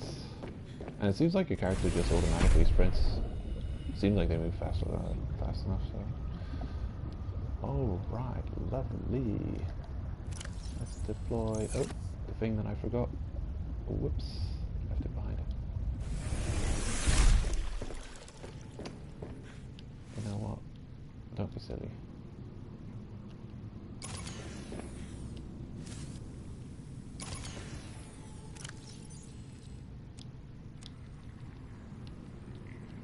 Now that we're here, might as well.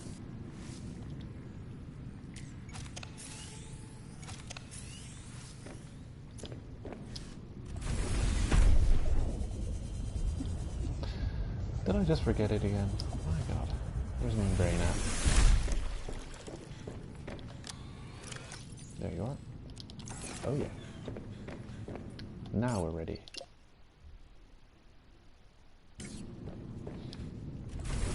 I remember the feeling you get when you make this one magnificent beast in the previous game. This feels so satisfying to set it all up. Right, that's not how that works. Just leave it, it's mine. Don't you dare. It actually has to be assigned to a slot. You deploy it. Some things you can just drop, but this thing needs to be deployed. Whoop. Deploy it, sucker. Get in there. Oh yeah, you can see the buzzy beasties. Sweet. It says climb. What am I climbing onto? Oh, more down there. Here. Ooh, sea truck.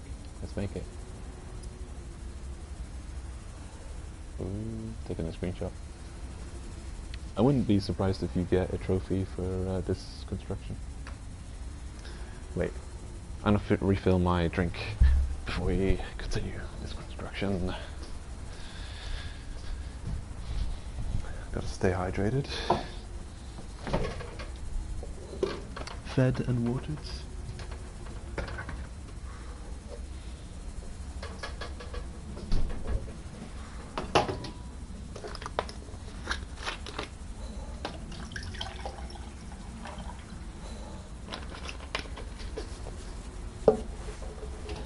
Damn.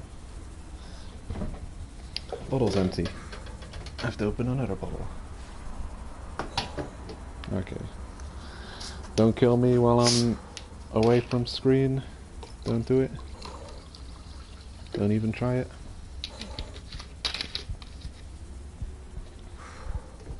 Hypothermia imminent. Oh no. Okay. Let's not. Get out there. Right. I think I can still see the screen a little bit from the kitchen. I knew the game was going to try and kill me. I didn't trust it. Good. Drink refilled. Let's try this again.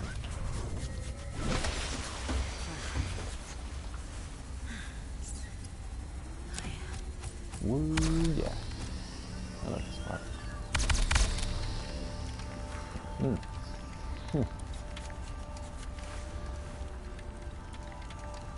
Took another screenshot. Took a screen for, I did get a trophy for it. I took a trophy screenshot. Awesome. Can I undeploy? Okay. I'm actually gonna play it a little safe and pick up the vehicle bay and like stash it away, just in case something may happen to it. In the previous game, I just left it floating there, and sometimes it would be in a different spot, slightly different, but usually it was not an issue. How do you work? Beastie? Is there a entrance point somewhere? No. I mean, I think everyone's heard of the Cyclops from the original Subnautica. The vehicles in Subnautica are absolutely glorious. I love them. I think the Cyclops is actually my favorite vehicle, full stop, just in any game. I just consider it such an awesome thing. Though, to be honest, I don't really play much like real sim like games, like for cars or like tanks or airplanes or stuff, so I haven't really seen much of that kind of stuff. So maybe that might be why I think the Cyclops is so amazing.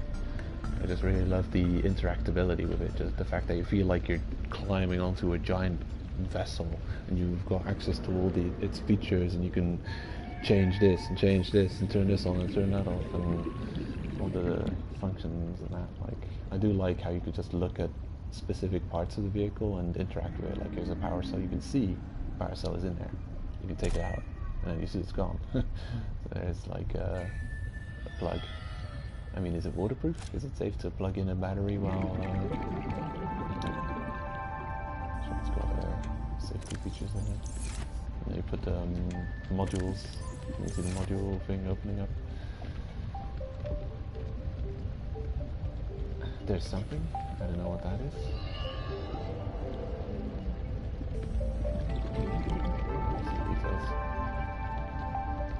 And I thought you'd enter from below, like it did with Cyclops, but it's actually from above this time. Exactly the opposite. Ooh, we're in. Oh, that's freaky.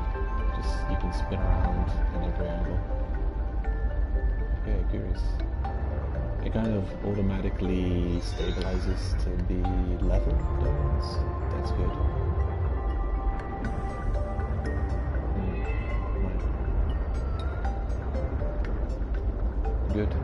Very good. This is our mobile oxygen source. This is what is going to help us actually find how the hell to get there. Because I feel like it's a labyrinth and I don't know the way. So, well, if this was the original game, I would have said, well, bring the Seawolf. The Seawolf will get you there. It's exploration and at the same time not worrying about oxygen. We do have an issue with the fact that we do not have... Oh, sorry, fishy. We do not have a way of recharging the power cells yet. So, welcome aboard, Captain. Good thing we got all these battery plants, because I'm going to have to probably make a bunch of batteries, because we'll be making new new power cells when they get empty. So I'll unpin many of these, but I'll keep the power cell pinned, or I'll repin the power cell. I don't know if there ever was. Where are you? Oh, I need to know what you cost.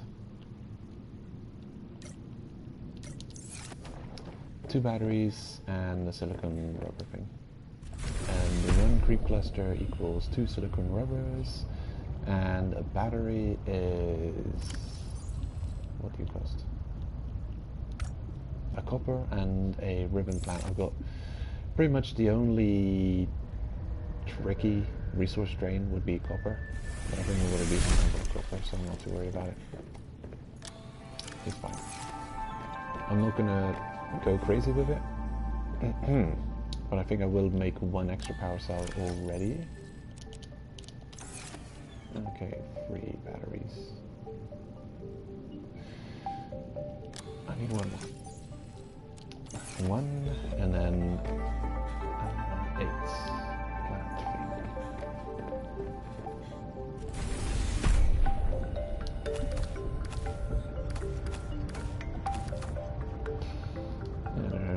Steadily disappearing.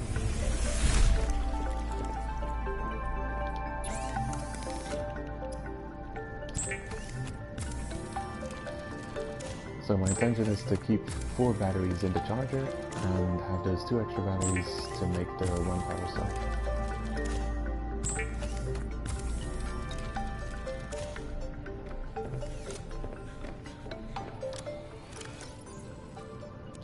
Nah, didn't actually need to take that.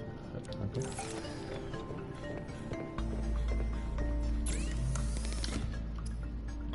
Did I miscalculate? I think I may have.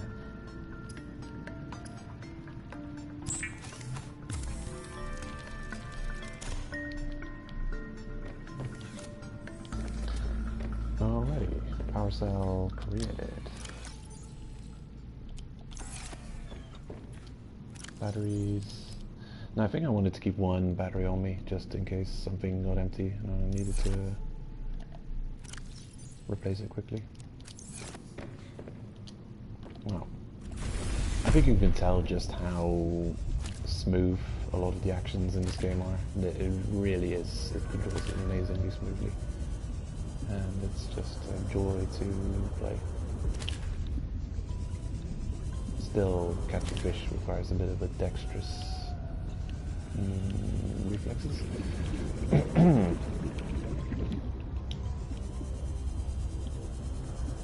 would like a bit more deeper fishing. He swim around here, but maybe they're going slowly extinct.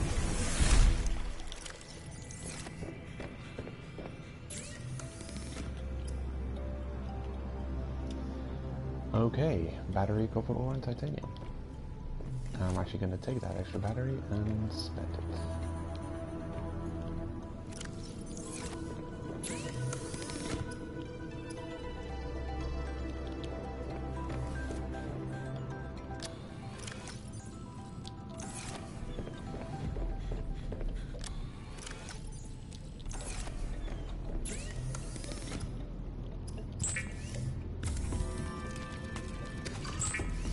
Eventually I'll have a bunch of storage for water and food as well, but I guess I want to find a slightly more efficient water source and food source than this, because the fact that we're still on bladderfish for water production is not good.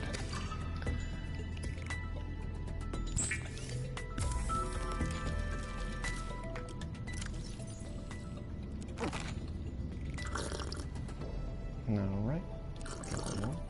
2 loss, not too bad. Should I eat this Arctic Beaver? I think I will.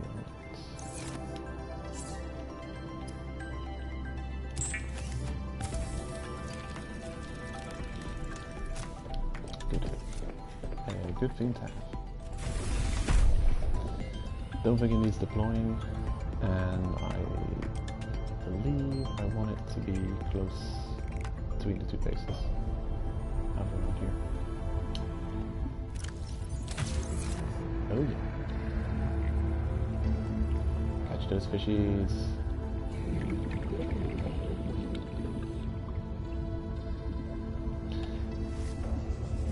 It's moderately useful. Battery. How early can you make battery? Very early, probably, because you need it for scanner. Right. So we got the grav trap a little late, I think. Oh no, don't be bringing those creatures over here. Oh, whatever. We'll solve that problem when it occurs. Yeah, I'm not very pleased with what I'm seeing there.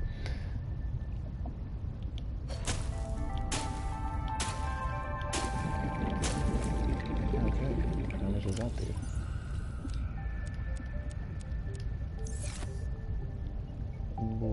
Seems fine. Seems fine. You know, I'm going to use a bunch and then I'll just chop up one and replant. So I'm sure the gain will be more than the drain. Yeah. Progress. Going places. Good places. All the best.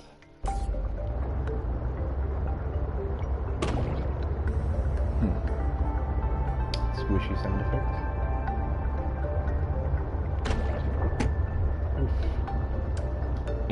Poor fishies.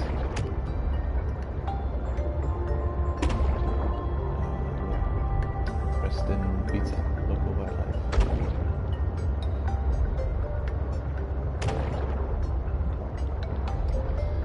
Can I just grab things from inside the vehicle?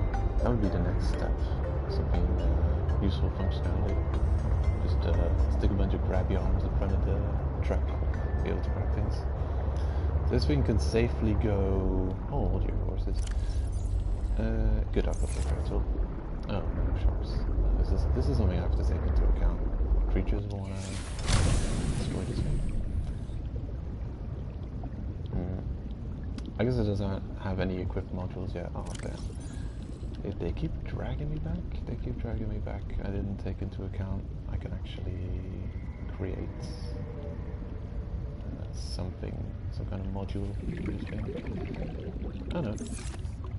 The depth module is the only module I know, and it costs rare stuff, so I can only go 150 deep with it, but that's fine, because I've been searching around in the 100 to 200 range. And it really mostly is just a mobile air source at a depth that is lower than surface level. So I don't have to constantly go back to the surface to refresh. Right. Relatively close. How far is that? Pilot last time on. Oh, great. 175. Warning. Maximum depth reached. Hull damage imminent. Right. I wonder if it happens as quick as in the first game. Let me check. Okay, hull at 100%. Let's go to 150 and hover. Okay. Yeah, pretty much as fast as in the first game. Yeah, you just go a little bit further than the depth you're capable of going with your vehicle. Wow, okay. I think I've got out of those already. Just looks flashy in the lighting. Any bumps you do with your vehicle is going to do hull damage, but the most hull damage you'll get is from either crazy creatures in the cabin of your vehicle or being below the maximum safe depth that you can actually go without the pressure being too much. I wonder. Where is the entrance? Is it here? Let me give this a check.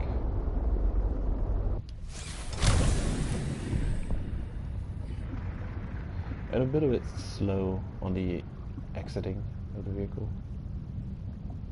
Minor gripe. Warning, passing 100 meters. Oh, Oxygen efficiency decreased.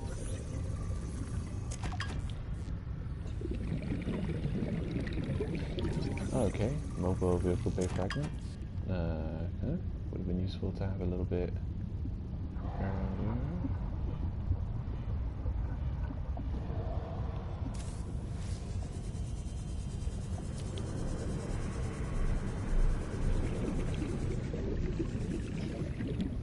More grav trap, and even more.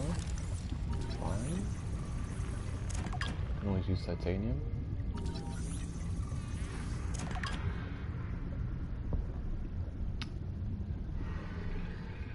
Okay.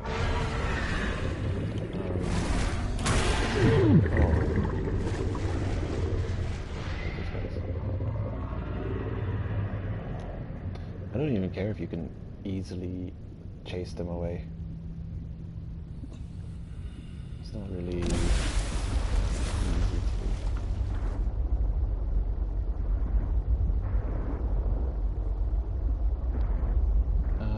Yeah, right. It's 100 down, straight below me.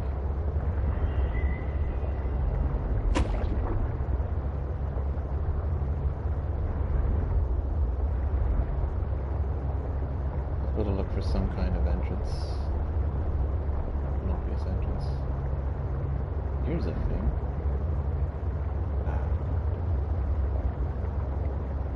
What are you?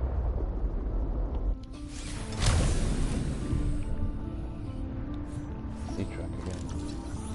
We've already got it.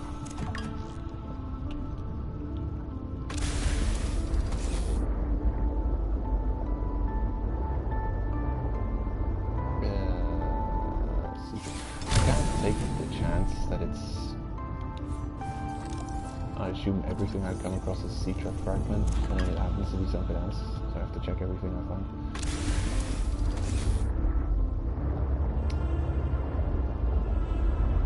Okay, that looks like mobile vehicle bay fragment, so it actually does appear in this location quite frequently.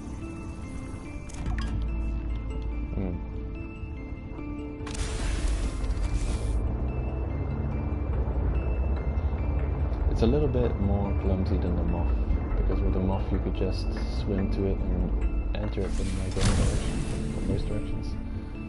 Another sea truck fragment. Really want you to have that thing by this point. And maybe the entrance is this difficult to find because they want you to explore around and find all those sea truck fragments. To definitely make sure you have the sea truck by the time you reach that location. Possibly. I'm just assuming.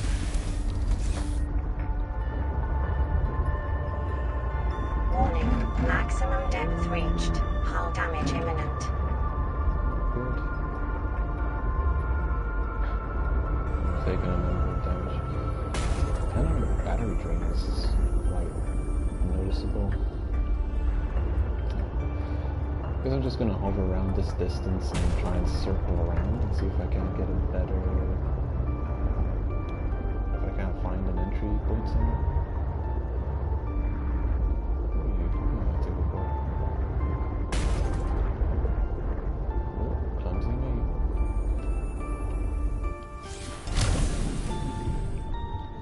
Okay. I can already see I'm going to need that setup. Okay.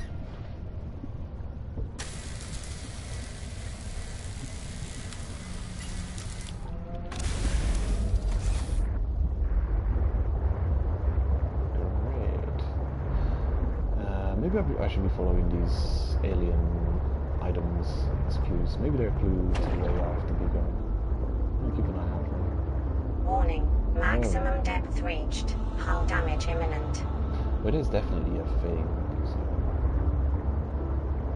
check out if there's anything I can pick up. One of the worst things that can happen, I guess, to your mobile vehicle is that a creature bumps it below its maximum safe depth. Rebreather conserves oxygen when diving deeper, absorbs and recycles CO2 into breathable air. Okay, that's the last one. Good stuff. Lovely. That's a good thing. I'll definitely pin it as a reminder.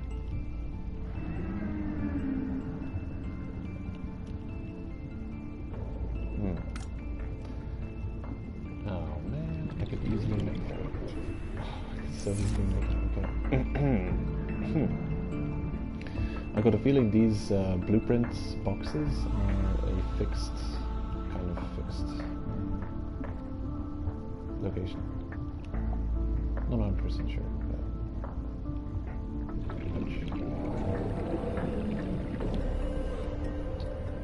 Rebreather would come in handy. Here and here for the Warning. Maximum depth reached. Hull damage imminent. Yeah, really thought having this thing would be really handy. Maybe I'm underestimating. And I'm already capable of just using it as a mobile air station. Yeah, so here's a bunch of flashing alien objects. I'm guessing they might lead me to where I need to be.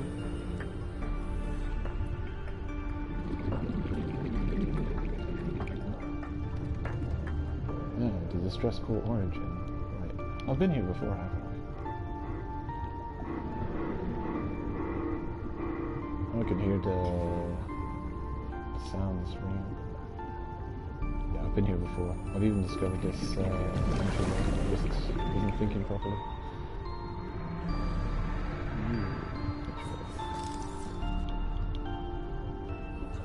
I've already got one of these.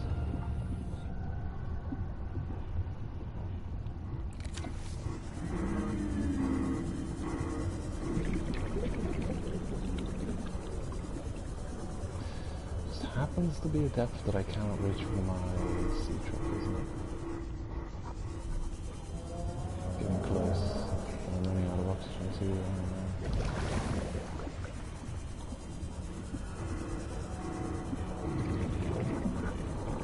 Warning, passing 200 meters. Ooh. Oxygen efficiency greatly decreased. Okay, please give me oxygen. Saturate power critical. Hello? Is someone there? In a manner of speaking. We're running out of time.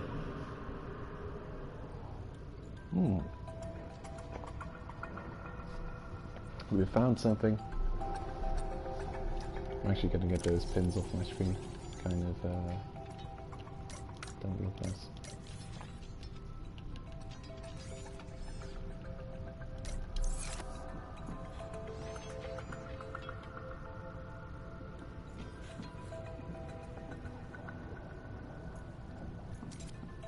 Oh, hello. Friendly.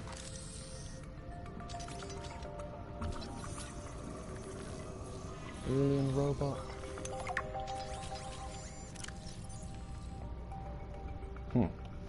This device is of alien origin, although its design is relatively simple.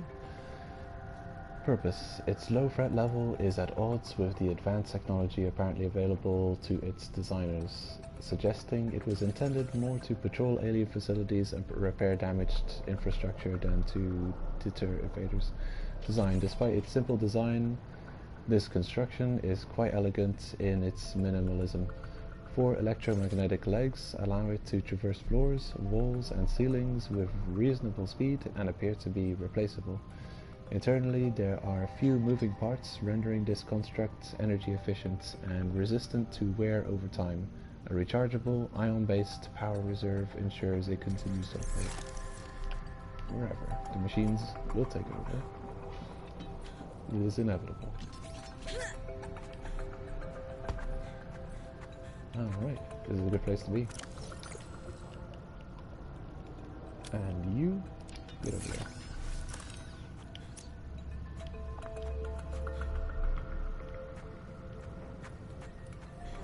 What is all this? Seeking emergency storage medium. I can help you better if you show yourself. If we could show ourselves, we would not need storage. You mean you don't have a physical presence? Are you one of them? An architect? Storage medium identified. We will be lost unless we find a new host. Can you help? Can you use my PDA for storage? You are not with the group from before. Your cybernetic components bear their signal. Altera? No, my equipment is, borrowed. It will have to do.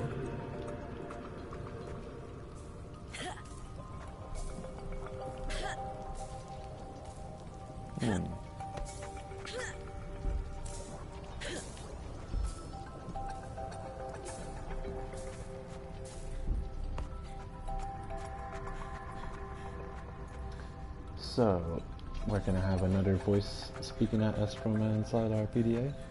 Curious.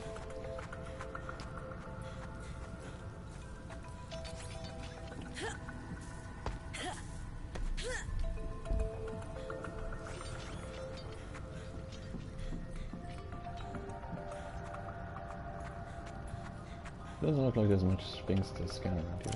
I want to pick up even. Okay, good thing we brought a bunch of resources. Woo, energy stuff. Can't wait to be able to use it. Drink. Drink. All mine now. Drink.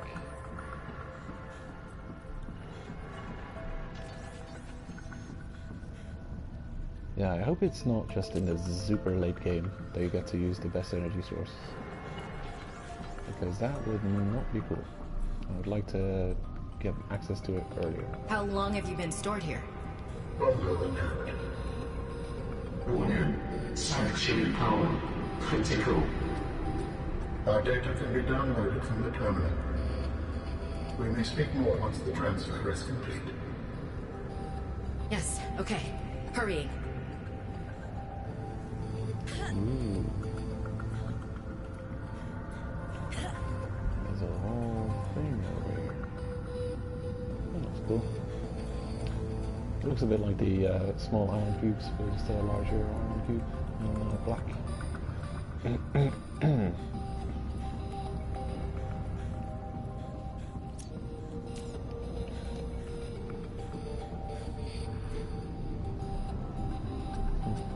Insert storage medium. Right.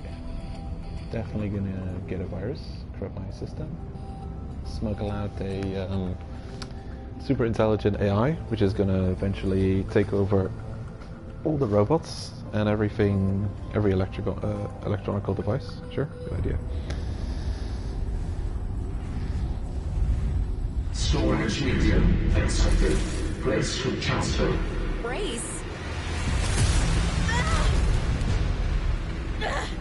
What's happening?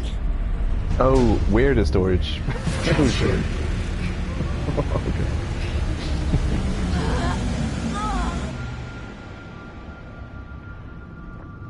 Transfer complete. How do you feel? Why do you sound like you're inside my head? The facility identified hospitable capacity within your cerebral cortex. You are in my head? I offered you my PDA. Get out! Oh no. Does your kind perceive a boundary between cybernetic and organic components? My mind is not a component. You sound angry. We will allow you a moment to process. Don't you go silent on me. Lo?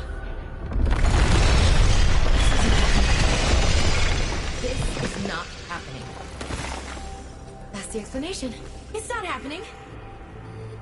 It was all a dream. The end. Sweet. That was a cool scene. Architect's containment cube.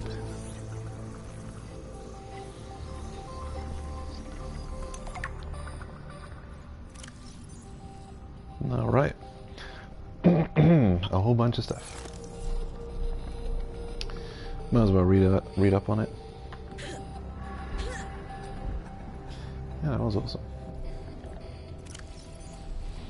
So, while advanced human civilization has attempted for centuries to develop successful whole brain emulation techniques, it appears that the architect race has built a platform for accomplishing this holy grail of life extension technology. Physically, the containment cube appears to be comprised of a redundant array of quantum holographic storage layers, supporting a hyper-dense capacity of 35 bits per electron. Okay, sciencey mumbo jumbo.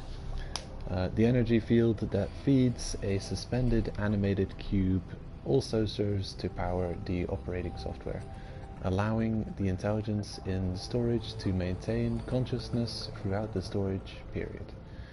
Once a stored consciousness has been transferred out of the cube, the component parts will become inert.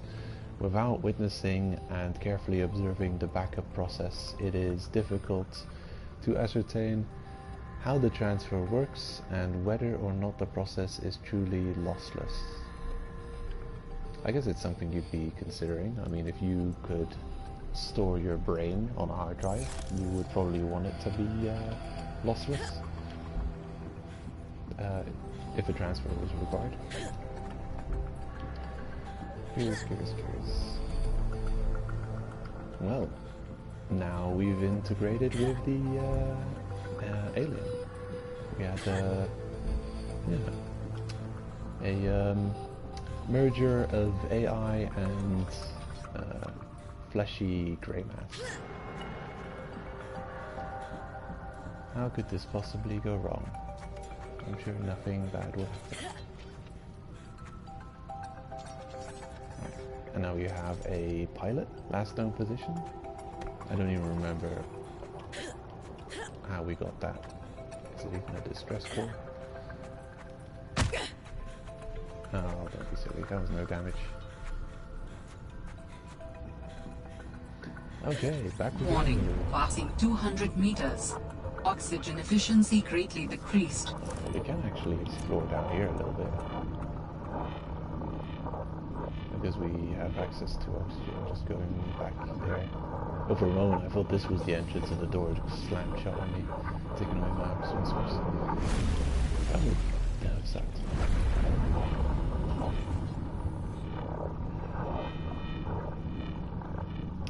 Okay, I do really appreciate like the fine polish on the game so far.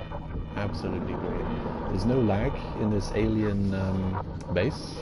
In the first Subnautica, there were certain places in the game, specifically the alienish places, where you had a ton of lag going on. It was not. It seems they've dealt with that issues. If it was even, I don't know what would have caused it. But yeah, no such issues here.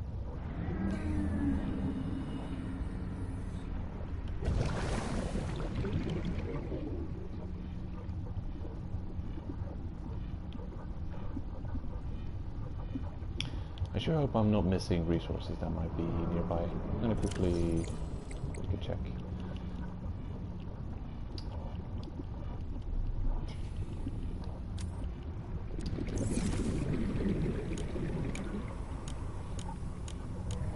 Specifically lithium. I would like to find. I'm sure it's just hanging around somewhere.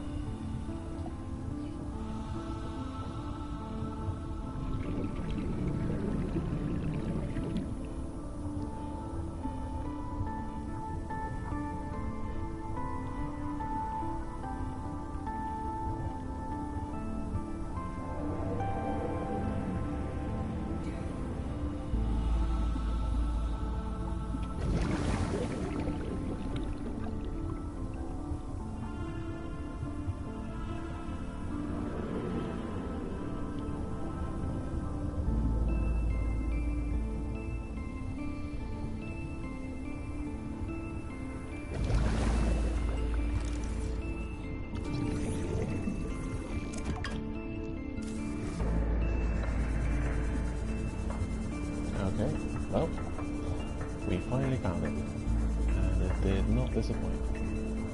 Definitely a really cool scene. Ooh, an answer. We understand this arrangement is undesirable to you. You're not real. Go away. To go, we require a suitable body for transfer. Why do you keep saying we? How many of you are there? One of us and all of us. We do not think of ourselves as individual, distinct. Why don't you start by telling me who you are? You may append your seed code to my species designation. Please call me Al.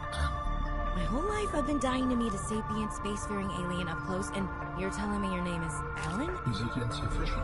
No, it's fine. Perfect. Where are you from, Alan? Your kind calls us architects. The precursor race? But what are you doing here? That is a long story. Perhaps you will prefer to focus on the construction of a new storage medium to which I may transfer. Yes. Fine, absolutely. How do we get you out of my head? I have added the information to your data bank. You will need to find the necessary components. Any idea where I can find them? It is unclear. I have been disconnected from my network for so long I cannot locate the coordinates.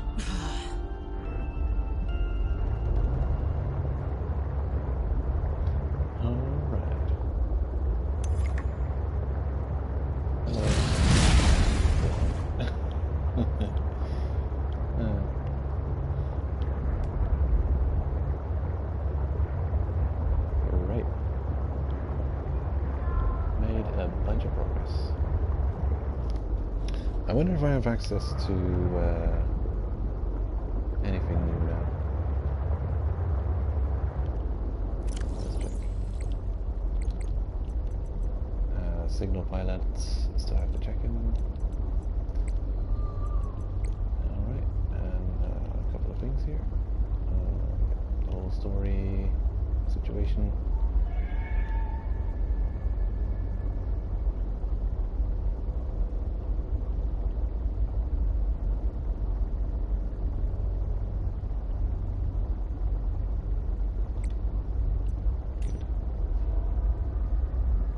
Architect storage media, and read that. Research alien data. Okay, is there anything very important in here? A robot, cube, ion cube, material analysis station. Kind of. Okay. Research alien data. Habitat, exterior grow bed. Okay, that was nothing really new. Not checked out yet. Right. So architect storage media. While we have evolved beyond physical attachment, it is traditional to navigate space-time in conjuncture with mobile biomechanical storage media, altered and evolved over time to serve the inhabitants' needs. Hold on, I have to reread that. This is a bunch of mumbo jumbo. While we have evolved beyond physical attachment, it is traditional to navigate space-time in conjunction with mobile biomechanical storage media, altered and evolved over time to serve the inhabitants' needs. While it is possible to transfer between media at will, there is some comfort and prestige in improving a body over time. Okay, we have settled on a popular format for these media, though there are exceptions. It is a heavily modified version of our pre-civilized bodies. It provides good mobility, easy adaptation, and is easy to fix. In case of disaster, we can back up our data patterns to a sanctuary site for later retrieval. Storage in this fashion is safe provided consistent power supply. However, unique perspectives and traits which arose from the interplay with the original medium are lost. It is like a factory reset. It is recommended individuals be restored to a compatible medium as soon as possible. Such hollow vessels may be fast grown from seed using... It is recommended individuals be restored to a compatible medium as soon as possible. Such hollow vessels may be fast grown from seed using specialized blueprints and materials. While it is technically impossible for an individual to copy their data in order to duplicate themselves ad infinitum, such behavior is considered beyond rude, and any self-respecting architect would resolve such a circumstance by immediately deleting themselves. Cure yourself, AI. You've lived too long. What is this? Copy the data in order to duplicate themselves. Ah, right. Duplication. No, it's not about living long. They definitely are immortal. But copying yourself is rude. Considered rude. Yeah, it's interesting, very curious, thought-provoking. I like these concepts. I mean, it's definitely, it probably would be so that an alien race would have different customs and could consider things to do and not to do. And yeah, AI would consider copying rude.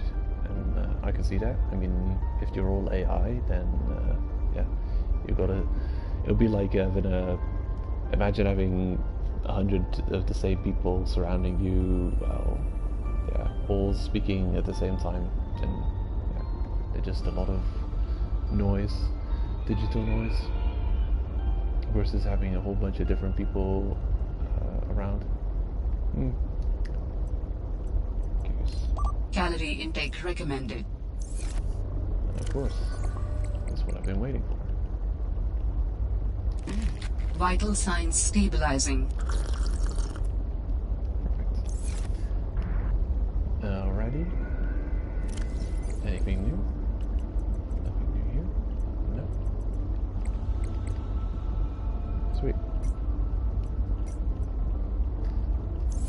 That is awesome.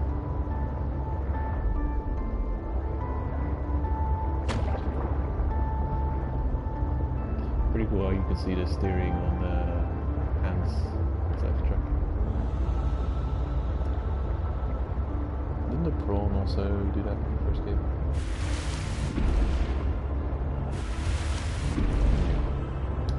Hardly remember.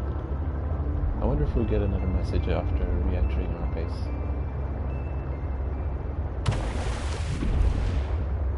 Apparently they can grow their own bodies. The appearance is based off of what they used to look like before they became like immortal AI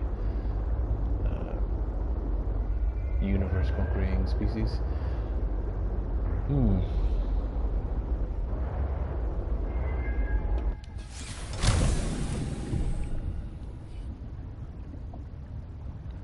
And they can do space travel by projecting themselves into another storage something.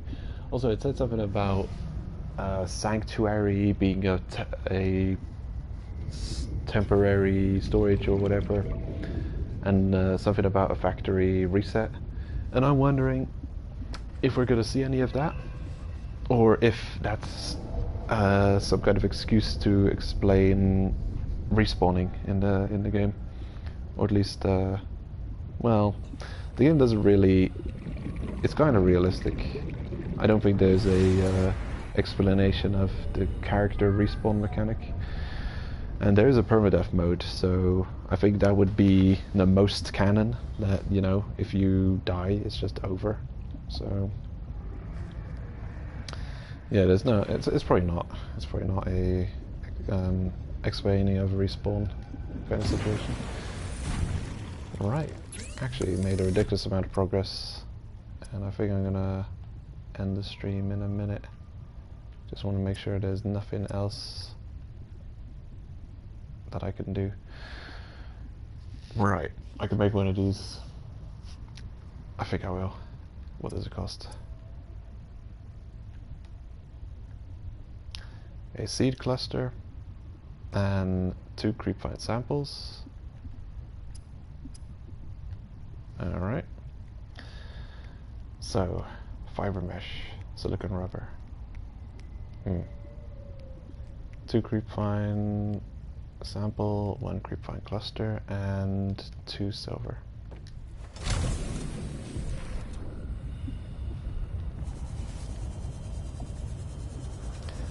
Yeah, things have been going really well. I wonder how far we are in the game at this point. I wonder if we're making fast progress, if we're far into the game, if we're not far into the game. It's hard to tell. If you're really good at Subnautica, the first game, it can be pretty short. Whole bunch of stuff. I'll probably be doing a little bit of base building after the stream. So I'll definitely do a little bit of collecting as well, have a little bit of the storage sorted out, a little bit of this, fill up this place a little bit with storage, get it all labeled up. I won't be able to do base expansion because this requires materials I just don't have access to yet. I haven't found them yet, and I don't want to do any kind of progress off stream. Oh, look at him, he's having fun. So yeah, that includes any progress. That includes not finding anything new that I've not found before, including materials. So yeah, I'm gonna limit it to the base that I've got so far. Can't do any base building yet because I didn't discover that. What's it called? Whatever you need to make hull strengthening walls. I'm not gonna do any of that. I think I won't. Right. What was I needing? I came here for a reason. No, of course. It was just to get rid of, to make some inventory space.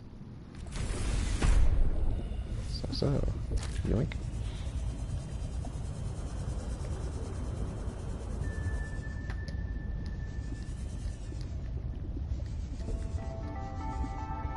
Come on. Gotcha.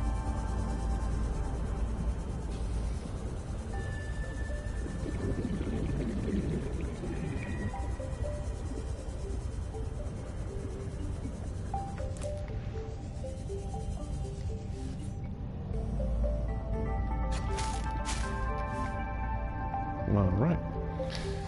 The base is over there. Anything else I needed? 2 silver.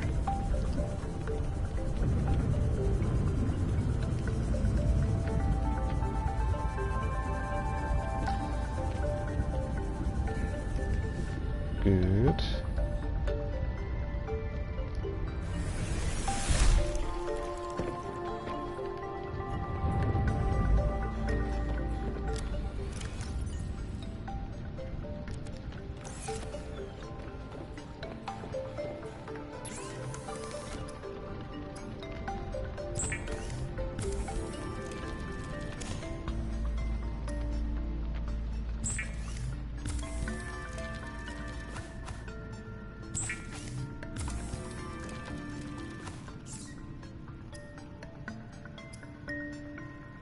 Alright. So, the rebreather conserves oxygen when diving deeper, absorbs and recycles CO2 into breathable air. I don't know if this is something we need to dive below 100. I don't know if we'll ever be able to go below 100 without a vehicle and it not being a tax on our oxygen drain. And then again at 200, I think it's just you're not supposed to do that. I think you're supposed to be using vehicles whenever you're going that deep. Yeah, I think that'll always be the case. But who knows? Maybe it won't. The rebreather facilitates extensive free diving by recycling air more efficiently at significant depths. Breathe the freedom. Breathe the freedom. Well, why not just test it? I'll just test it out. Simple. All I have to do is go to a depth of 100 and then see if I'm gonna get a complaint. And if I don't, then we'll know it allows passing that threshold. But what I think it does, or at least before we can test this out, I think it just allows your breath to last longer. More efficient oxygen. We'll see. How's that look?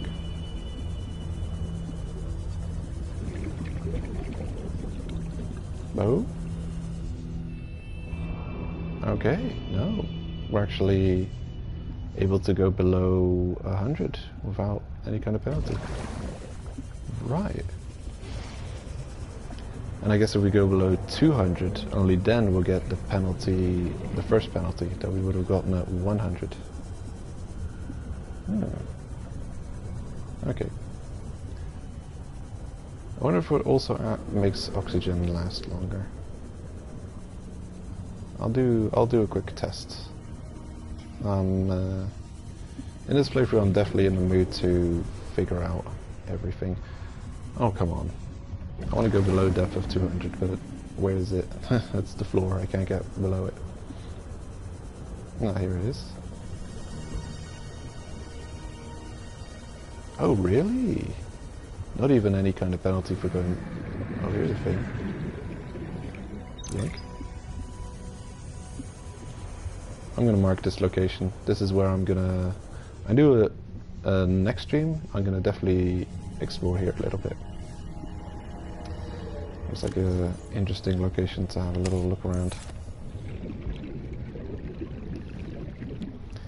The below 200 cave explore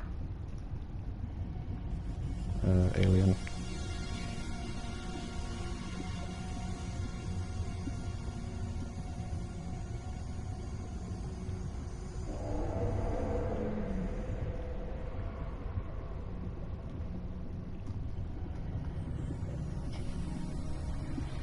Okay, below 200 cave explore alien. Done. All the information, well, not all, but as much as I'm allowed to put down relevant to this location. Good. Oh yeah. Yeah, I'll check out the PDA as well. I'll see what the data entry says on the screen. Curious. Right. I forget. This. Yeah. Woo. Oh, we didn't fly. Oh well. Right. I want to test it out. So I'm not going to test it at depth, but I will test it just underwater. Whether or not the rebreather allows our oxygen to last longer, just standard everywhere. Then without the rebreather, because it seemed like it did that. Right. So I'm going to wait for 20 seconds and see which level of oxygen we'll reach.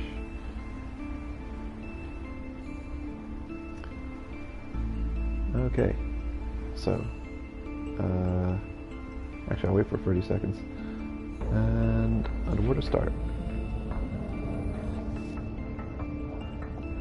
Actually, it took a while to swap it to oxygen, but I'm just gonna do it like that every time anyway. Actually, it seems like we can go for quite a while, so I'll probably make it the counter go to 40. And then see what number we end at. 105, 2, 35, 8, 9, 40. Oh wait, 93. Okay, 40, 93.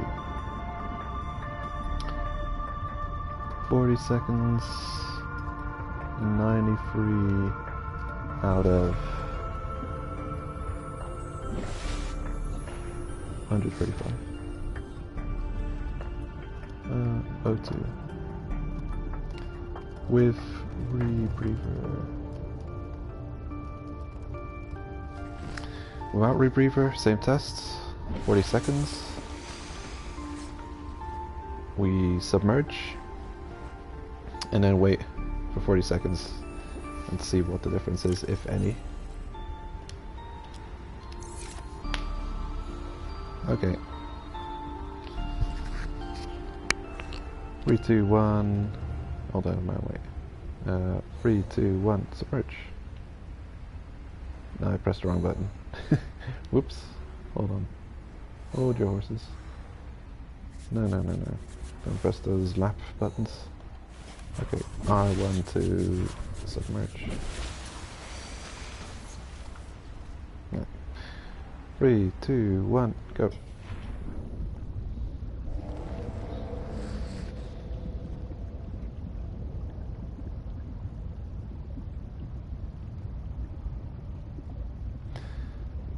I don't know what exactly I'm expecting. I guess I'd be surprised to have 2 upgrades in one item. The item itself's description is not so obvious as to really let you know. Last time we ended at 93, we're already 30 seconds. Okay, 35. 8, 9, 40, 93. Okay.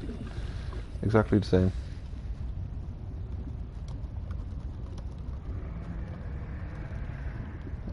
Good. Good to confirm. So the rebreather does not...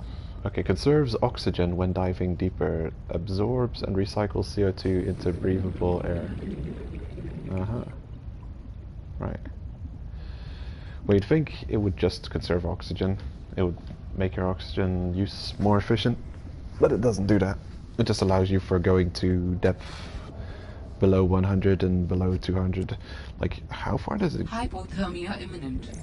Really? Damn. Wow, where... how do we deal with that? Okay, it's going up now. It seems like just a kind of a weird glitch, almost. Like, if you're close to the surface... it swaps to hypothermia issues. And then you descend,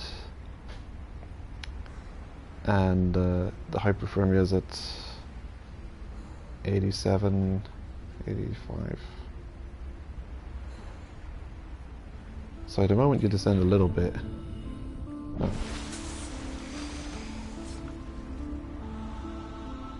Oh, that's weird. Well, I guess I should wait for it to be a bit lower. But I think it's got something to do with the swapping of the bars that's causing an issue. I'm gonna try it once. Dangerous weather approaching. Seek shelter. Yeah, I'll try it once and then see what happens. Anyway, I think we've made a ton of progress today, like a ridiculous amount of progress. Look at all we got. We got a good base. We've already got our first vehicle. Some story progress going on. A whole bunch of stuff. Like just insane. It seems like a decent amount of progress. And so far, I haven't really been too confused about the things I've encountered. Every now and then I get stuck on something small, like a scanning of a creature. But I've been quite lucky to find the blueprints I've needed quite quickly without having to hunt around too much for them. Okay, let's see. So submerge. There. It swaps to O2, and the moment the bar swaps, your O2 starts depleting. And I don't know about the hypothermia. It looks like the hypothermia also continues to deplete, even though it shouldn't be depleting because we're underwater. The second we submerge underwater, our hypothermia, I'm actually gonna just die. I'm gonna save before we die though. I want to see it happening. Yeah, the second we submerge underwater, the heat levels are okay. So the hypothermia kind of subsides and the bar starts increasing. But then imminent.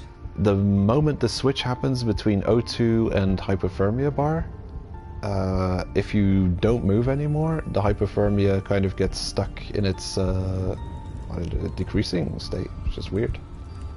It doesn't make sense. I think you can turn around without it solving. And yeah, we just froze to death in a very peaceful way.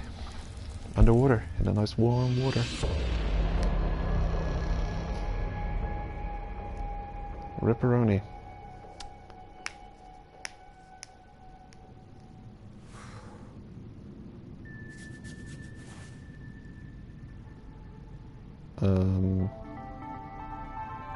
Hey. Okay. Where did you... That's odd. How does it decide where to spawn me? Curious. It spawned me in my built space and not over here. It would make sense for the game to spawn you here because it knows exactly where this is. Curious. New technology. Nice. Well, amazing progress today. Good times. Really enjoying the game. Alien Distress Call Origin still there, so I can go there back if I want to. Great. Very good. I'm enjoying Below Zero. Really enjoying it. Improves quite a lot on the previous game, and if it's longer and got more stuff in it, that would be also quite awesome. And I hope it is. Because that's my main gripe with Subnautica 1, is that it was way too short, I believe. I would have wanted more of it, and I've definitely been looking forward to ages for playing this game, as just being more Subnautica. Really feels like the first one is just not enough to scratch the itch, get your fix on, just the underwater atmosphere, the goodness of it all, the base building elements, and certain issues of the first game kind of really put a damper on the whole experience. Specifically, and a lot of people still complain on that video about this being the case. My the video I got on my channel where I'm talking about, or at least the video is called something like bulkhead animations do exist. I'm not going crazy because I guess I did stream earlier and I must have uploaded that episode or that video after the stream where I'm showing off, well, look, the base animations work every now and then, but then they break after a certain time and then they're just like broken for a long portion of the game. And it sure is a shame. Like, just look at this. This is an animation. And in the first game, at some point a glitch would happen and there would just be no animation. You'd click on the base and you'd hear a thud of your character like falling onto something, and they would just stand inside. You wouldn't see them opening the hatch and crawling in, getting in there, the water dripping off. You wouldn't see any of that. And it would happen with ladder climbing, it would happen with bulkhead openings and closings, the getting in the hatch of your base. A whole bunch of animations would just cease to work at some point.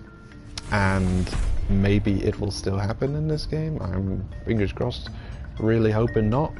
That it's not a glitch that happens in this game, because it really, well, it ruins immersion quite a decent amount when it just like instantly, the hatch instantly flips open, what's it called? The bulkhead instantly flips open, the hatch, you just never see it open and close, the ladders are ignored, you just, it makes movement and traversal quicker, but definitely at the expense of some level of good immersion right there. Yeah, at the moment, not a bad thing to say about Below Zero. It's been an improvement on pretty much every factor, and can't wait to see what's in store moving forward. And I can't say exactly when my next stream is going to be. It might be at a random time and a random day. Don't know if I'm going to be playing more today, tomorrow. Hard to say, really. I can't really make any kind of schedule or promise on that. But hey, it's been good so far. So, hope you enjoyed, and I'll see you next time.